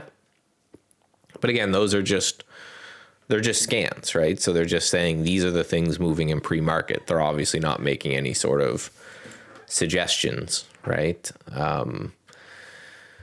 Well, all the channels are great. They're just looking for different things, right? So if I go and I take a look at the Alpha Predator channel, this is looking for lower float stocks that are moving. None of these are saying, hey, buy them here and sell them here, right? They're all saying, hey, if your trading plan that you've worked so hard to build and, you know, you've tested and written it and stuff like that, you know, if that says to take any of these, then here is where low float movers are going to be. Yeah, and same, you know, Barry's channel with his unusual options play. But, you know, he just doesn't buy these randomly because, you know, you can back test and say, well, what would happen if I just bought these, you know, every time one came through and say I held them, I don't know, for 45 minutes. And, all right, I did that for the last quarter. I've back tested this before because he talks about the scan all the time. So I wanted to see if it was something that could be added to Holly, but statistically speaking, it just wouldn't work out in the long run. So that's why, again, he takes this scan and then he applies his own. Now, he probably doesn't have a written trading plan at this point, but he has a trading plan in his mind that says, hey, I'm going to enter this on at this time for this reason, and then exit this at this time for this reason. So he knows when he's getting in and why, and when he's getting out and why, right? So again, if you just took whatever was in here, it, you know, wouldn't have worked out well for you in the trading, right? So again, you know, trade ideas is just that. It gives, you know, ideas, and then you go to your trading plan. You say, okay, is this something that I can do based off my trading plan? If yes, well then great, you know, take the trade, knowing that half of all trades aren't going to work. But that's all built into your plan as well, where it has, okay, this is where I'm wrong, and this is, and again, I don't want to harp on this too long because it feels like I'm here every time I'm here I do it, but I've met a lot of traders in my day. I've met a lot of successful traders in my day and people who've done this for many, many, many, many, many years. I have not met a single one who didn't have a plan that they worked on and was their own plan, right? There was a lot that, you know, I've never met one that just follows someone else's ideas. I've never met someone who just kind of shoots from the hip, and I've never met someone who does like intricate analysis on each individual stock and says, okay, well, that I'm going to make up the plan on the fly, right? It's like you should have that before you do anything else, and then you come into the day and you say, okay, these are the things that I look to do. Now let me use trade ideas or whatever other scanning, trade ideas, obviously the best one. It's why I started using it like 10 years before I started working here. And just find me things that meet that trading plan.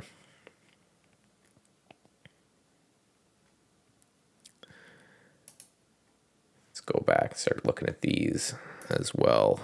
PAYX, that would have been good.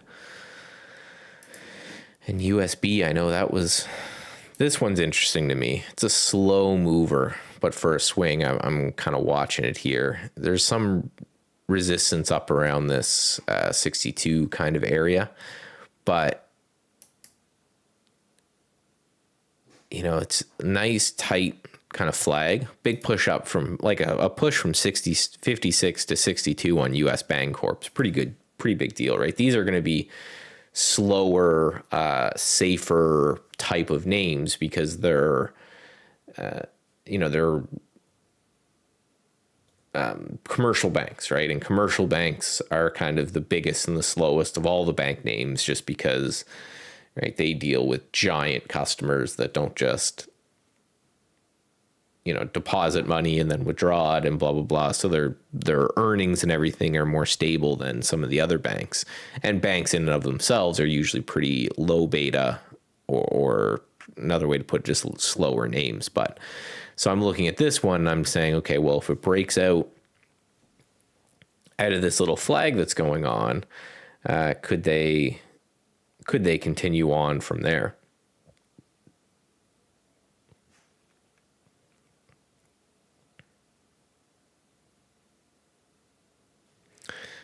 REI. Let me look at REI. I just got another message. REI. REI. Come on. On 15s.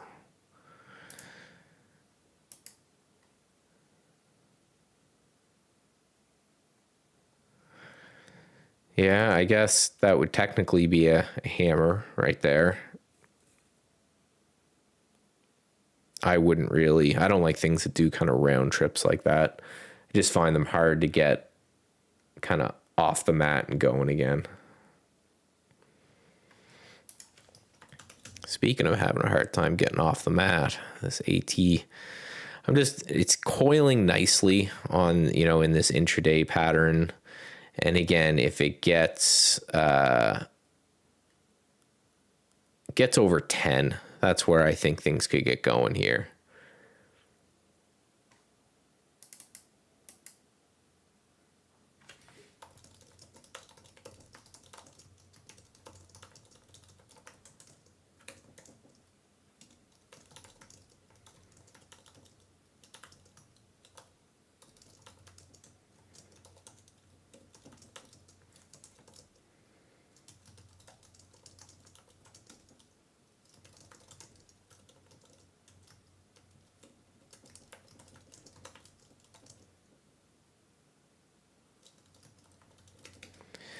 And then, Ride is the other one I'm looking at. And Ride is just for kind of a day trade. I was already in some on kind of this opening range break right here. And then I took some out down here. And I actually just added in a bit more just to see if this support holds right here. And maybe we take another push. Again, I'm not expecting Ride to be a swing trade or a strong stock or anything. I'm just kind of playing the oversold nature of the fact that this thing went from 9 to 5 in 3 days. So just wondering if there's going to be a little tiny bounce on there. But ATER is one of those things where right, it's a big if, but I may take some kind of in this area, and then if it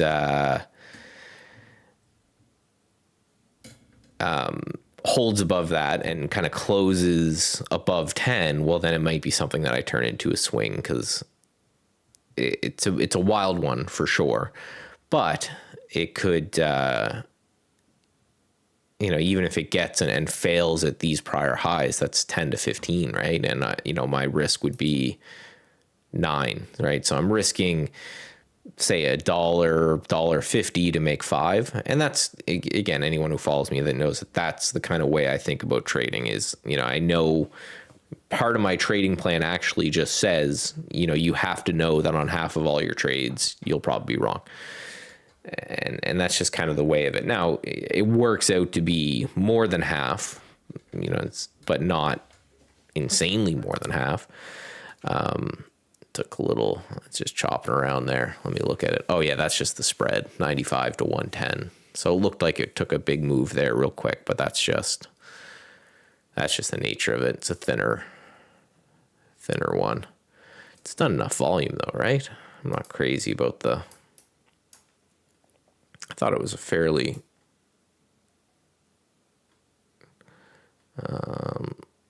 probably easier to see that way. Yeah, it done 7 million shares today. Just a little thinner because it's one of those lower floater ones, I think.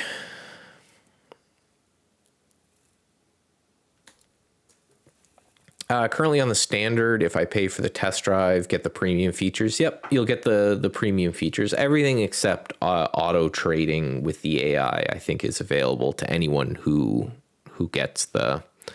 But just email in and just make sure that you can upgrade. Worst case scenario, I guess you'd have to open up a second account, just use that one for 2 weeks. But I think they should be able to go in and kind of pop you up just for a short period of time there. Because we do, I'm sure Barry mentions it all the time, but if anyone's kind of sitting on the fence, we do have a test drive coming. And let me just grab a link for you guys. But yeah, the test drive is just 2 weeks of trade ideas for it's like $11. And what it does is just gives anyone who's interested access to kind of the whole thing. Yeah, test drive right here. So yeah, you get access to kind of everything, right? Everything that Trade Ideas offers, and no delay data or anything like that. And you get to play about and see if this is something that interests you, and again helps out your trading plan. Which 2 weeks is a lot, but it is a complicated program. So I understand that even 2 weeks can be hard to kind of fully evaluate something, but I think it does a pretty good job of giving you a feel of, okay, is this something that, are you the type of trader where scanning through stuff like this is going to help out, which, I think most traders are the type of trader where that type of scanning would certainly help. I know for me, even though unlike Barry, who is kind of exclusively a day trader, I swing trade mostly. Now I do have a day trading account, a little prop account that I have where, I put on a couple trades a day just to see, and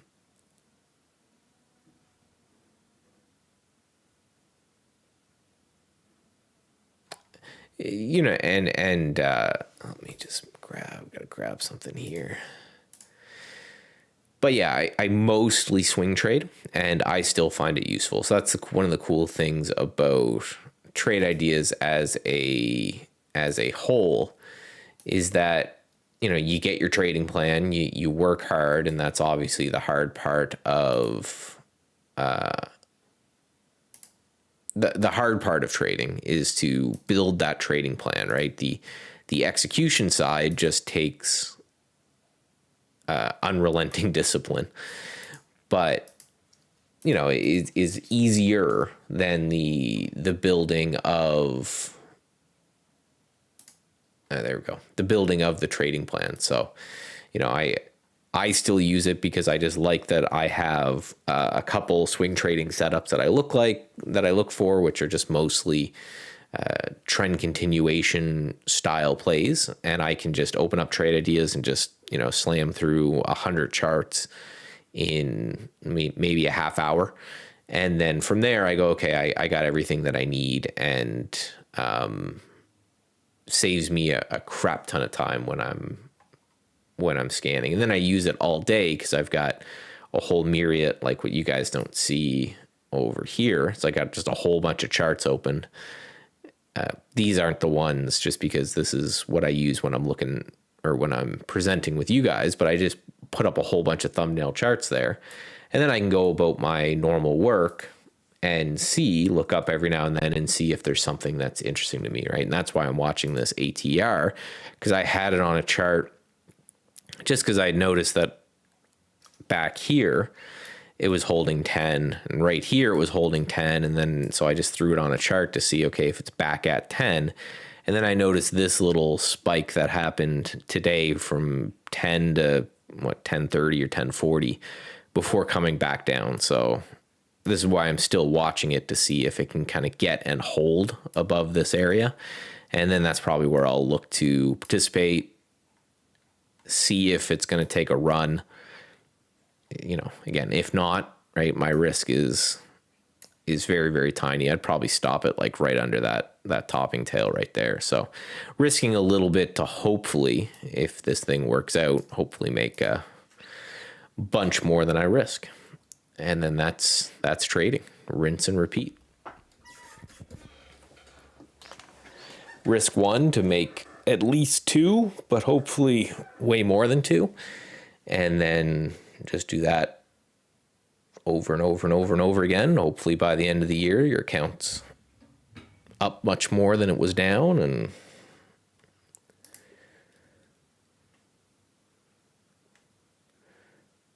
but yeah, these strength plays are very interesting to me because they've been doing well even in this rather poor market. This site is something that I'm watching as well. Actually, let me put that up here before I forget. Throw it on one of those charts. Oh, I don't know why I even said SITC. There we go. Stick. Which site centers. That's why I got confused. But yeah, it's basically just nice looking, obviously incredibly strong stock, and has been basing right up here for a while. So right here, if I take a look like this, you can see this resistance here, and it kind of broke through that yesterday, and now it's pulling back to test it. So, I may just bid kind of a little bit under here and see if I can get filled some today. If we close back under 16, it's probably when I wouldn't like that one anymore. So just trying to find what's strong.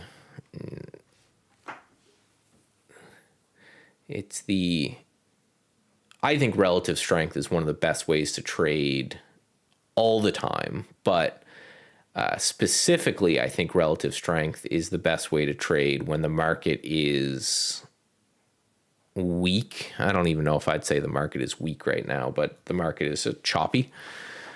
And we can go and, because then you're saying, okay, well, if the market sells off, you go look at, okay, what hasn't sold off? So for example, Tesla. And if we take a look at Ride and Go EV, and what is it, Neo, right? All of these other EV makers are just getting hammered. But then you look at Tesla, and it's holding up pretty well. So it's like, where would I want to put my money? And there's this weird natural thing that humans do where they want to put it at you want to root for the underdog, right? So people try to buy stuff that's selling off, whereas I try to look at it and say, well, if it's the strongest, then that means it's resistant to whatever selling's going on. So for me personally, that's where I want to be. I just want to be in whatever's the strongest performer and just stick with them. And just like I was saying, there were studies about how the Golden Cross is a net loser over time. there's studies that basically show that picking a relative strength system and sticking with that, generally speaking, already allows you to outperform the market.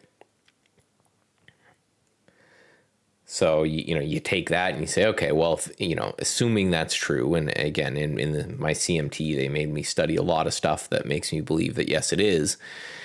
Well, then if I already want to put that idea just to make sure that I'm beating the market anyway, well, then I'm just going to then look for relative strength kind of things, right?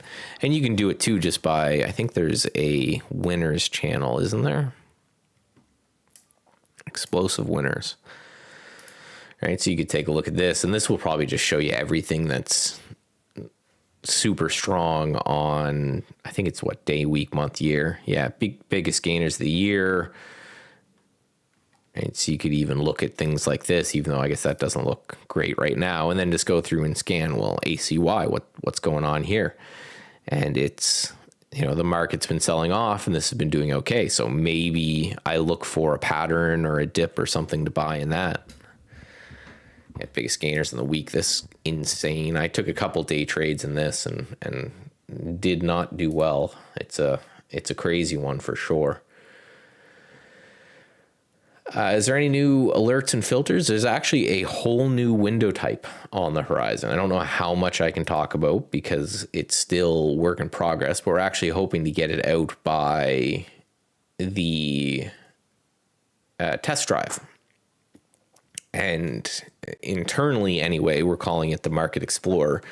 And essentially what it does is it gives us internally, not so much for customization, it's internally, it gives us a whole bunch of power. Now, the part of the problem is if, giving it to everybody would be impossible because the amount of data that it crunches would crash any system, or we'd have to start charging thousands of a month to keep up with things like server costs. And it's just not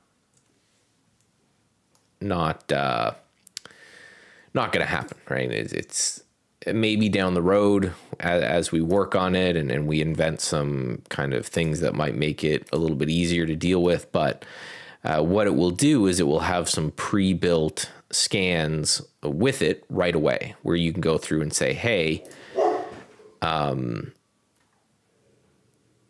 we will build scans for you guys, and they'll be kind of based off what's popular and also not easy to do, but possible to do, and things like that. And then from there, we'll, build those and have them shown to you guys and take more feedback. And there'll be these pre-built kind of pre-canned scans, but allowing us to do things that we haven't been able to do before. So reference the high, low, open, close of pretty much any candle throughout history almost is how powerful it is. So again, it's one of those things that, yes, it's powerful, but then it's so powerful that we can't give it to individual people because we would just crash every server that we ever had.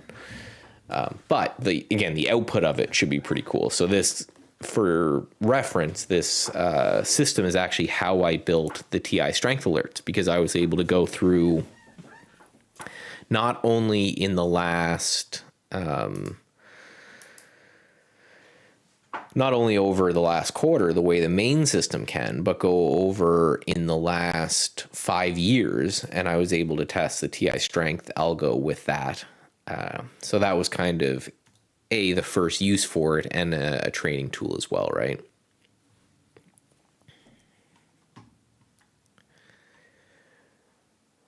So no, this isn't retooling custom forms. Again, you guys will only see the output of it. So I guess moral of the story for you guys is you'll see cool scans getting outputted.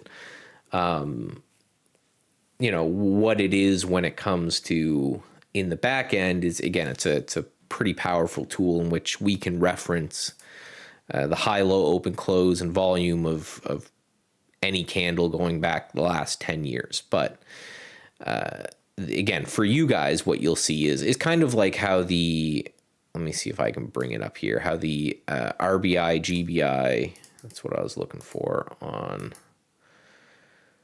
right? How this system works, in which these are kind of pre-built scans that we're looking for setups that in the room, you guys in the trading room, they were in love with for a long time. It seems like they may have fallen out of favor because I don't hear them talked about anymore. But so, for example, one of the first ones that comes up, or that will come up, will be an 8 EMA crossing a 20 SMA on stocks that are doing 3 or more times their normal volume for that day. So 3 relative volume or higher.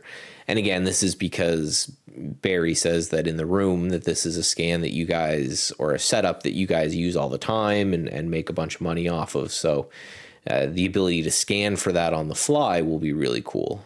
And based on the way Barry was talking about it when he asked us to build it, we will all be rich and have yachts very soon after, based off these crosses. I'm skeptical, but it's one of those that if it works, great.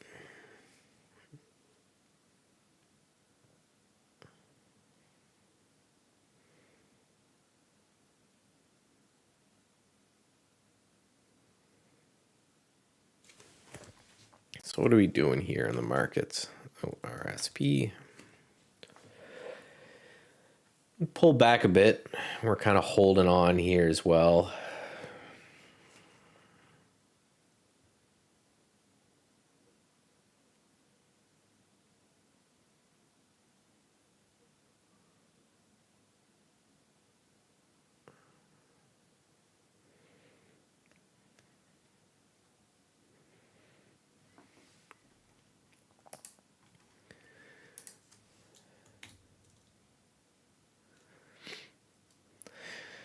So yeah, it's a very alpha tool, but I think it will already bring some really cool stuff. Again, one of the things that will happen right off the bat is you'll be able to see what the top 5 TI Strength Alert stocks are refreshed every few seconds.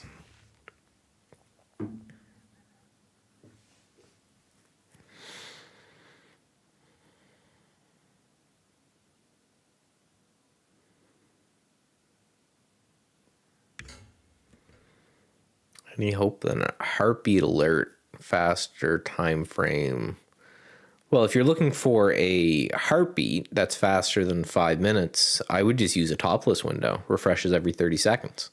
Does the same thing as a heartbeat as well, right? Which just shows you whenever the filter set is met. So I don't think there's any plans for that. I don't think that's a priority at all, really.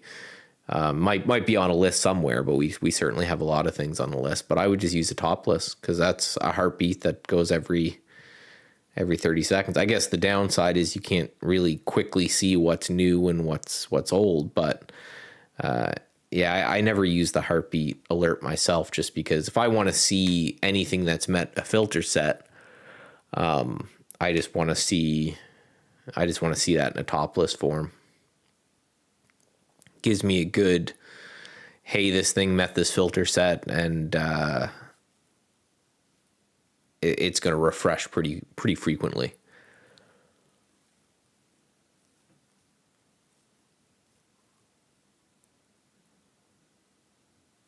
I get that the output's a little different. It's not scrolling. It's point in time instead of kind of scrolling through. So I get that. I guess it just, maybe I'm not thinking what kind of scan would super benefit from that, but they are going to work on some improvements to the servers to increase some of the tick rates on things, and maybe that will help it, but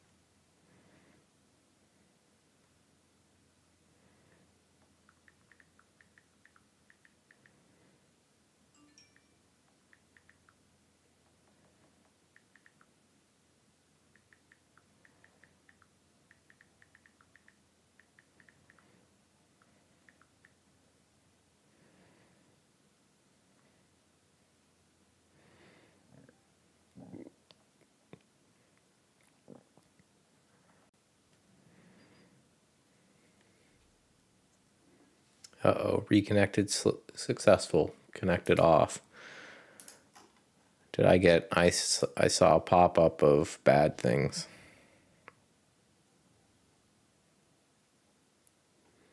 Oh no, I'm back. Okay, just everything started freaking out today. I think I was cut off for a few seconds there, but I don't think anyone noticed. Internet just hiccuped a bit. Meanwhile, the two stocks that I've been watching the whole time make me want to go to the gym because neither of them are doing anything. ATR is right where that was. Ride was.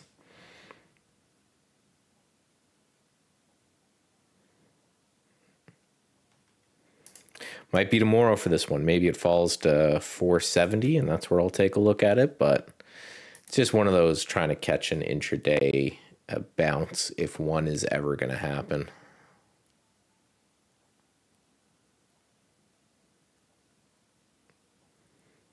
Which, again, it certainly could never happen.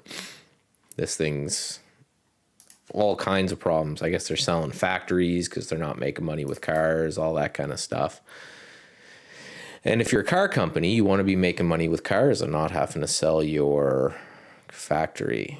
Yeah, Chris comes on at 30 minutes. So I think it's 3:30 Eastern.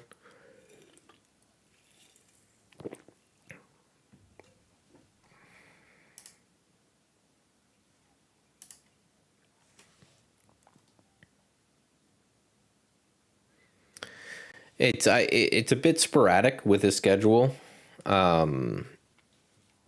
He's got life stuff to do, but I think he's got it pretty hammered down now. And it's kind of cool to have especially for swing traders, because me personally, and I know a lot of other swing traders, we only really care about the market for that last hour of the day, right? That's where, for me personally, where I move any money or whatever.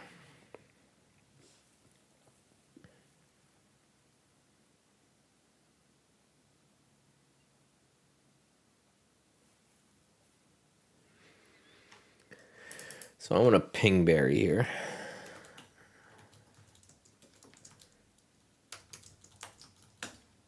Make sure I don't kick anyone out.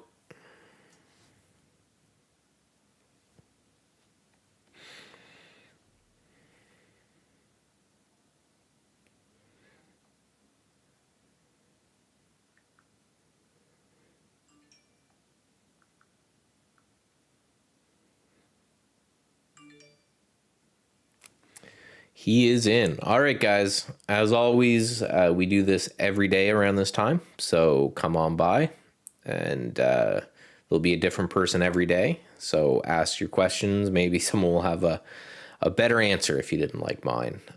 And for me, I'm here every Tuesday. So I will talk to you next Tuesday.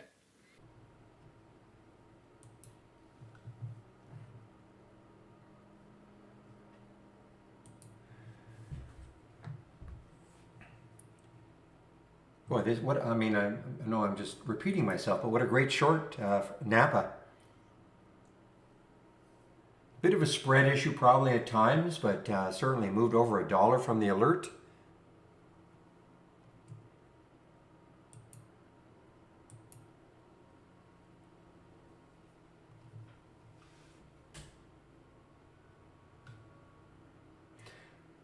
Again, guys, this is how quiet it is. Normally my gap up and my gap downs are full. I'd have to scroll down to see something. My option scanners, this one hasn't had one for a while. I don't think it had one yesterday. This is looking for stocks that have at least 75 cents when you look left. Usually they're about 5 or 6 a day. So there's really, from my scanners anyway,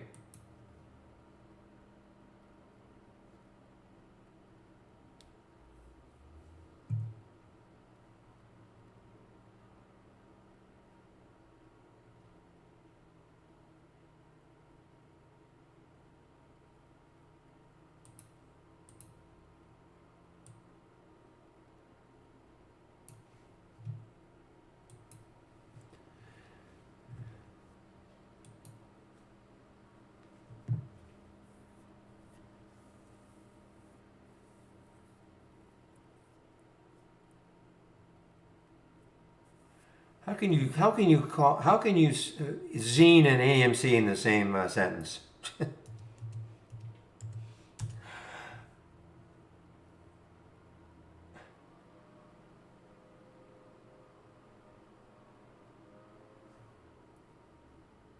3142. Okay, there's the VWAP for XENE.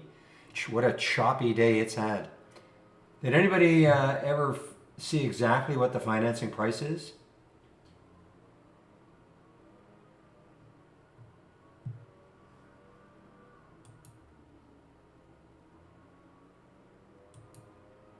Was it 3150? Okay. Well, then it's at least it's holding. They did a heck of a job, guys. I mean, to remember this stock yesterday before it opened, or the day before, was a $15 stock all the way, so basically doubled. To be able to do a financing, you know, almost right at the top is awesome. They raised, I think, what, $250 million? That is, that's stellar.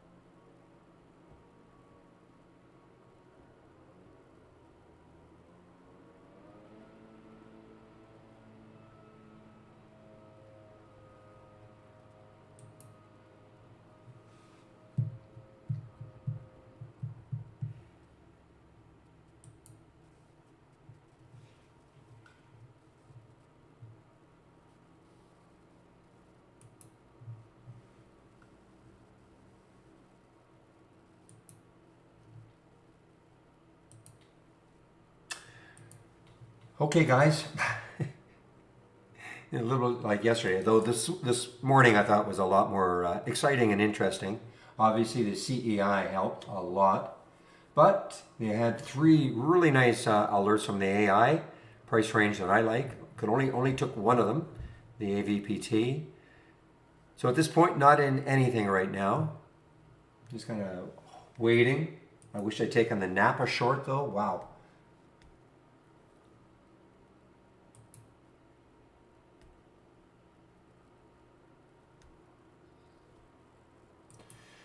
All right, why did this trigger? RDHL triggered on the way down. This is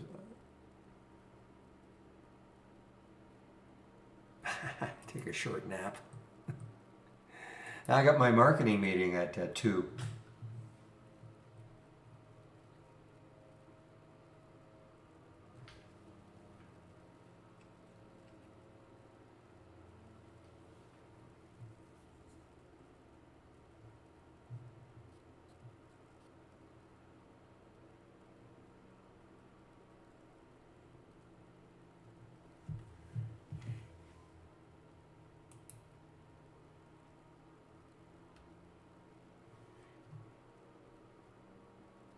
This was a pretty good one from your scan rail, the 10-dayer. The only problem right now, I'm talking about the INSE.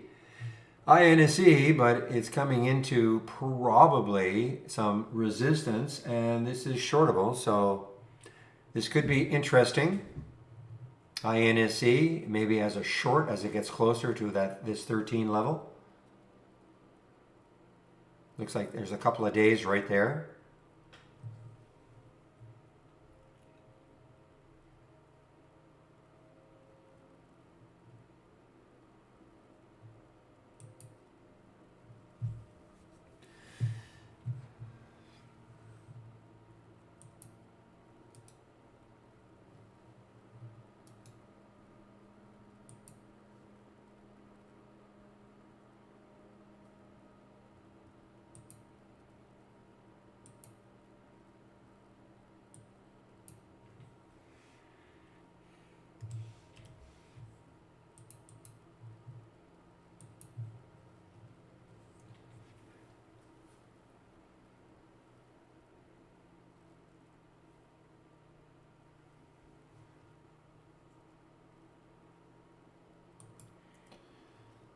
We should get some big topping tails for INSE. Oh, we just have a halt.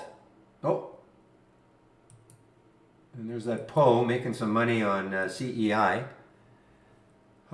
CEI just got halted on the way up. Oh, no, no, no, no. Uh-oh. Uh-oh. That got halted on news. Poe, are you out? Are you out of that CEI? That just got halted on news.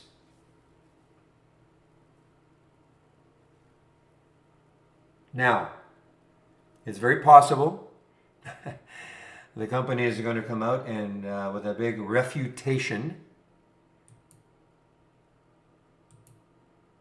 No, I'm talking to Poe. Poe was taking CEI on the bounce, I think, but it just got halted on news. Now, it's possible that they are going to come out and say, we completely refute everything that Kerrisdale said.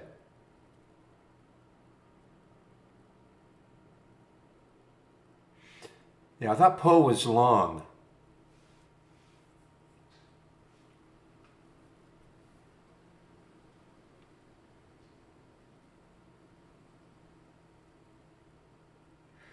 Well, you just have to, you hope the news is going to be super negative then, and not the company trying to say, hey, everything Kerrisdale said is not true. I mean, you can't do anything about it now. It's halted, 148. So I will, well, William short and you're long. Well, I thought you were all in. I thought everything was risk on that one, William. Okay, then you're okay then.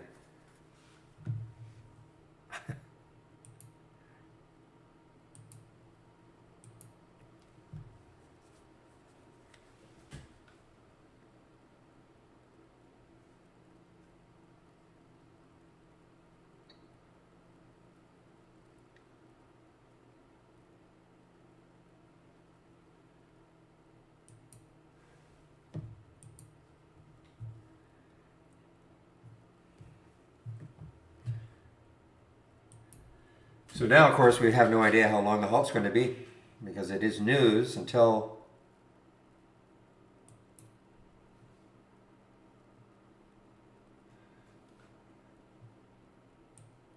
so that's what it says, halted on code news pending. So, you know what? I had no idea, but Napa was also an earnings play. Napa is an earnings play. Very few of them. Next week we start.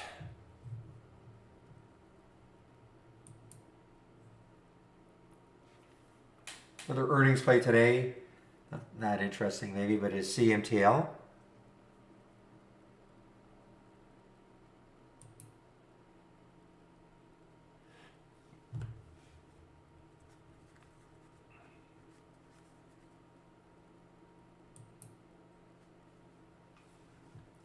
Yeah, the problem with a news halt is that you never know when it's going to emerge. Though, if you're keeping an eye on the headlines, sometimes they'll say, okay, here's the news, and it will open at, and then give a time.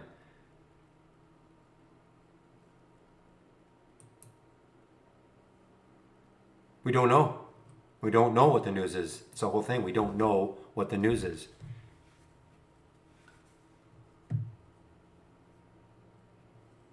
We just know it's halted because of news, but there's no... It's pending. The news is pending. We don't know what the news is.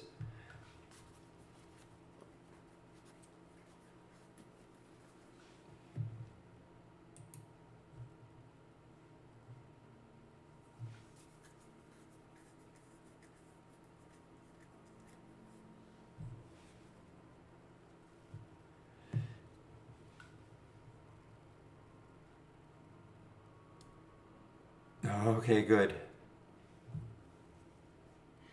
Yeah, that's old news. We know the shareholder alert. We know the Kerrisdale. We know all that. It's the new news that 109 when it got halted.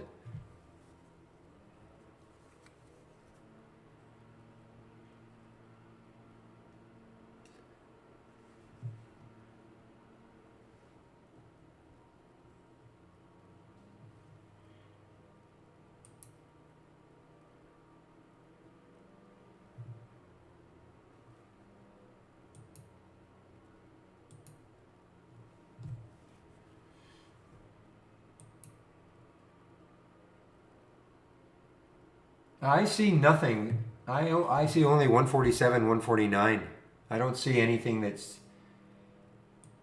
giving me any, not an Interactive Brokers anyway, and any clue really. I mean, it's halted at 148. This is what I see.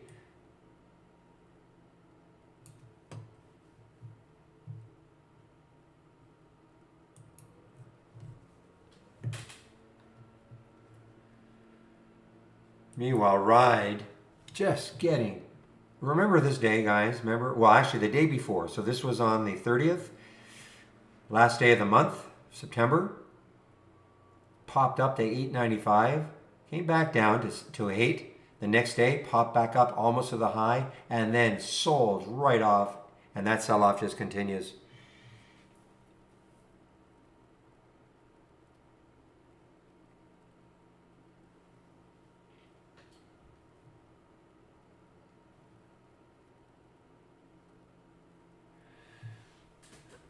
What time can you start? 4 in the morning, Eastern time, and probably to 8 o'clock Eastern time at night.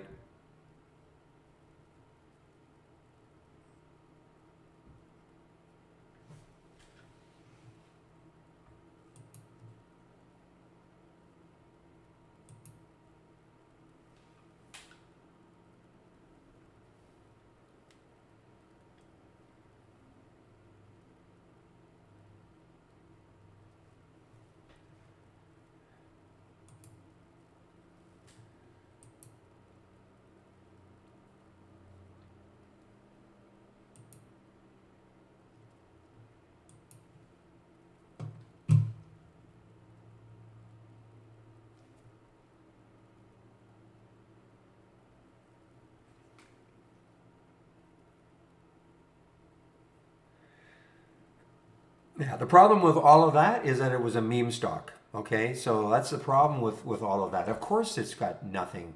GME's got really nothing. AMC is going, I mean, they're all, but it doesn't. But at some point, this was a meme stock, and they got a hold of it, and they don't care.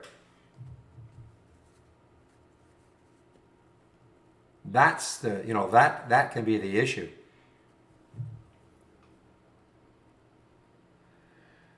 Oh, I appreciate that.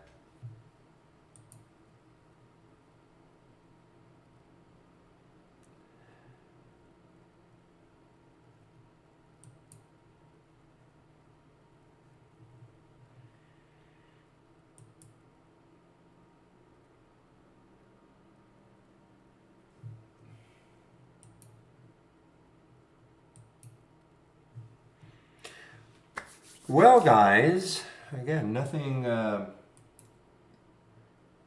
just kicking myself about the Napa.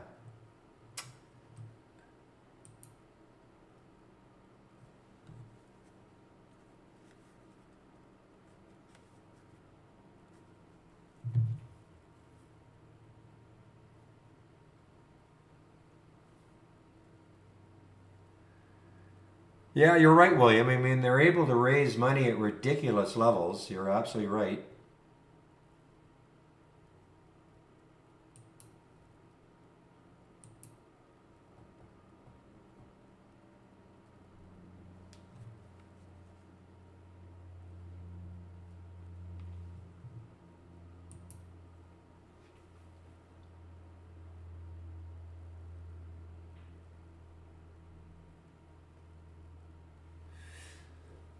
Man, have I got, yeah, I thought maybe I had my sound toggle accidentally turned off, but no, I have sound alerts if I get any. I just haven't had any for a while.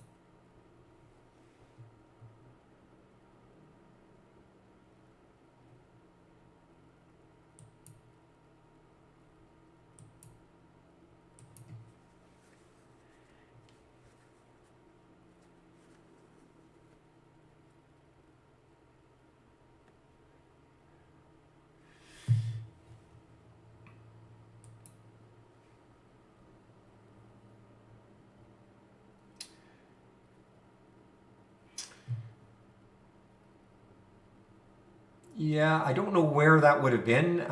It came on my option scanner right here, right on that, right there. Well, you can see the arrow. So right on that break, it came on the my option scanner right here for Napa. Now, would I have taken it way up here? You know me, not in the first 15-minute candle, but I would have easily had like that a setup like this, little bit of consolidation. I call it jagged consolidation, and then that break. Yeah, I know. It was a gap. Yeah, it was a gap up this morning. I see what you mean. So, well, you know me though. I really am reluctant to take really early ones, but I could have taken it right here on the break of 23. $1.50. I'll take that. So, did you take it?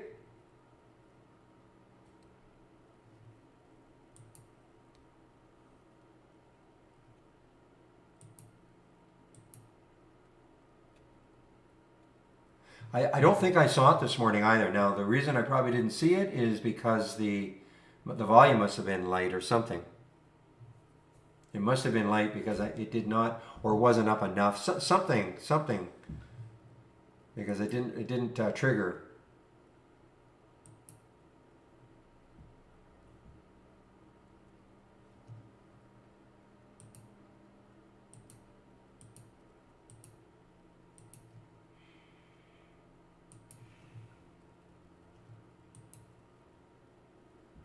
Napa is earnings. Yes, it is earnings also. Yes.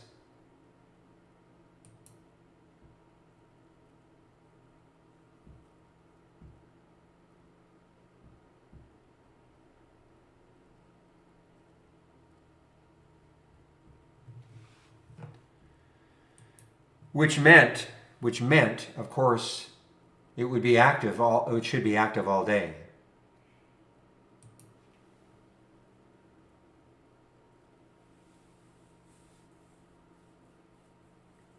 Let me just see what I've got for my.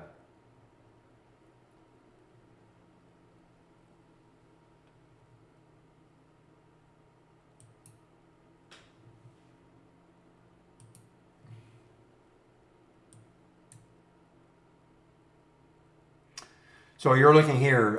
What time frame for the Bollinger Band? Yeah, I don't have that up and running anymore. I can, I just can't have so many. This is the 15 minutes, so you have 60 minute. Okay, all right. I'll change it to 60 and see what it gives tomorrow. Yeah, and sort on it and just sort of see. Yeah, good idea.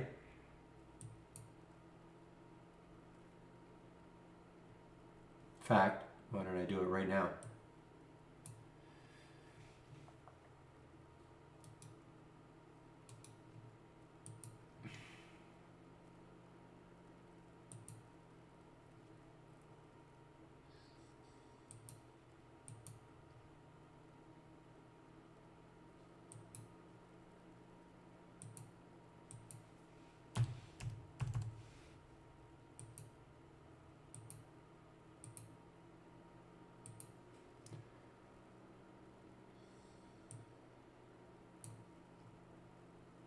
Okay, there you are.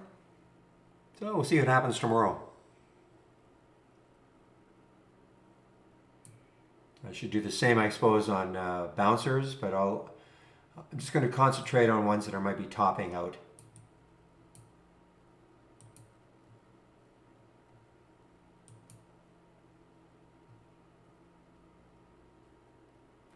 Well, now, BMRA did just trigger in the option scanner. However, let's take a look at 687. Let's look left. 705 is right there on the monthly chart, right here. Let's see, 693, where's the next high? 705.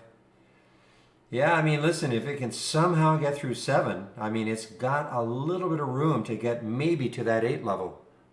Can't take it now. For me, I just can't take it now. It's got to get through that 7 level.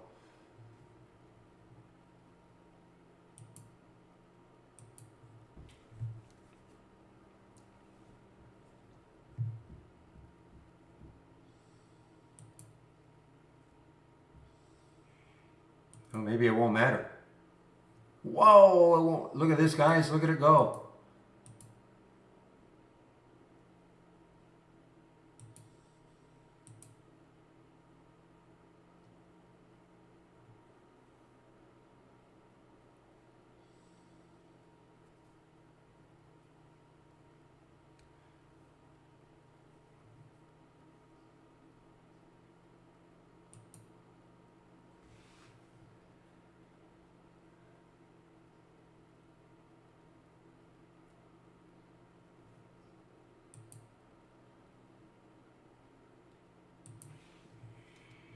Not shortable at IB. I'm not looking to short it.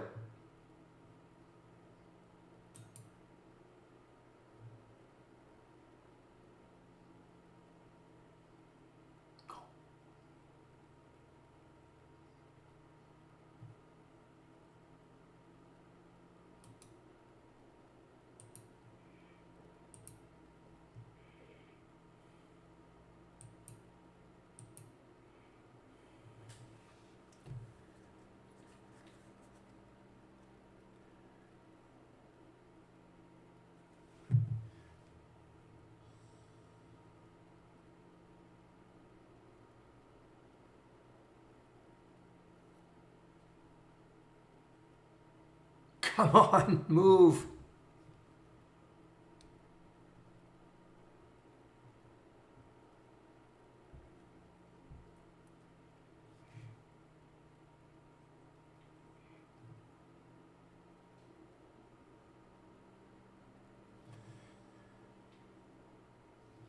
There we go. There we go.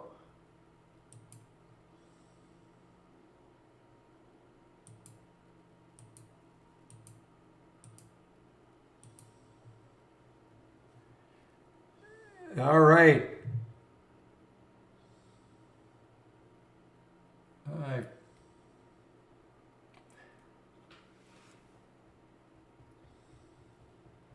All right, okay, I've traded some out of this. 32, wow, 33 actually. 30, it's all over the place right now in the bid ask.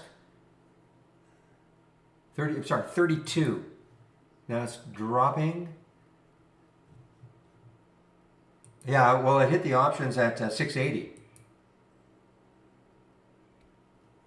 It's the first one over $5 on this in the scanner today on the long side.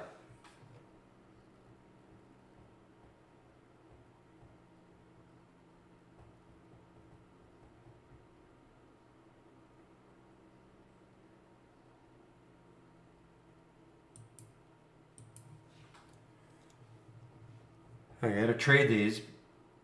You know, that was a big, big pop. Look at the volume that came in. It's very low float too, 10.4. Probably by the end of the day, this will easily trade the float now.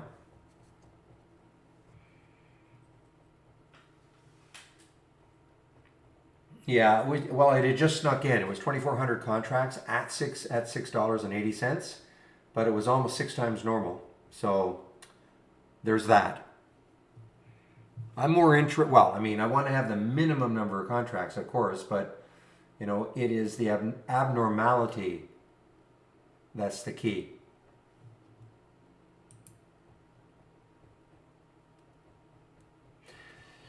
You will have that then because,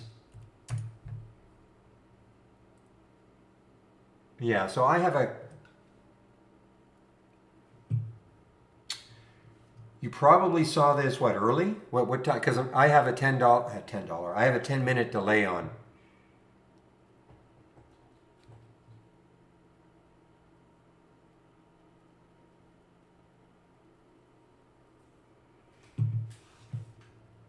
Not in mine. I don't know why. Not in mine.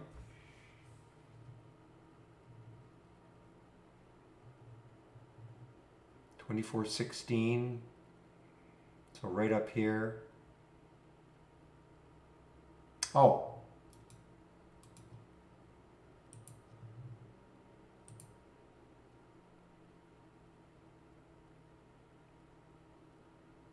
Oh, I know why. Yeah, I know why. No, I haven't, but I'm only looking at the ones that are above the close of yesterday. I'm not looking at the ones anymore that are negative. So that's the reason. I put the change from the close has to be at least like 0.0001, has to be positive. So that's why I'm not seeing these.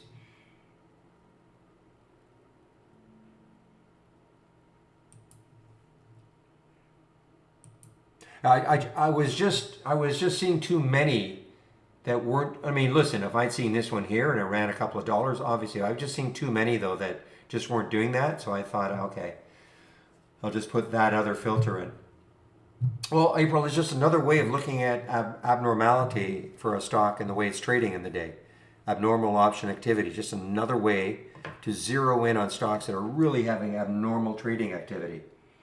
So, since I've been using the scan for, I don't know, 3-4 months, I mean, it has just been a steady rock producer. Is every single alert positive? Of course not. Is every single day positive? Of course not. But over the, I don't know, is it 3 or 4 months I've been using it? I mean, I know I've said this before, if that's the only one I could use, that's what I do. I put a 10-minute delay in that I won't see the first alert until at least 10 minutes after the market opens.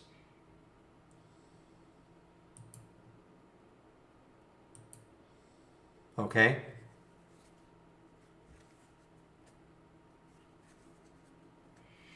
And that's because I didn't want to see things whip up and down in the first 10 minutes. So, I mean, not that after 10 minutes everything is rock solid in terms of a trend. I was just finding too many times, though, in the first 10 minutes, getting an alert in the first 10 minutes, it would move up, move down, move up, move down. So I thought, you know what? I wasn't doing myself any favors. It's the same thing here. I have a 15-minute delay here. You'll never see an alert. The earliest alert you'll see in these two is at 9:45. Of course, it doesn't mean you'll see an alert at 9:45. It's just that's the earliest.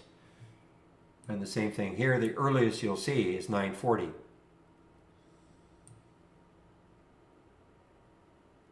For me, you guys don't have to do the same thing.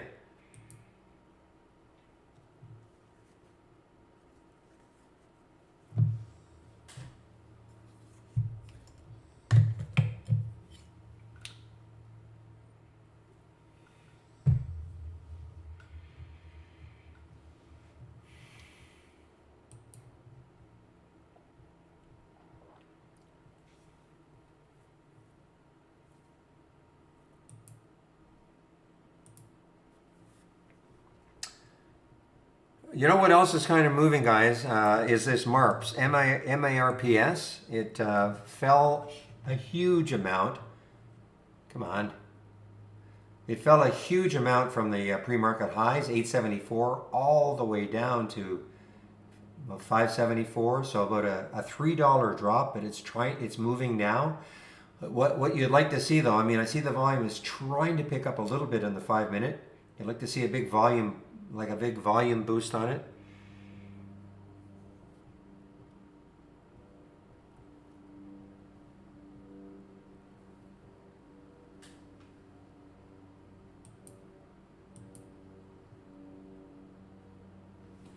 The option scanner, my unusually strong options volume. It's not super active if you're looking for a lot of activity, but that's not what I'm looking for. I'm looking for maybe 8 to 10 good alerts during the day to concentrate on. I mean, it's very light today, but 8 to 10, and just concentrate on those. I'm talking about this one right here. Again, it's very, very, very inactive today and yesterday. I anticipate next week, once we get into earnings season, it's going to pick up quite a bit.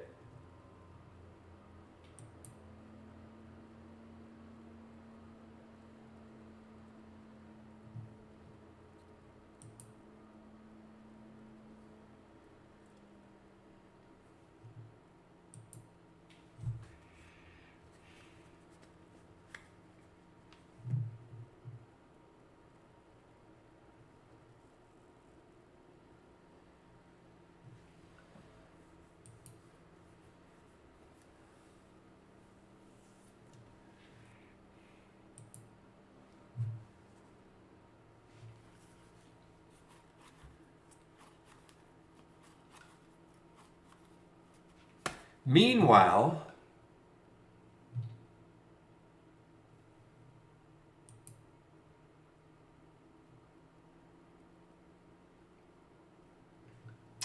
still no hint of what the news is going to be regarding CEI. So I know some of you guys are long, some of you guys are short. So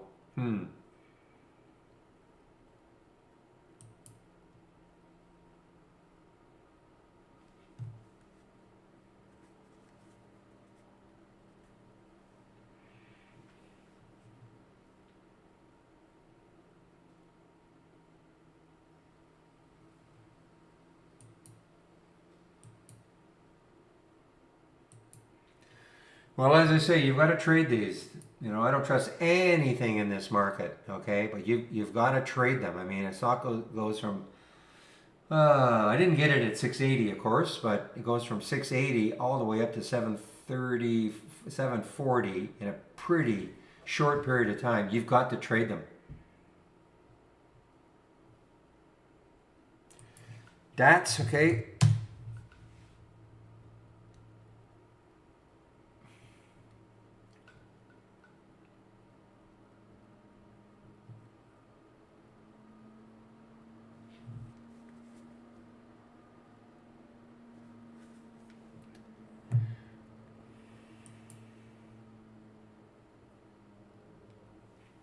Good.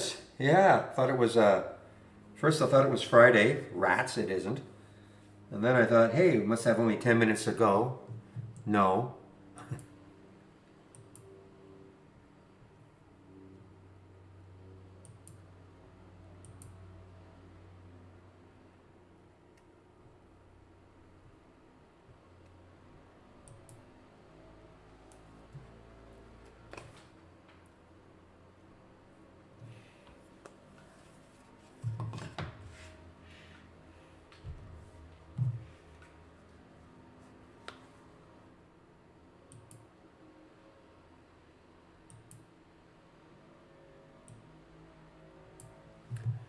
Are you talking about the comic strip?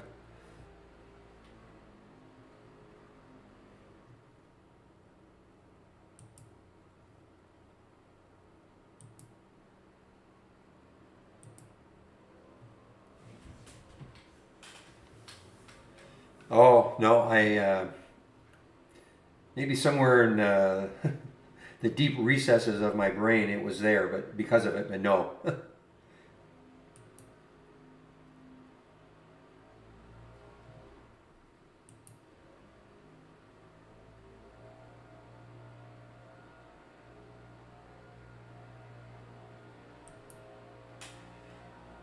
All right, guys. Well,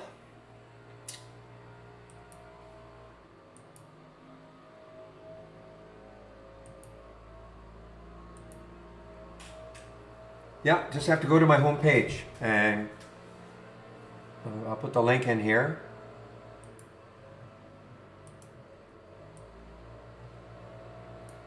And again, if you're looking for a ton of action, no, it's not option. No, it's the other one right below it. If you were to go to my home page, it's the one right below it, like abnormal option activity, something like that. Okay. The option magic will give you a lot more, but I almost want to get rid of it because it's just too much. But I keep it there because there are people who still like it. So it's the one below it. Okay. Now I made a change to the one that you've got. I added two filters. You don't have to. Okay. But I added delaying anything till 10 minutes after the open, so I'm using the time of day. You don't have to, but that's just what I'm doing. And the other thing that I added was it has to be up. At least it has to be up from the close of yesterday. Okay, I just put like 0.01%. You don't have to, but that's what I've done for mine.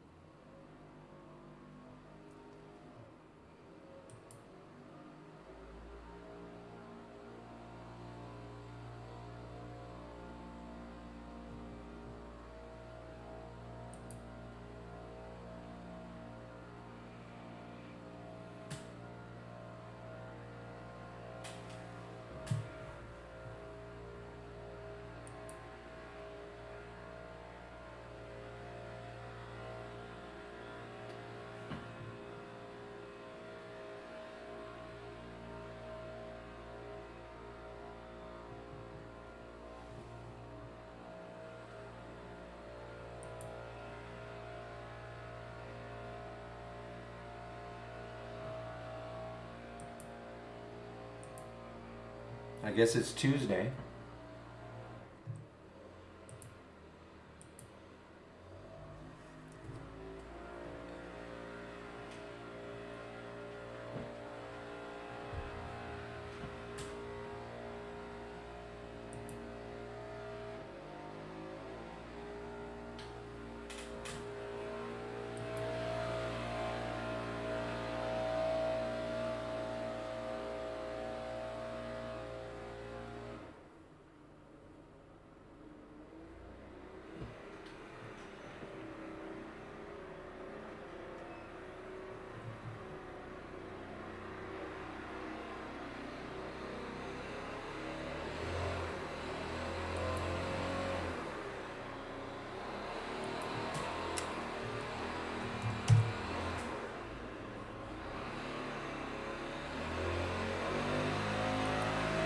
Two times, yes.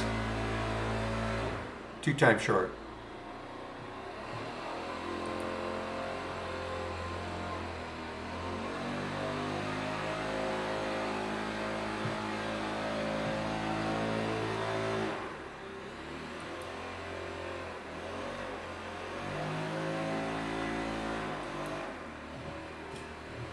Yeah, the market is still strong today. I mean, it had a little pullback, like a minor pullback here, popped up, another minor pullback, almost the same, and now it looks like it wants to just continue higher for a while. What a what a great bounce back day. And they're right outside, just about outside my window. What am I looking for here?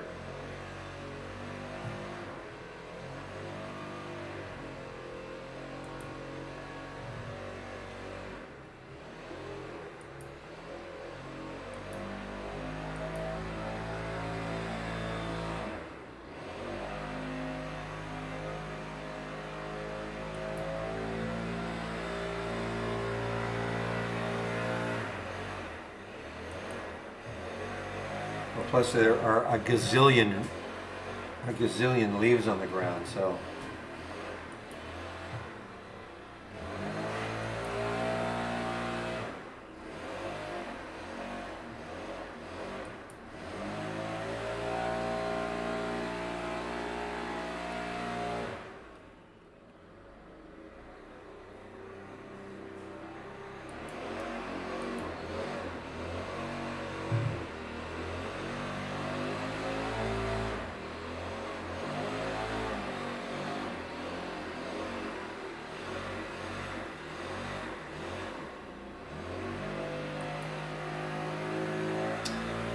Well, guys, I'm just, what time is it? It's okay, 1:42. We'll be in this marketing meeting at 2 o'clock.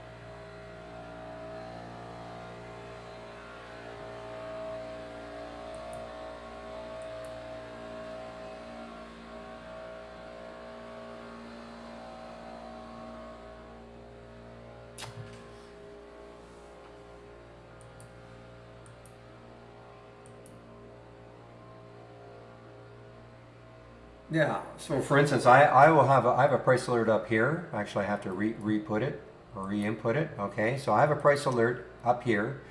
If it takes that out, I'll be interested, but I'll only be interested if it takes it out on volume. So if I don't see a big volume bar, You know, if I see something like this in relation to the previous ones, I won't touch it. You know, so that's all you really have to do. You just have to, well, you know, pick a few stocks. So you don't have to have 1,000 stocks, okay, that you want to watch, and then you know set your price alerts. Then you don't have to watch them anymore. Take your price alerts window. Oops. Take your price alerts window. Make sure you have it up. You have to load it, you know, from new and then price alerts, and then minimize it. And then what will happen is, when you get a price alert, it'll pop up on your screen, so you can't miss it.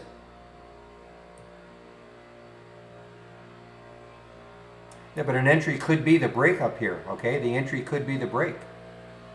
I think you're thinking, yeah, but if it breaks, I mean it's at $7 right now, and if I wait to 7.26, I'm going to be giving up money.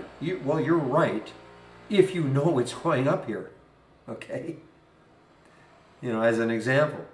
We don't know that. I mean, obviously, if we knew that it was going to break through here, sure, we'd all take it down here, hold it, you know, for as long as it takes, and then wait for it to happen. But we don't know it's going to happen. So, you know, to sort of be somewhat assured, you stick a price alert at an area that you think if it broke that, it could keep going if it happens on volume.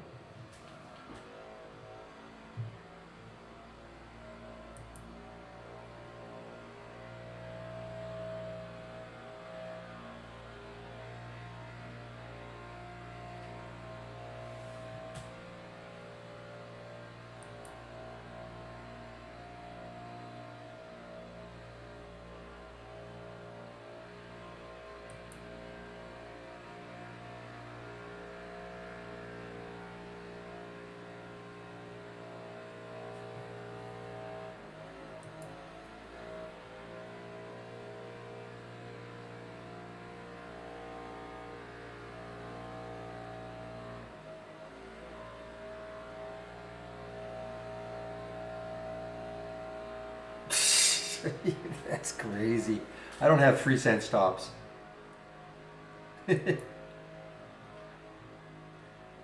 What happens is I'll have a stop. It won't be 3 cents. Believe me, I can't remember the last time I had a 3-cent stop. I may get out if it goes against me 3 cents. Okay. As I've said before, I'll have a stop, but if I don't like the way it's trading, I could get out early before my stop if I don't like the way it's trading. But it's not because I had a 3-cent stop.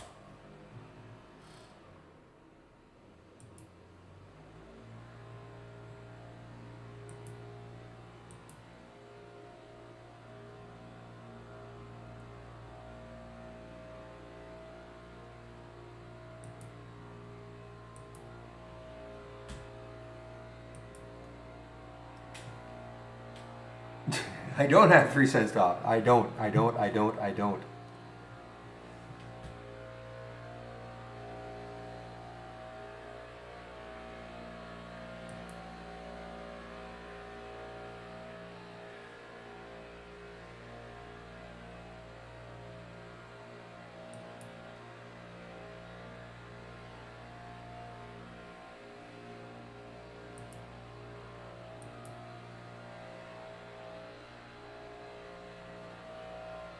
Man, the longer the CEI, I keep clicking on it to see if there any idea about when it's going to open and what the news might be.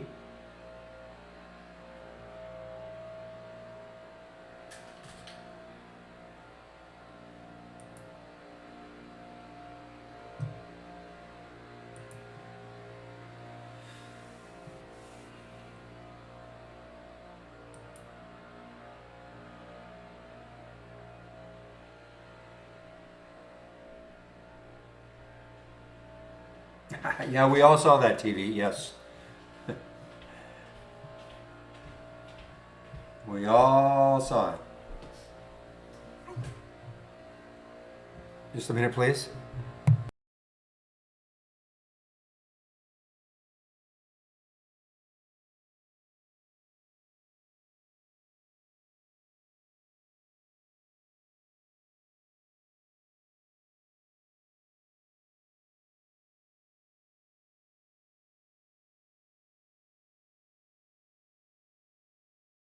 Okay, guys, just give me a moment. I'll be right back.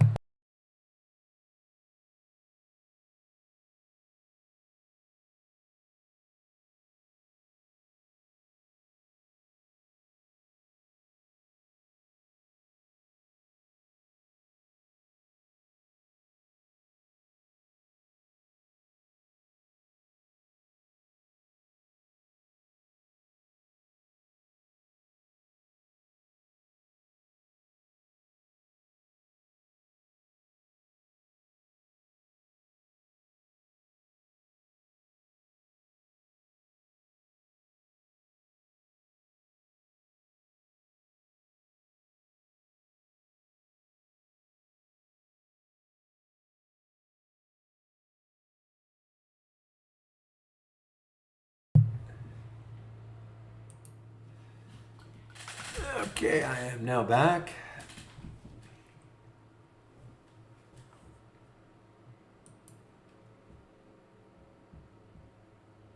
See, notice it didn't trigger.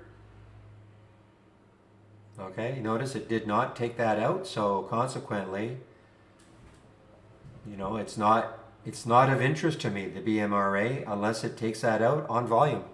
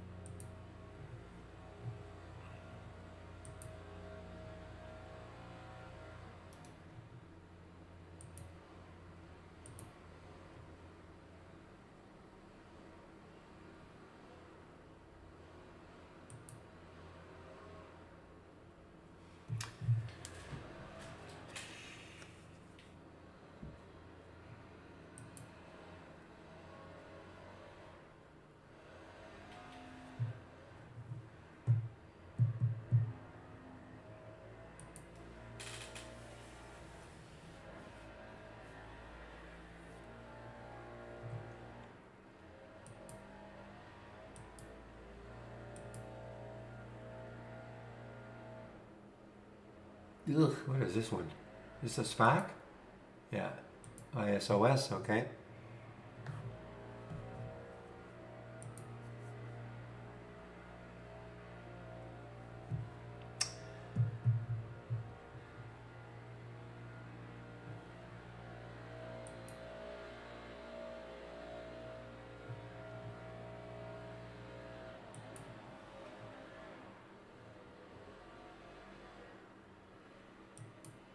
All right, somebody mentioned SDC in the pre-market, some kind of a patent. Did that really help? Okay, actually it did. I mean, I saw, so it actually held its gains for once, SDC.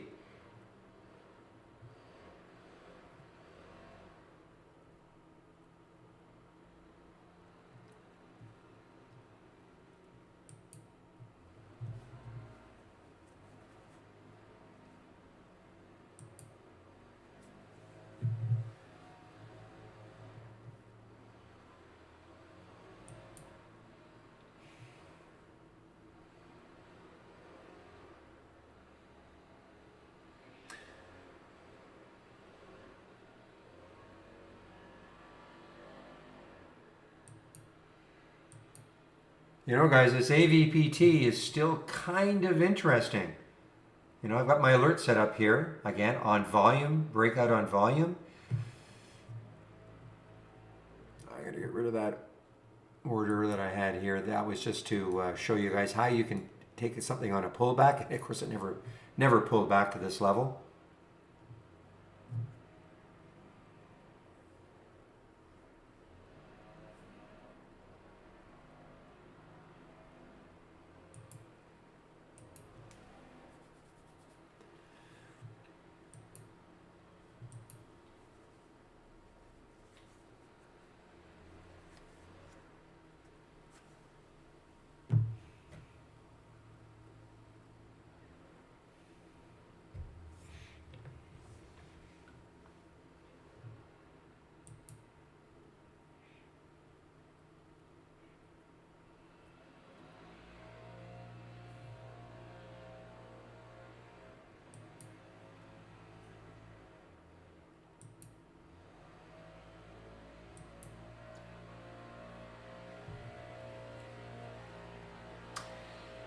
Yeah, it has been halted for a while, coming on almost an hour. 2:07, it'll be an hour. I keep clicking on it just to see if I can see a headline that might indicate when it might resume and on what news.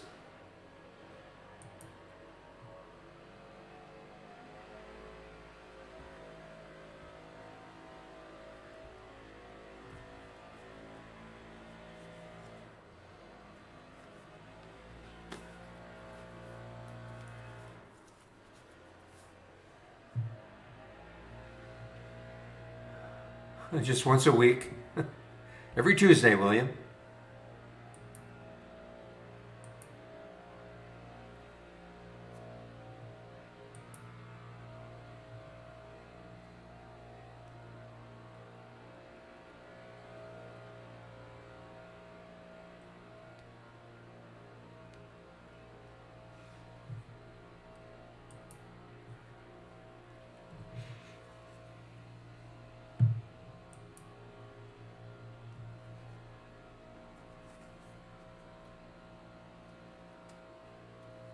We're getting very personal, Becca.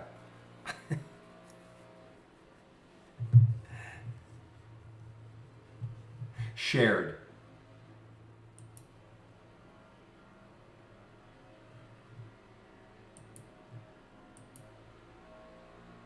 Well, now it moves crazy because of, yeah, what's happening with natural gas and all. I mean, absolutely. But there were years where it was just did nothing.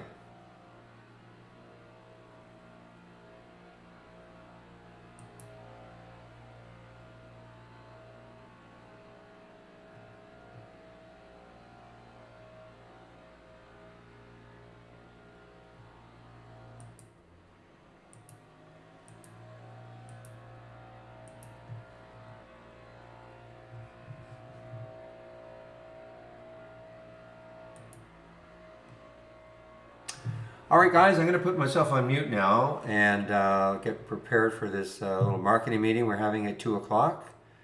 So I just want to put the announcement in.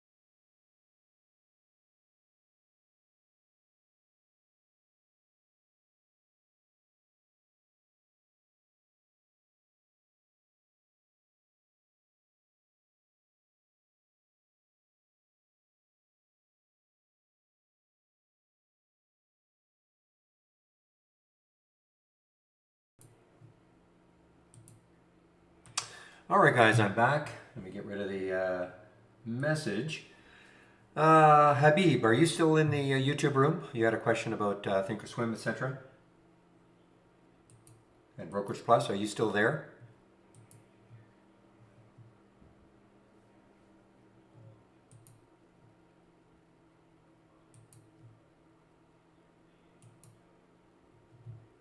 Maybe I better put it in text.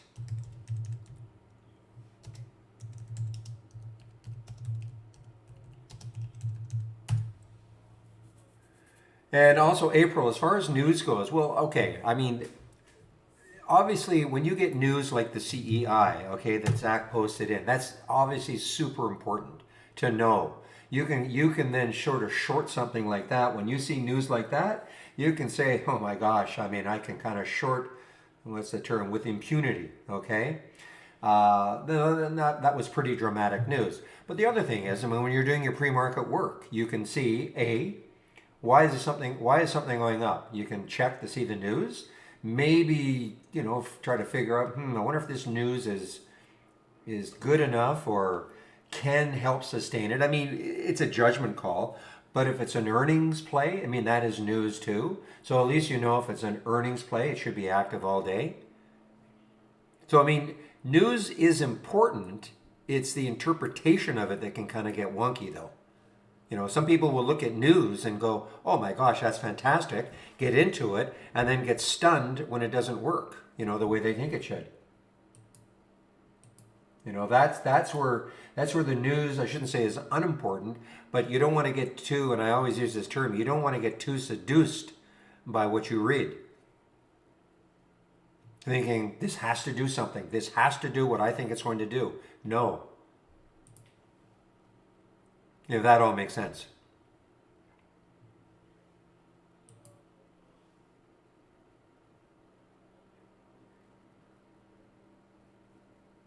So that's what I thought. I actually thought they might do all this. Yeah, they come up with something to try to refute. So when is it supposed to open? Does it say when it's supposed to open?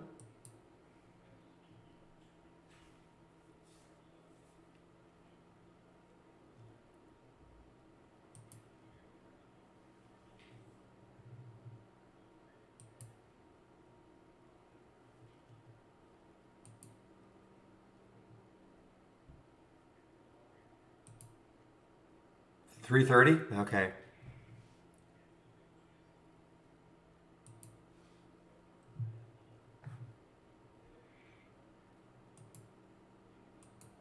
Yeah, I don't see a time. I'm just looking for a time here. Of course, in their report, they wouldn't say anything.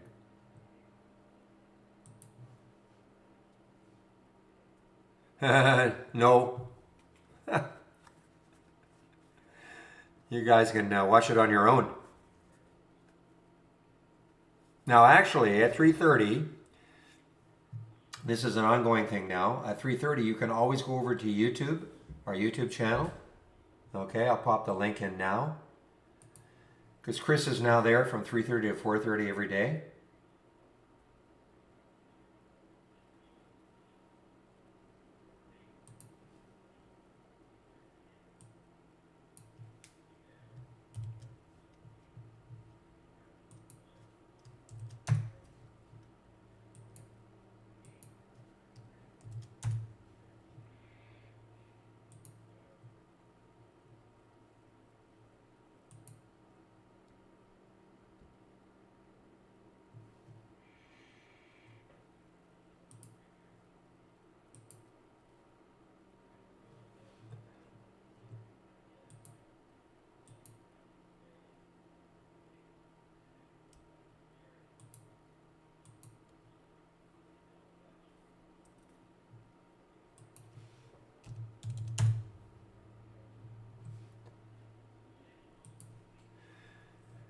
Okay, guys. Well, let's see. Anything come in? Not from my option scanner. So very, very light day on the scanner again today.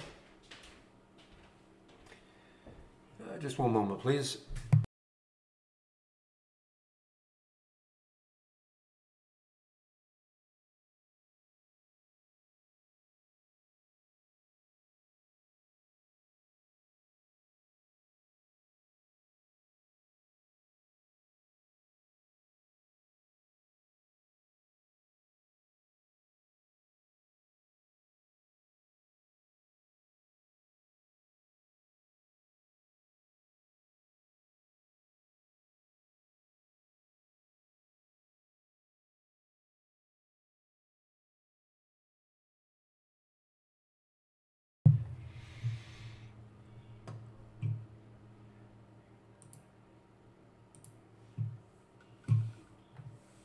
The other thing I saw, maybe it doesn't matter so much. I saw a bunch of 60,000 people may go on strike in Hollywood, something like that. Workers, set designers, the whole bit, which could put a real crimp on movies and series, etc. So maybe look at your in the States anyway. I don't like the Dish Net. Like I don't know exactly who would be directly affected, but you're right. So see, I can go now. CEI. Wow. So there's where it was halted.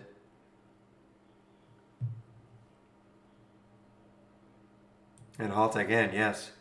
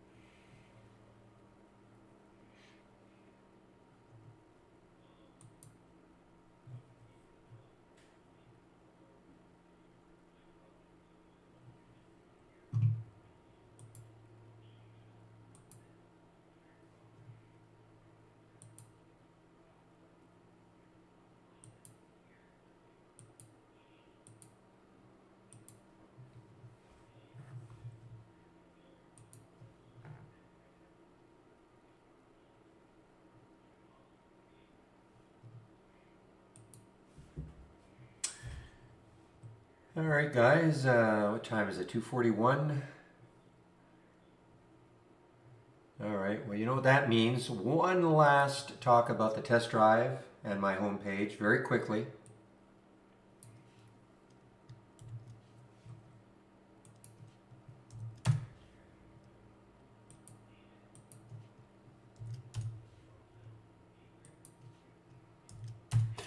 All right, guys. So if you click on that test drive link, this is what you're going to see. This is the page you'll be taken to. You can sign up, $11.11. It starts on Monday. You'll have access to the program at about an hour after the close on Friday, this coming Friday. You'll have access to our full premium service.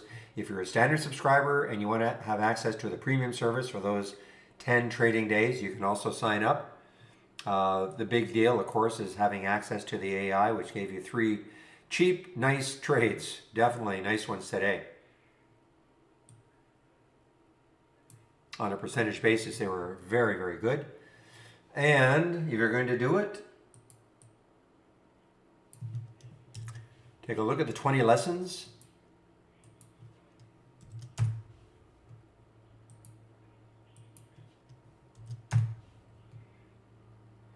Get yourself somewhat familiarized with trade ideas before you take the test drive, okay? And when it's over, it's over. Nothing for you to do. We don't put you into a subscription. You don't have to unsubscribe from anything. Okay, now the other thing is it's from the 11th to the 22nd, so it is not 10 days from whenever you start. You have to be able to start on the 11th and finish on the 22nd in order to get the 10 full days.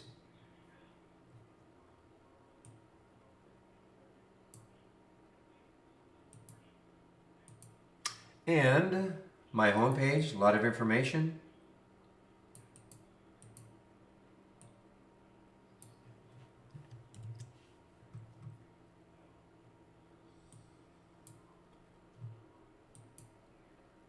Give me a moment, please.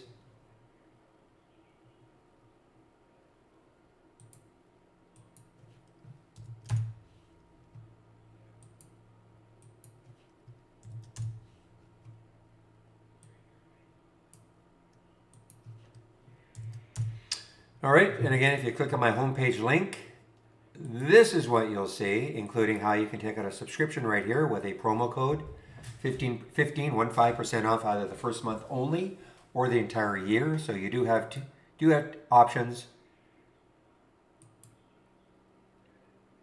You can go annually or you can go monthly. Okay, this is just a toggle.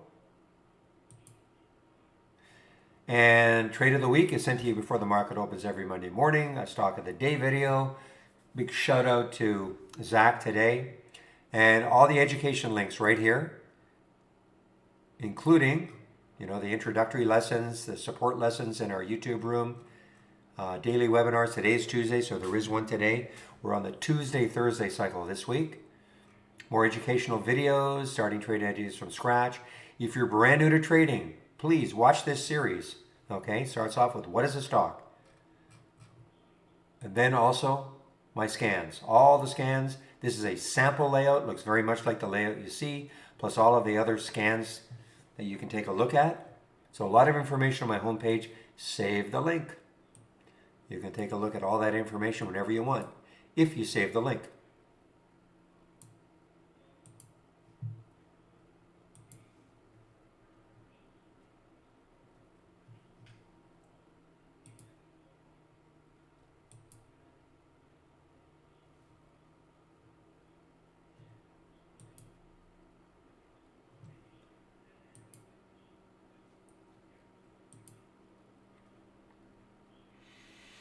Boy, this is ugly, ugly, ugly.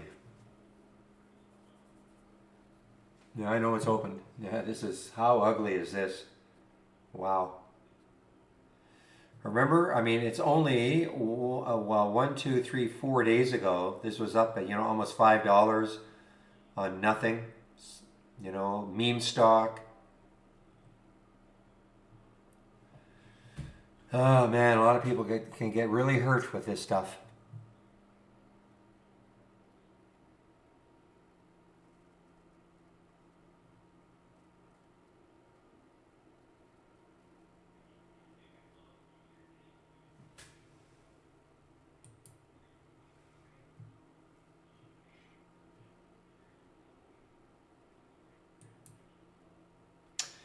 Yeah, no, the company responded. Well, that's what I kind of thought was going to happen. I thought the company would come out with something that's saying, "Hey, we're not as bad as that article insinuated."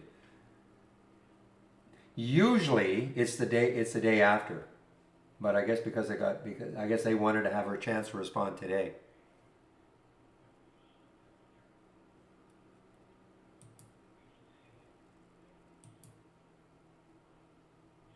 We're not that bad. Come on, guys, give us a chance. Oh, yeah, the damage is done for sure.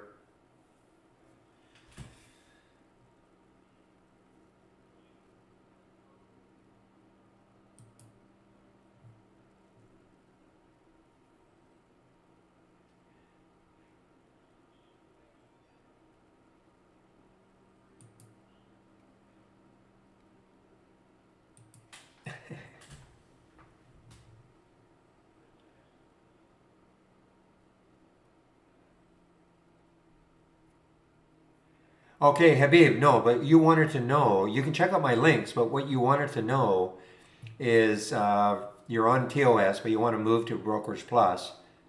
Okay, so first of all, in order to use Brokerage Plus to trade your account, you need an Interactive Brokers or E-Trade account, number one. Okay? Now, is it worth it?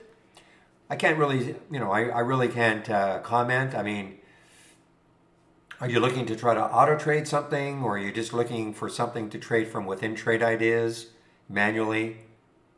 Depends how you're going to use it. But number one, you have to have an Interactive Brokers account or E-Trade account in order to use this if you want to use this. I don't use it. I mean, I demonstrate in the simulator, but I just trade from within IB.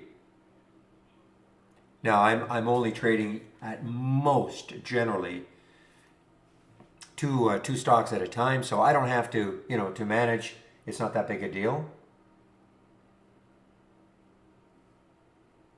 So it's so it's hard for me to say yes, it's worth it, or no, it's not worth it. If you're in Thinkorswim right now, then you can't use it. If you're happy with Thinkorswim, I wouldn't say, oh yes, you should move to IB or E-Trade. Then you can use this. I mean, it depends what you're trying to do. If you're trying to auto trade your own strategies, then yes. You know, if you're bound and determined to do that. If not, you know, I don't think it's the be all and the end all to be able to use this.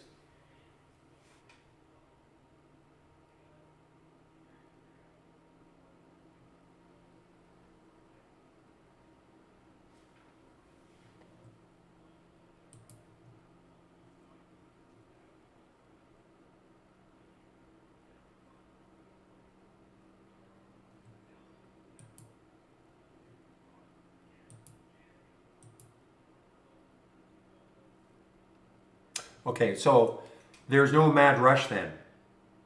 You know, if you want to auto trade eventually, but if you're a beginner, I would absolutely 100% recommend not auto trading. You know, it's an advanced tool. So I don't think there's any mad rush then. You can stick with Thinkorswim. Take a look if you are a beginner, then yes, take a look at the link, my homepage link that I put in there, and go to the education section, and then go right to the bottom, and those little videos, there are 36 little short videos, and I think it's designed for somebody who's, you know, brand new.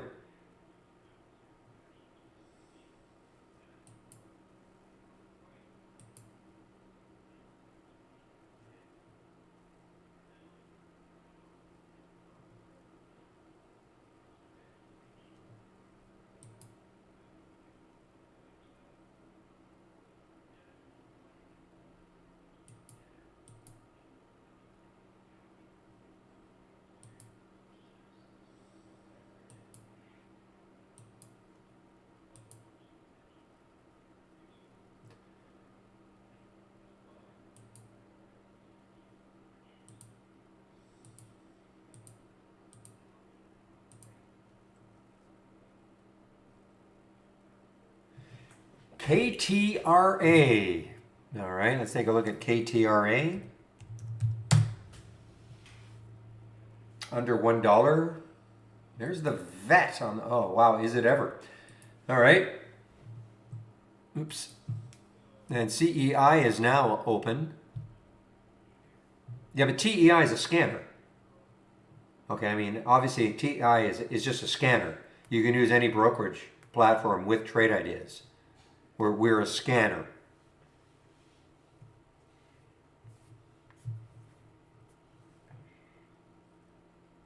Thing is, though, that Habib, you can set up what's called an external link, so that when you click on an alert within Trade Ideas, it'll load into Thinkorswim. You trade from within Thinkorswim, okay, but you don't have to type the symbol in.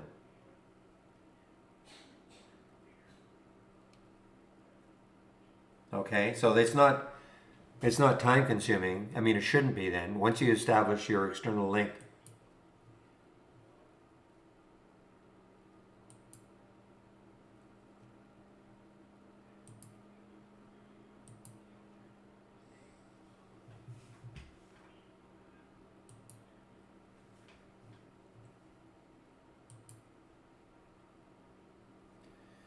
One last look at this stupid chart. Okay, CEI, so is it halted again? No, it's resumed. Okay, so it's halted, resumed.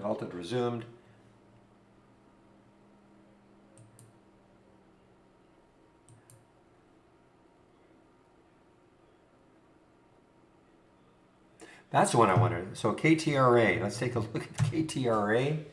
Is it a pink sheet stock too? No, it's not a pink sheet stock. Okay. Oh man, look at the volume that came in. Popped up to 83. Wow, what a disaster this one is.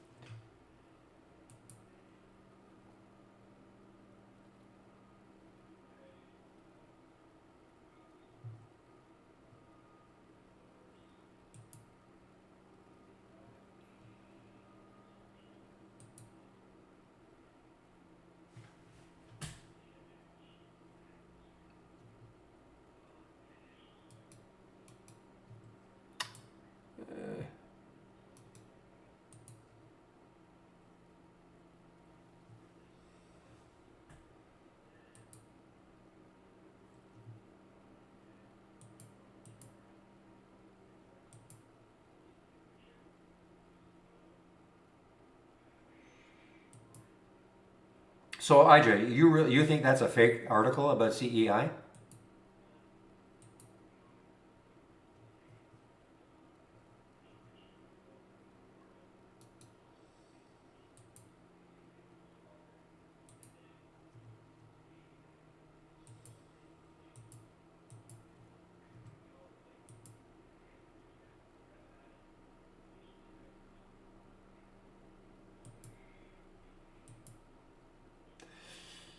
I don't know. I don't know anything about them. I mean, honestly, don't.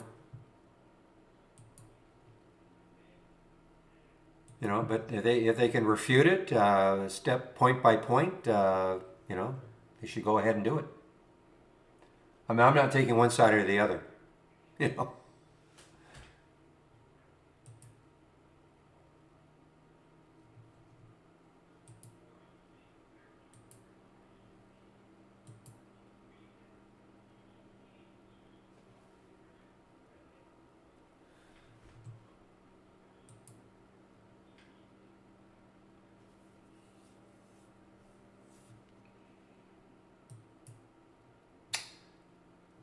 All right, guys, it is now just about time to wrap this up. So I'm just going to get the text in here, closing the room.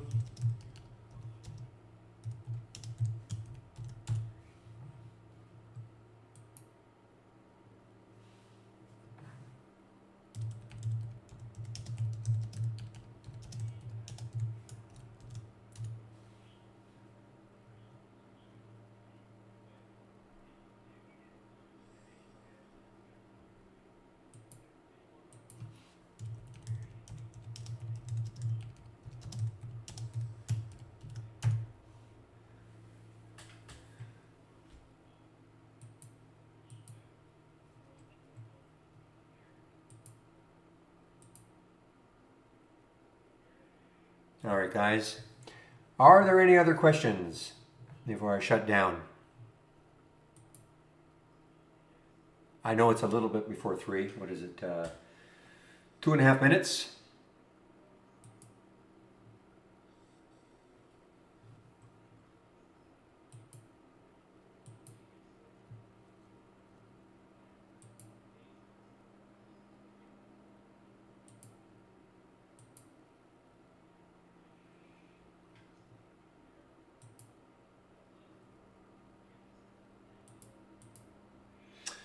All right, guys, I don't see anything, so I think I'll shut the room down now, and let me get my script together. Tomorrow's Wednesday. No, hey, it's not my long day. There's no webinar tomorrow.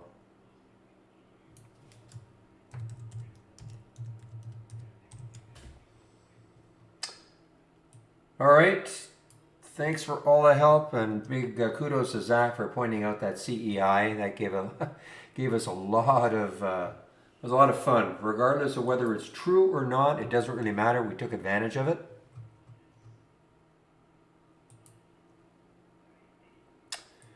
And I'll open the room tomorrow at 9 o'clock. Hope to see you then. Bye-bye.